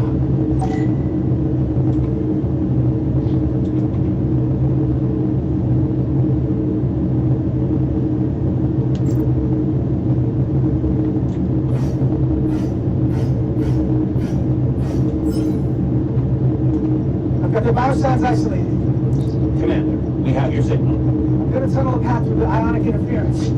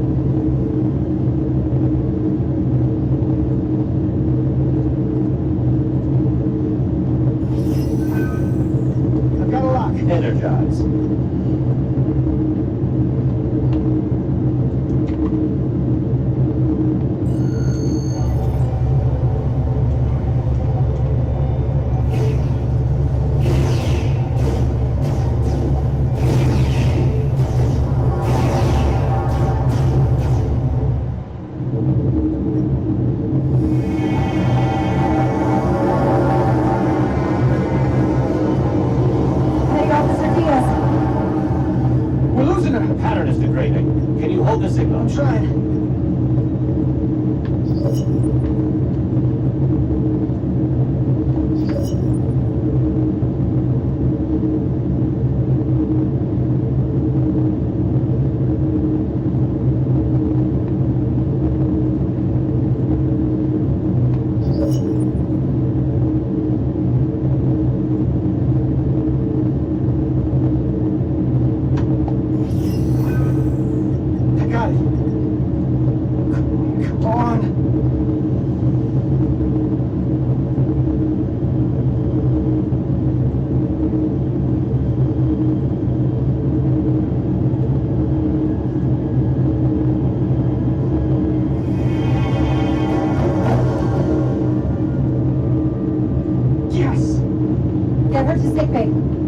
Captain Solano and Ambassador Spock have just returned from Hutari. Take a look at that.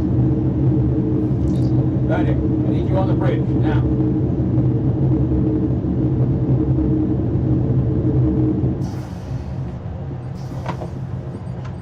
I'm here. The Elydians are preparing to attack Hutari. Status report. The systems are now fully powered. All torpedo tubes open. They're preparing to fire. We should hail the Elydian flagship, Captain. Readying phasers if you want them. Stand by. Await my order. Recommendation, Commander. We need to act quickly. Hail the Elydians. Maybe we can talk some sense into them. Hail them. No response. Try it again. Still nothing. The Elydians. They've powered down their weapons. You sure about that, Mr. Amon? They're venting some kind of gas from their ship. Hold on. Now all of their systems have shut down. That's unexpected. Commander Irma, scan them again. We have to be sure. No mistaking it. They're dead in the water.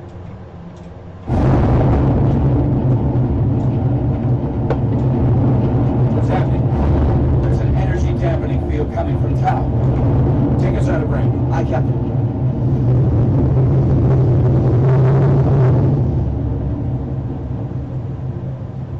Captain, the flagship is hailing us. On screen. Zeldy to the Starship Resolute. Our main power cores are completely disabled. The more power we give, the more it takes. Running off batteries. Life support systems have failed.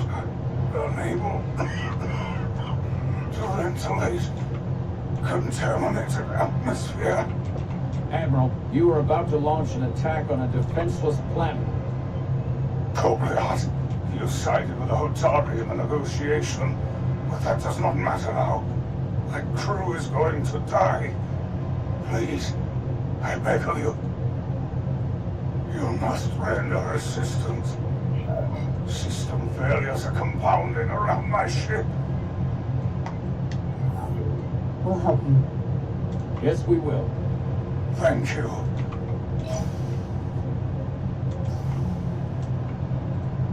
Admiral, excuse us while we devise a rescue plan. By my estimate, the crew only have 23 minutes before their atmospheric mix becomes lethal. While we may not be able to transport the Elydians directly, if we were to transport them from their ship to a nearby shuttlecraft, it should be possible to amplify the transporter signal there and reroute it to the Resolute. The Ambassador's plan is incomplete. An away team will have to beam aboard the Zeldy and set up pattern enhancers for a stable enough signal out of the dampening field. Thank you for identifying my deficiency, Commander Chobak. Jara, I need a senior officer in command of this. Take Chobak and Bedrosian in the shuttle and get it done. Petty Officers Diaz and Edson, you will be part of the rescue mission, as will I. We will bring the shuttle within transporter range of the Zeldy, then beam you both aboard. Beam us aboard? Why? Pattern enhancers must be placed on the Zeldy to make it possible to beam the Elydians back to the Resolute. Gather the pattern enhancers and get to the docking building.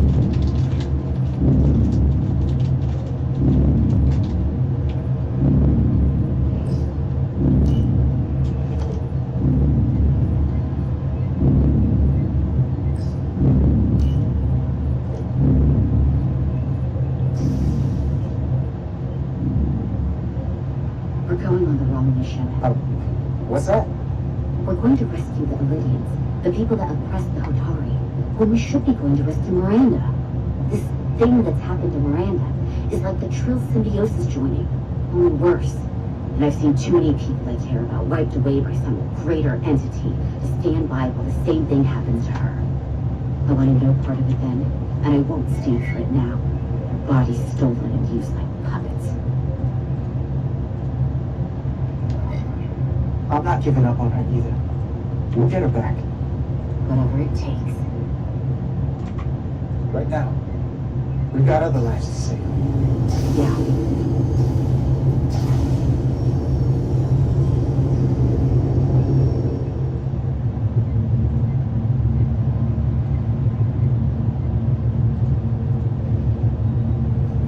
The away team is ready.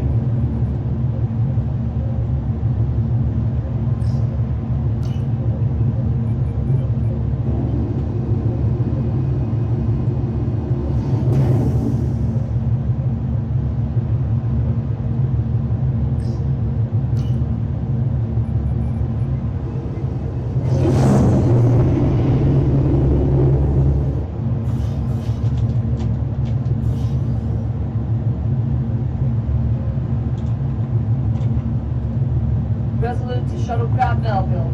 You're cleared for takeoff. Acknowledged, Resolute. Melville taking off.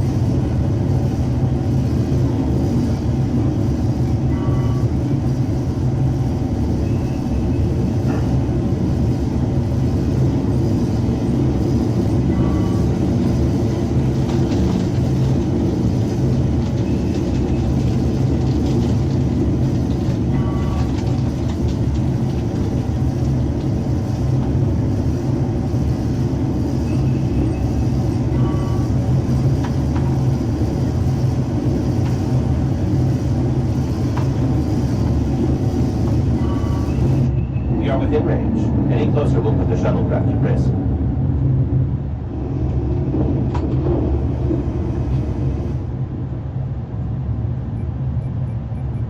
Preparing to transport the away team. Energizing.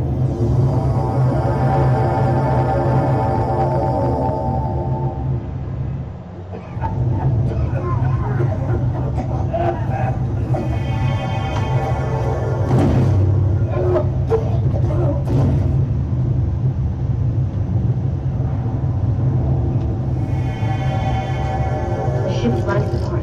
It's almost completely drained. And the other systems, too. Oh no. We gotta get to their transporter room.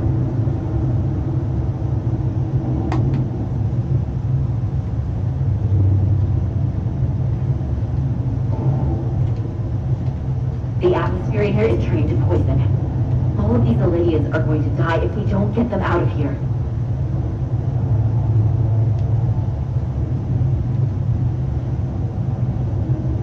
These must close in case of emergency.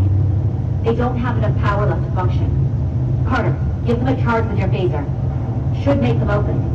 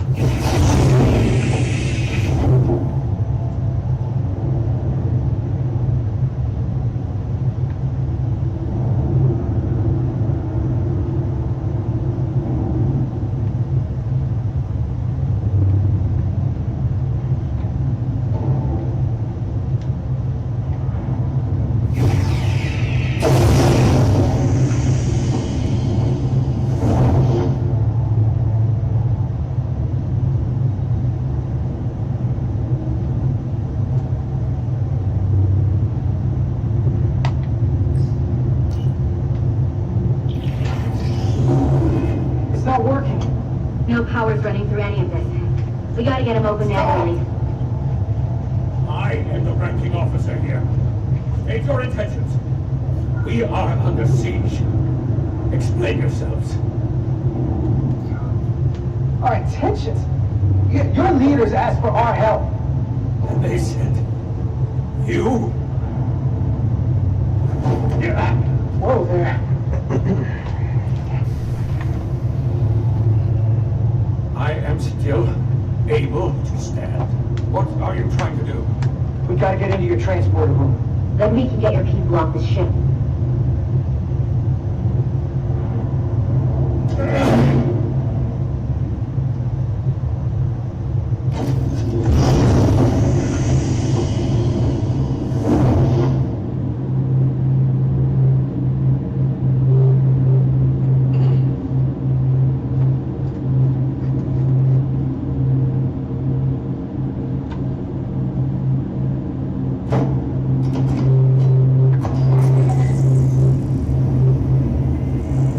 Make sure they're evenly spaced. We need to manually adjust beam trajectories so they connect. I got this one. You get the others.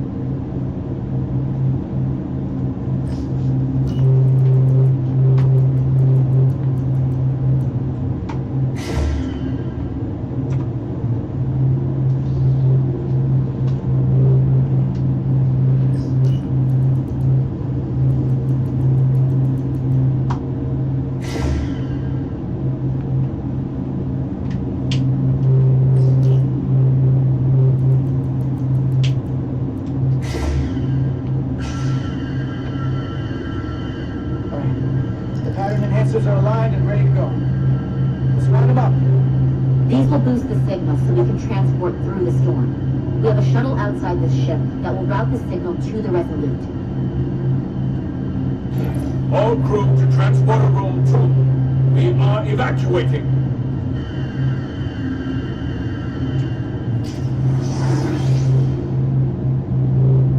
We're alive.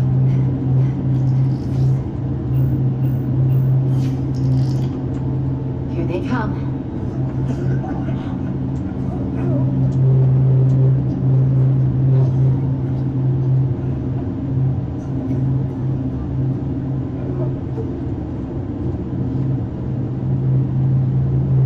Okay, coordinates.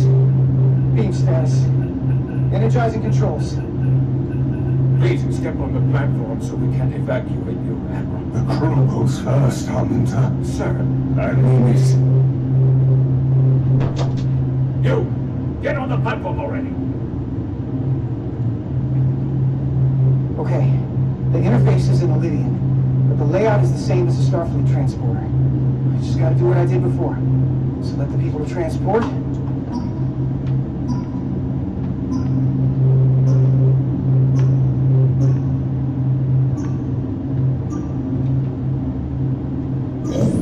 Select all of them. Plot a path through the ionic interference.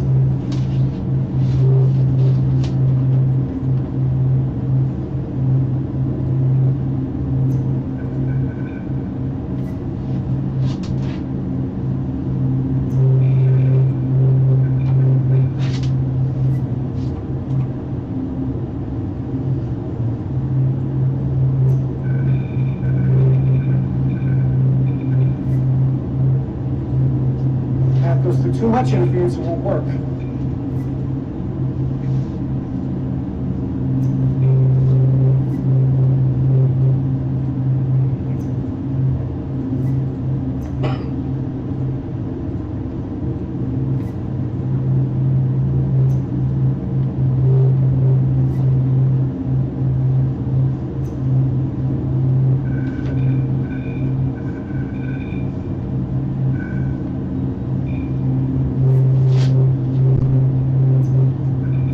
Okay, just have to calibrate the signal gain to get the highest possible output.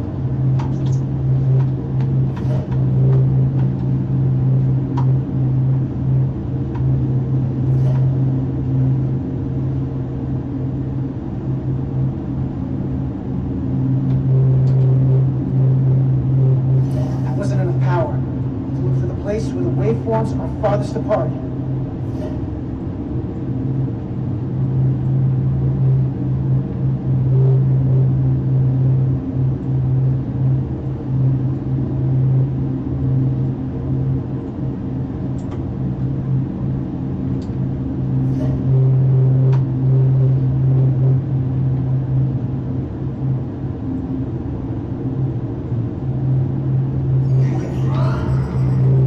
Even at this range, the interference is too much. The system is suggesting better transport coordinates. D, it's the shuttle. You're sitting right in the thick of it. I'm sending you specific coordinates for a clear signal path.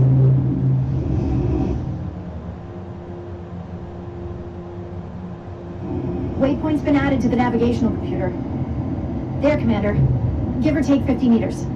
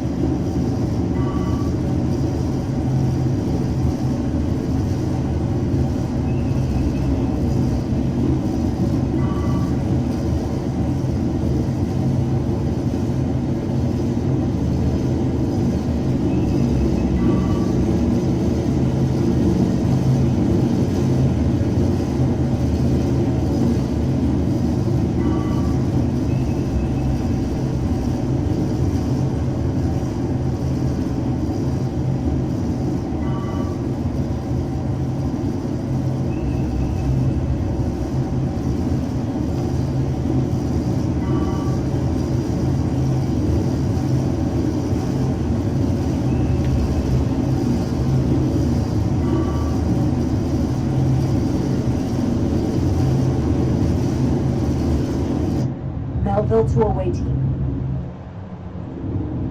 Energize.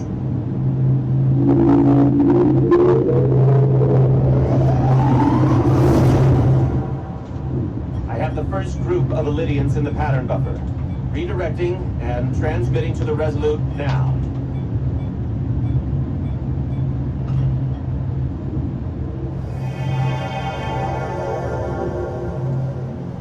This is Resolute. We have the Illydians safely aboard.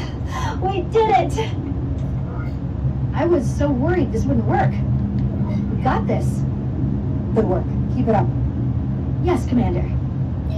This is Commander Rydick. We're holding steady. Signal is good. Keep them coming.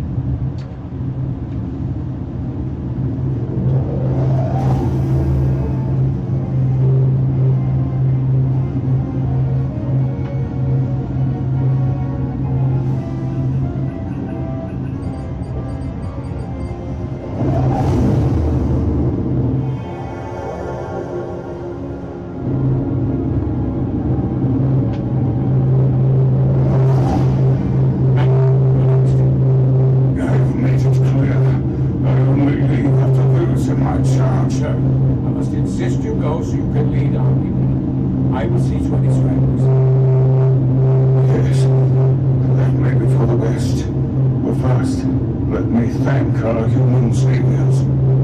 I'll pin medals on your uniforms when this is over. For all your brave work. Not out of the woods yet, sir. So if you don't mind. Oh, yes. Forgive me. We're ready for transport. Get the Admiral to safety. Energize.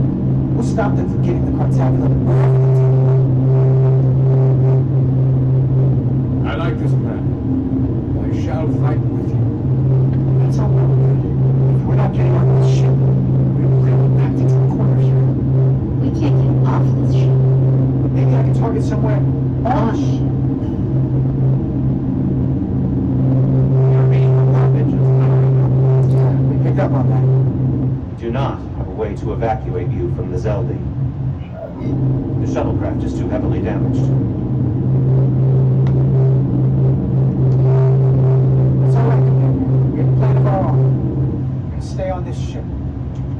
That is very bold of you, Mr. Diaz. Live long and prosper. And your forces down the corridor. Yes. I'll guard the door. You just get us out of here, Diaz. Hey, Stretch, help us with this map. That's the parts from Officer King. Almost here.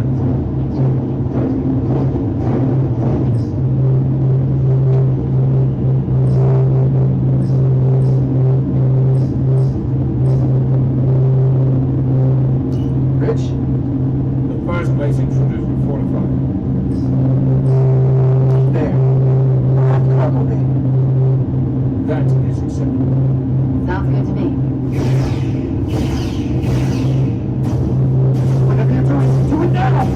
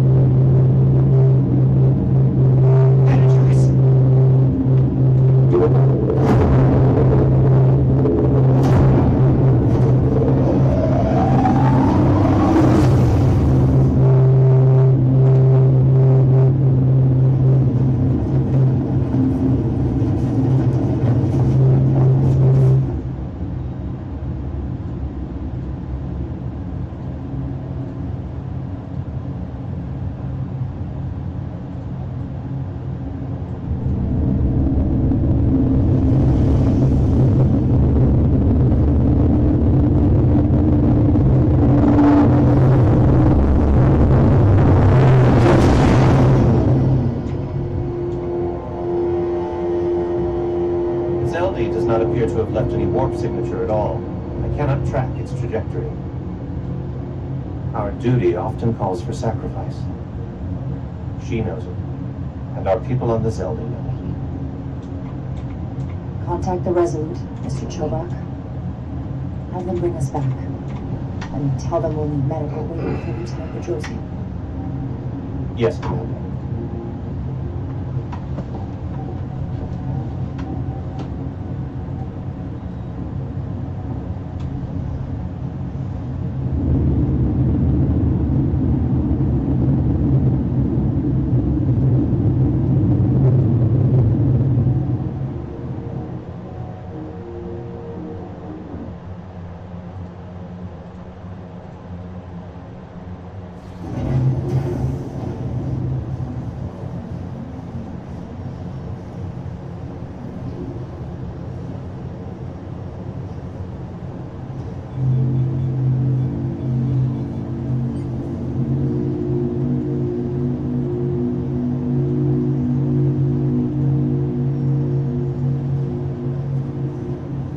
Through your efforts, we were able to save almost 100 Olivia from certain death. As for Lieutenant Pedrosi, well, Val will do her best, but the prognosis isn't very encouraging.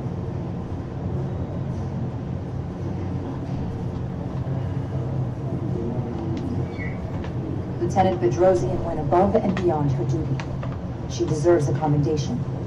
I'll see what I can do. Commander Rydek, I heard what you did. The sacrifice you made for our sake. You saved not only my life, but the lives of my crew. An incredibly heroic deed.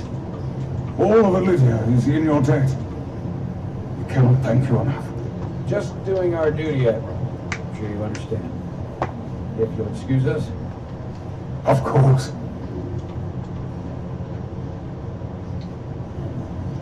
How are we getting our away team back? Ambassador Spock and the rest of the senior staff are waiting for us in the briefing room to discuss just that. I wanted a chance for you and I to speak first, given the circumstances.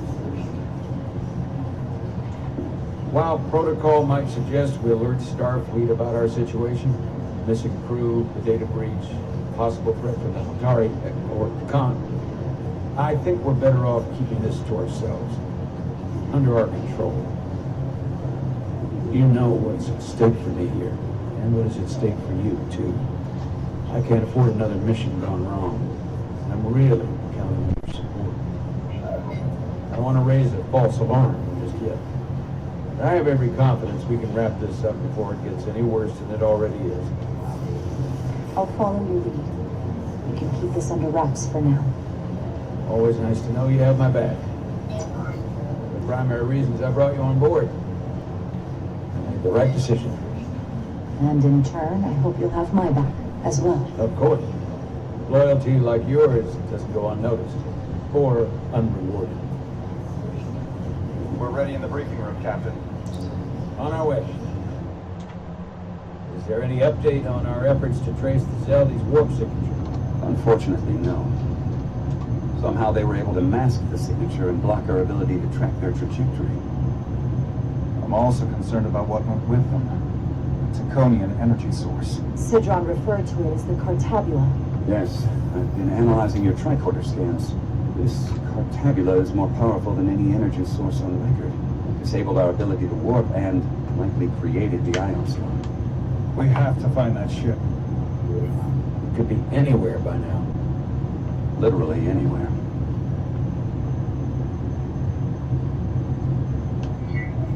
The Hotari must know where the ship is headed. If you can even call them Hatari at this point. Whoever they are, they've cut off all communication. And our only source on the inside is now in sickbay. Silas. The Takan also compromised our systems when Petty Officer Maris stole data from our computer core. We're assessing what was lost as we speak. It's just too soon to say exactly what they had access to. Starfleet needs to know about this. We're not contacting Starfleet until we fully understand the situation. There are too many unknowns. They stole our data. That's reason enough to warn Starfleet. But the captain does have a point. It might be better to wait until we know more. I would have to agree with the captain. There's no point causing undue panic based purely on speculation. We need to know more before we go off half-cocked sounding the alarm.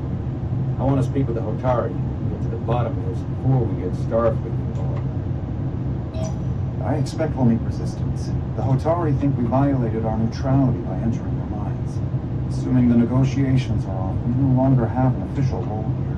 We still have a responsibility to the Hotari and the Elysians. The Takan are a threat to both their civilizations. No. They're a threat to us all. The device Commander Rydek found in the Taconian vault is an advanced delivery mechanism for a complex biogenetic transformation process. Meaning what exactly?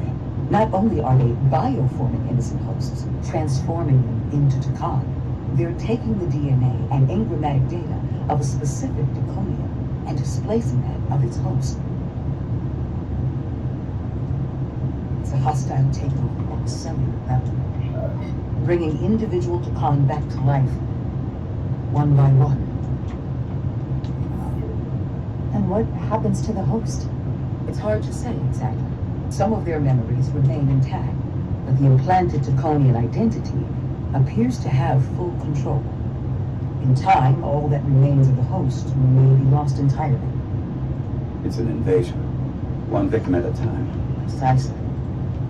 Petty Officer Maris called herself a scion of the Flame, but the computer had no information about it. She also shot the hell out of my ship as she escaped, nearly killed a few of our crew.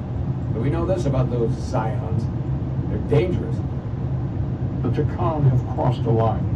That much is certain. However, meeting with the Hotari could offer insight into their true intentions. Under the pretense of an apology for betraying their trust and trespassing on their territory. What if there are no Hotari left? If Galvin and Sidron were to come, who else? The Queen. I think we would know if that were the case. We'll take every precaution. With the Cartabular gone, I can confirm we have regained warp capability and the use of our transporters. Excellent. Commander Irmont, see if we can arrange a meeting on Hotari as soon as possible. As Ambassador Spock suggested, under the pretense of an apology. Aye, Captain. Nice work, everyone.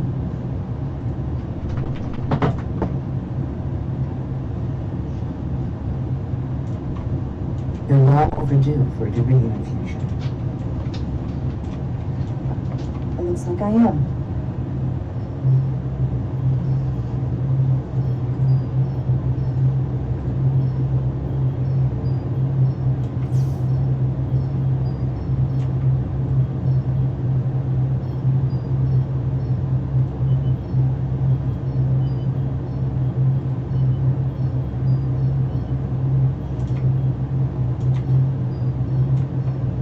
I'll give her to you a moment, but she needs her rest. I understand.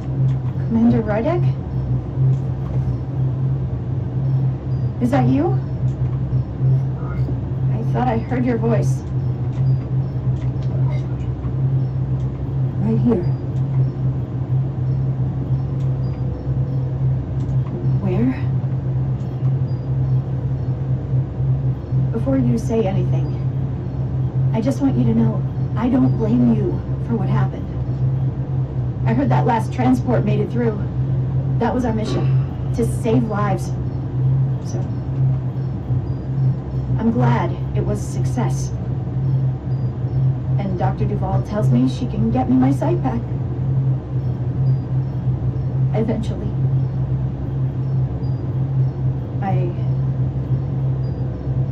I just hope this isn't the end of my career.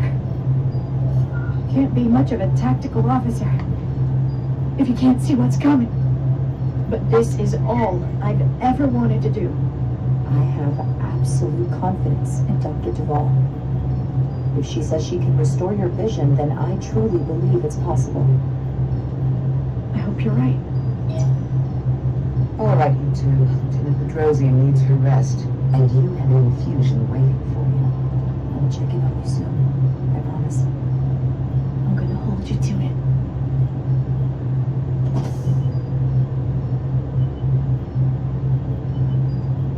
Aside from almost running out of Duridium, you're in good health. Nice to get some positive news for a change. For you, I don't worry about. Captain, however. Go on. You see it, don't you? He's desperate. Withholding intel from Starfleet just to save his reputation. That's not normal behavior for a captain. And you encouraged him. Which was disappointing. You showed you were willing to defy the captain by reversing whole polarity back at Starbase. You've spent enough time with him now. Seen enough of how he runs the ship. If there's something wrong, as the ship's doctor, I need to know. Don't sugarcoat it. You know I won't. To be honest, I'm worried about him. It seems like the stress of this mission is getting to him. There's so much riding on its success. And I am concerned he'll do something rash to ensure it. To know we see eye to eye on this. And I want to be clear. I care about Solano. I really do. I've been his doctor for years. There are more important things at stake than offending an old friend. If it gets any worse, you know where to find me. Jara. Monitor your Duridium levels. I'll be right back. How's your wound? Like he was never there. I feel lucky you were there with me. Without you, I'd be, well, thank you for saving my life. Even with the wonders of your technology, it wouldn't have mattered if you left me for dead. I should be thanking you. You took that disruptor shot for me. Without you, I might be the one in sickbay, or worse. Well, I couldn't just let you die. Not after all you did that. I won't forget it.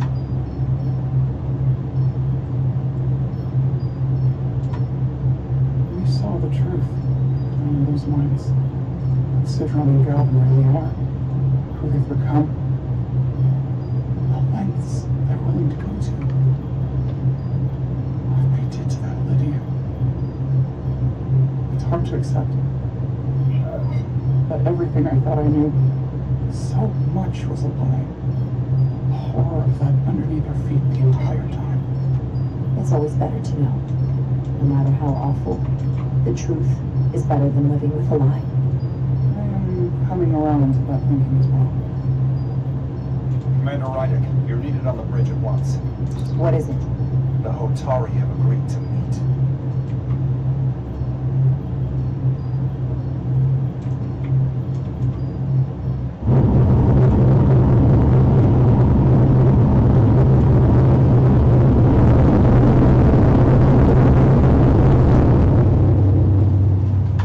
They haven't found us yet.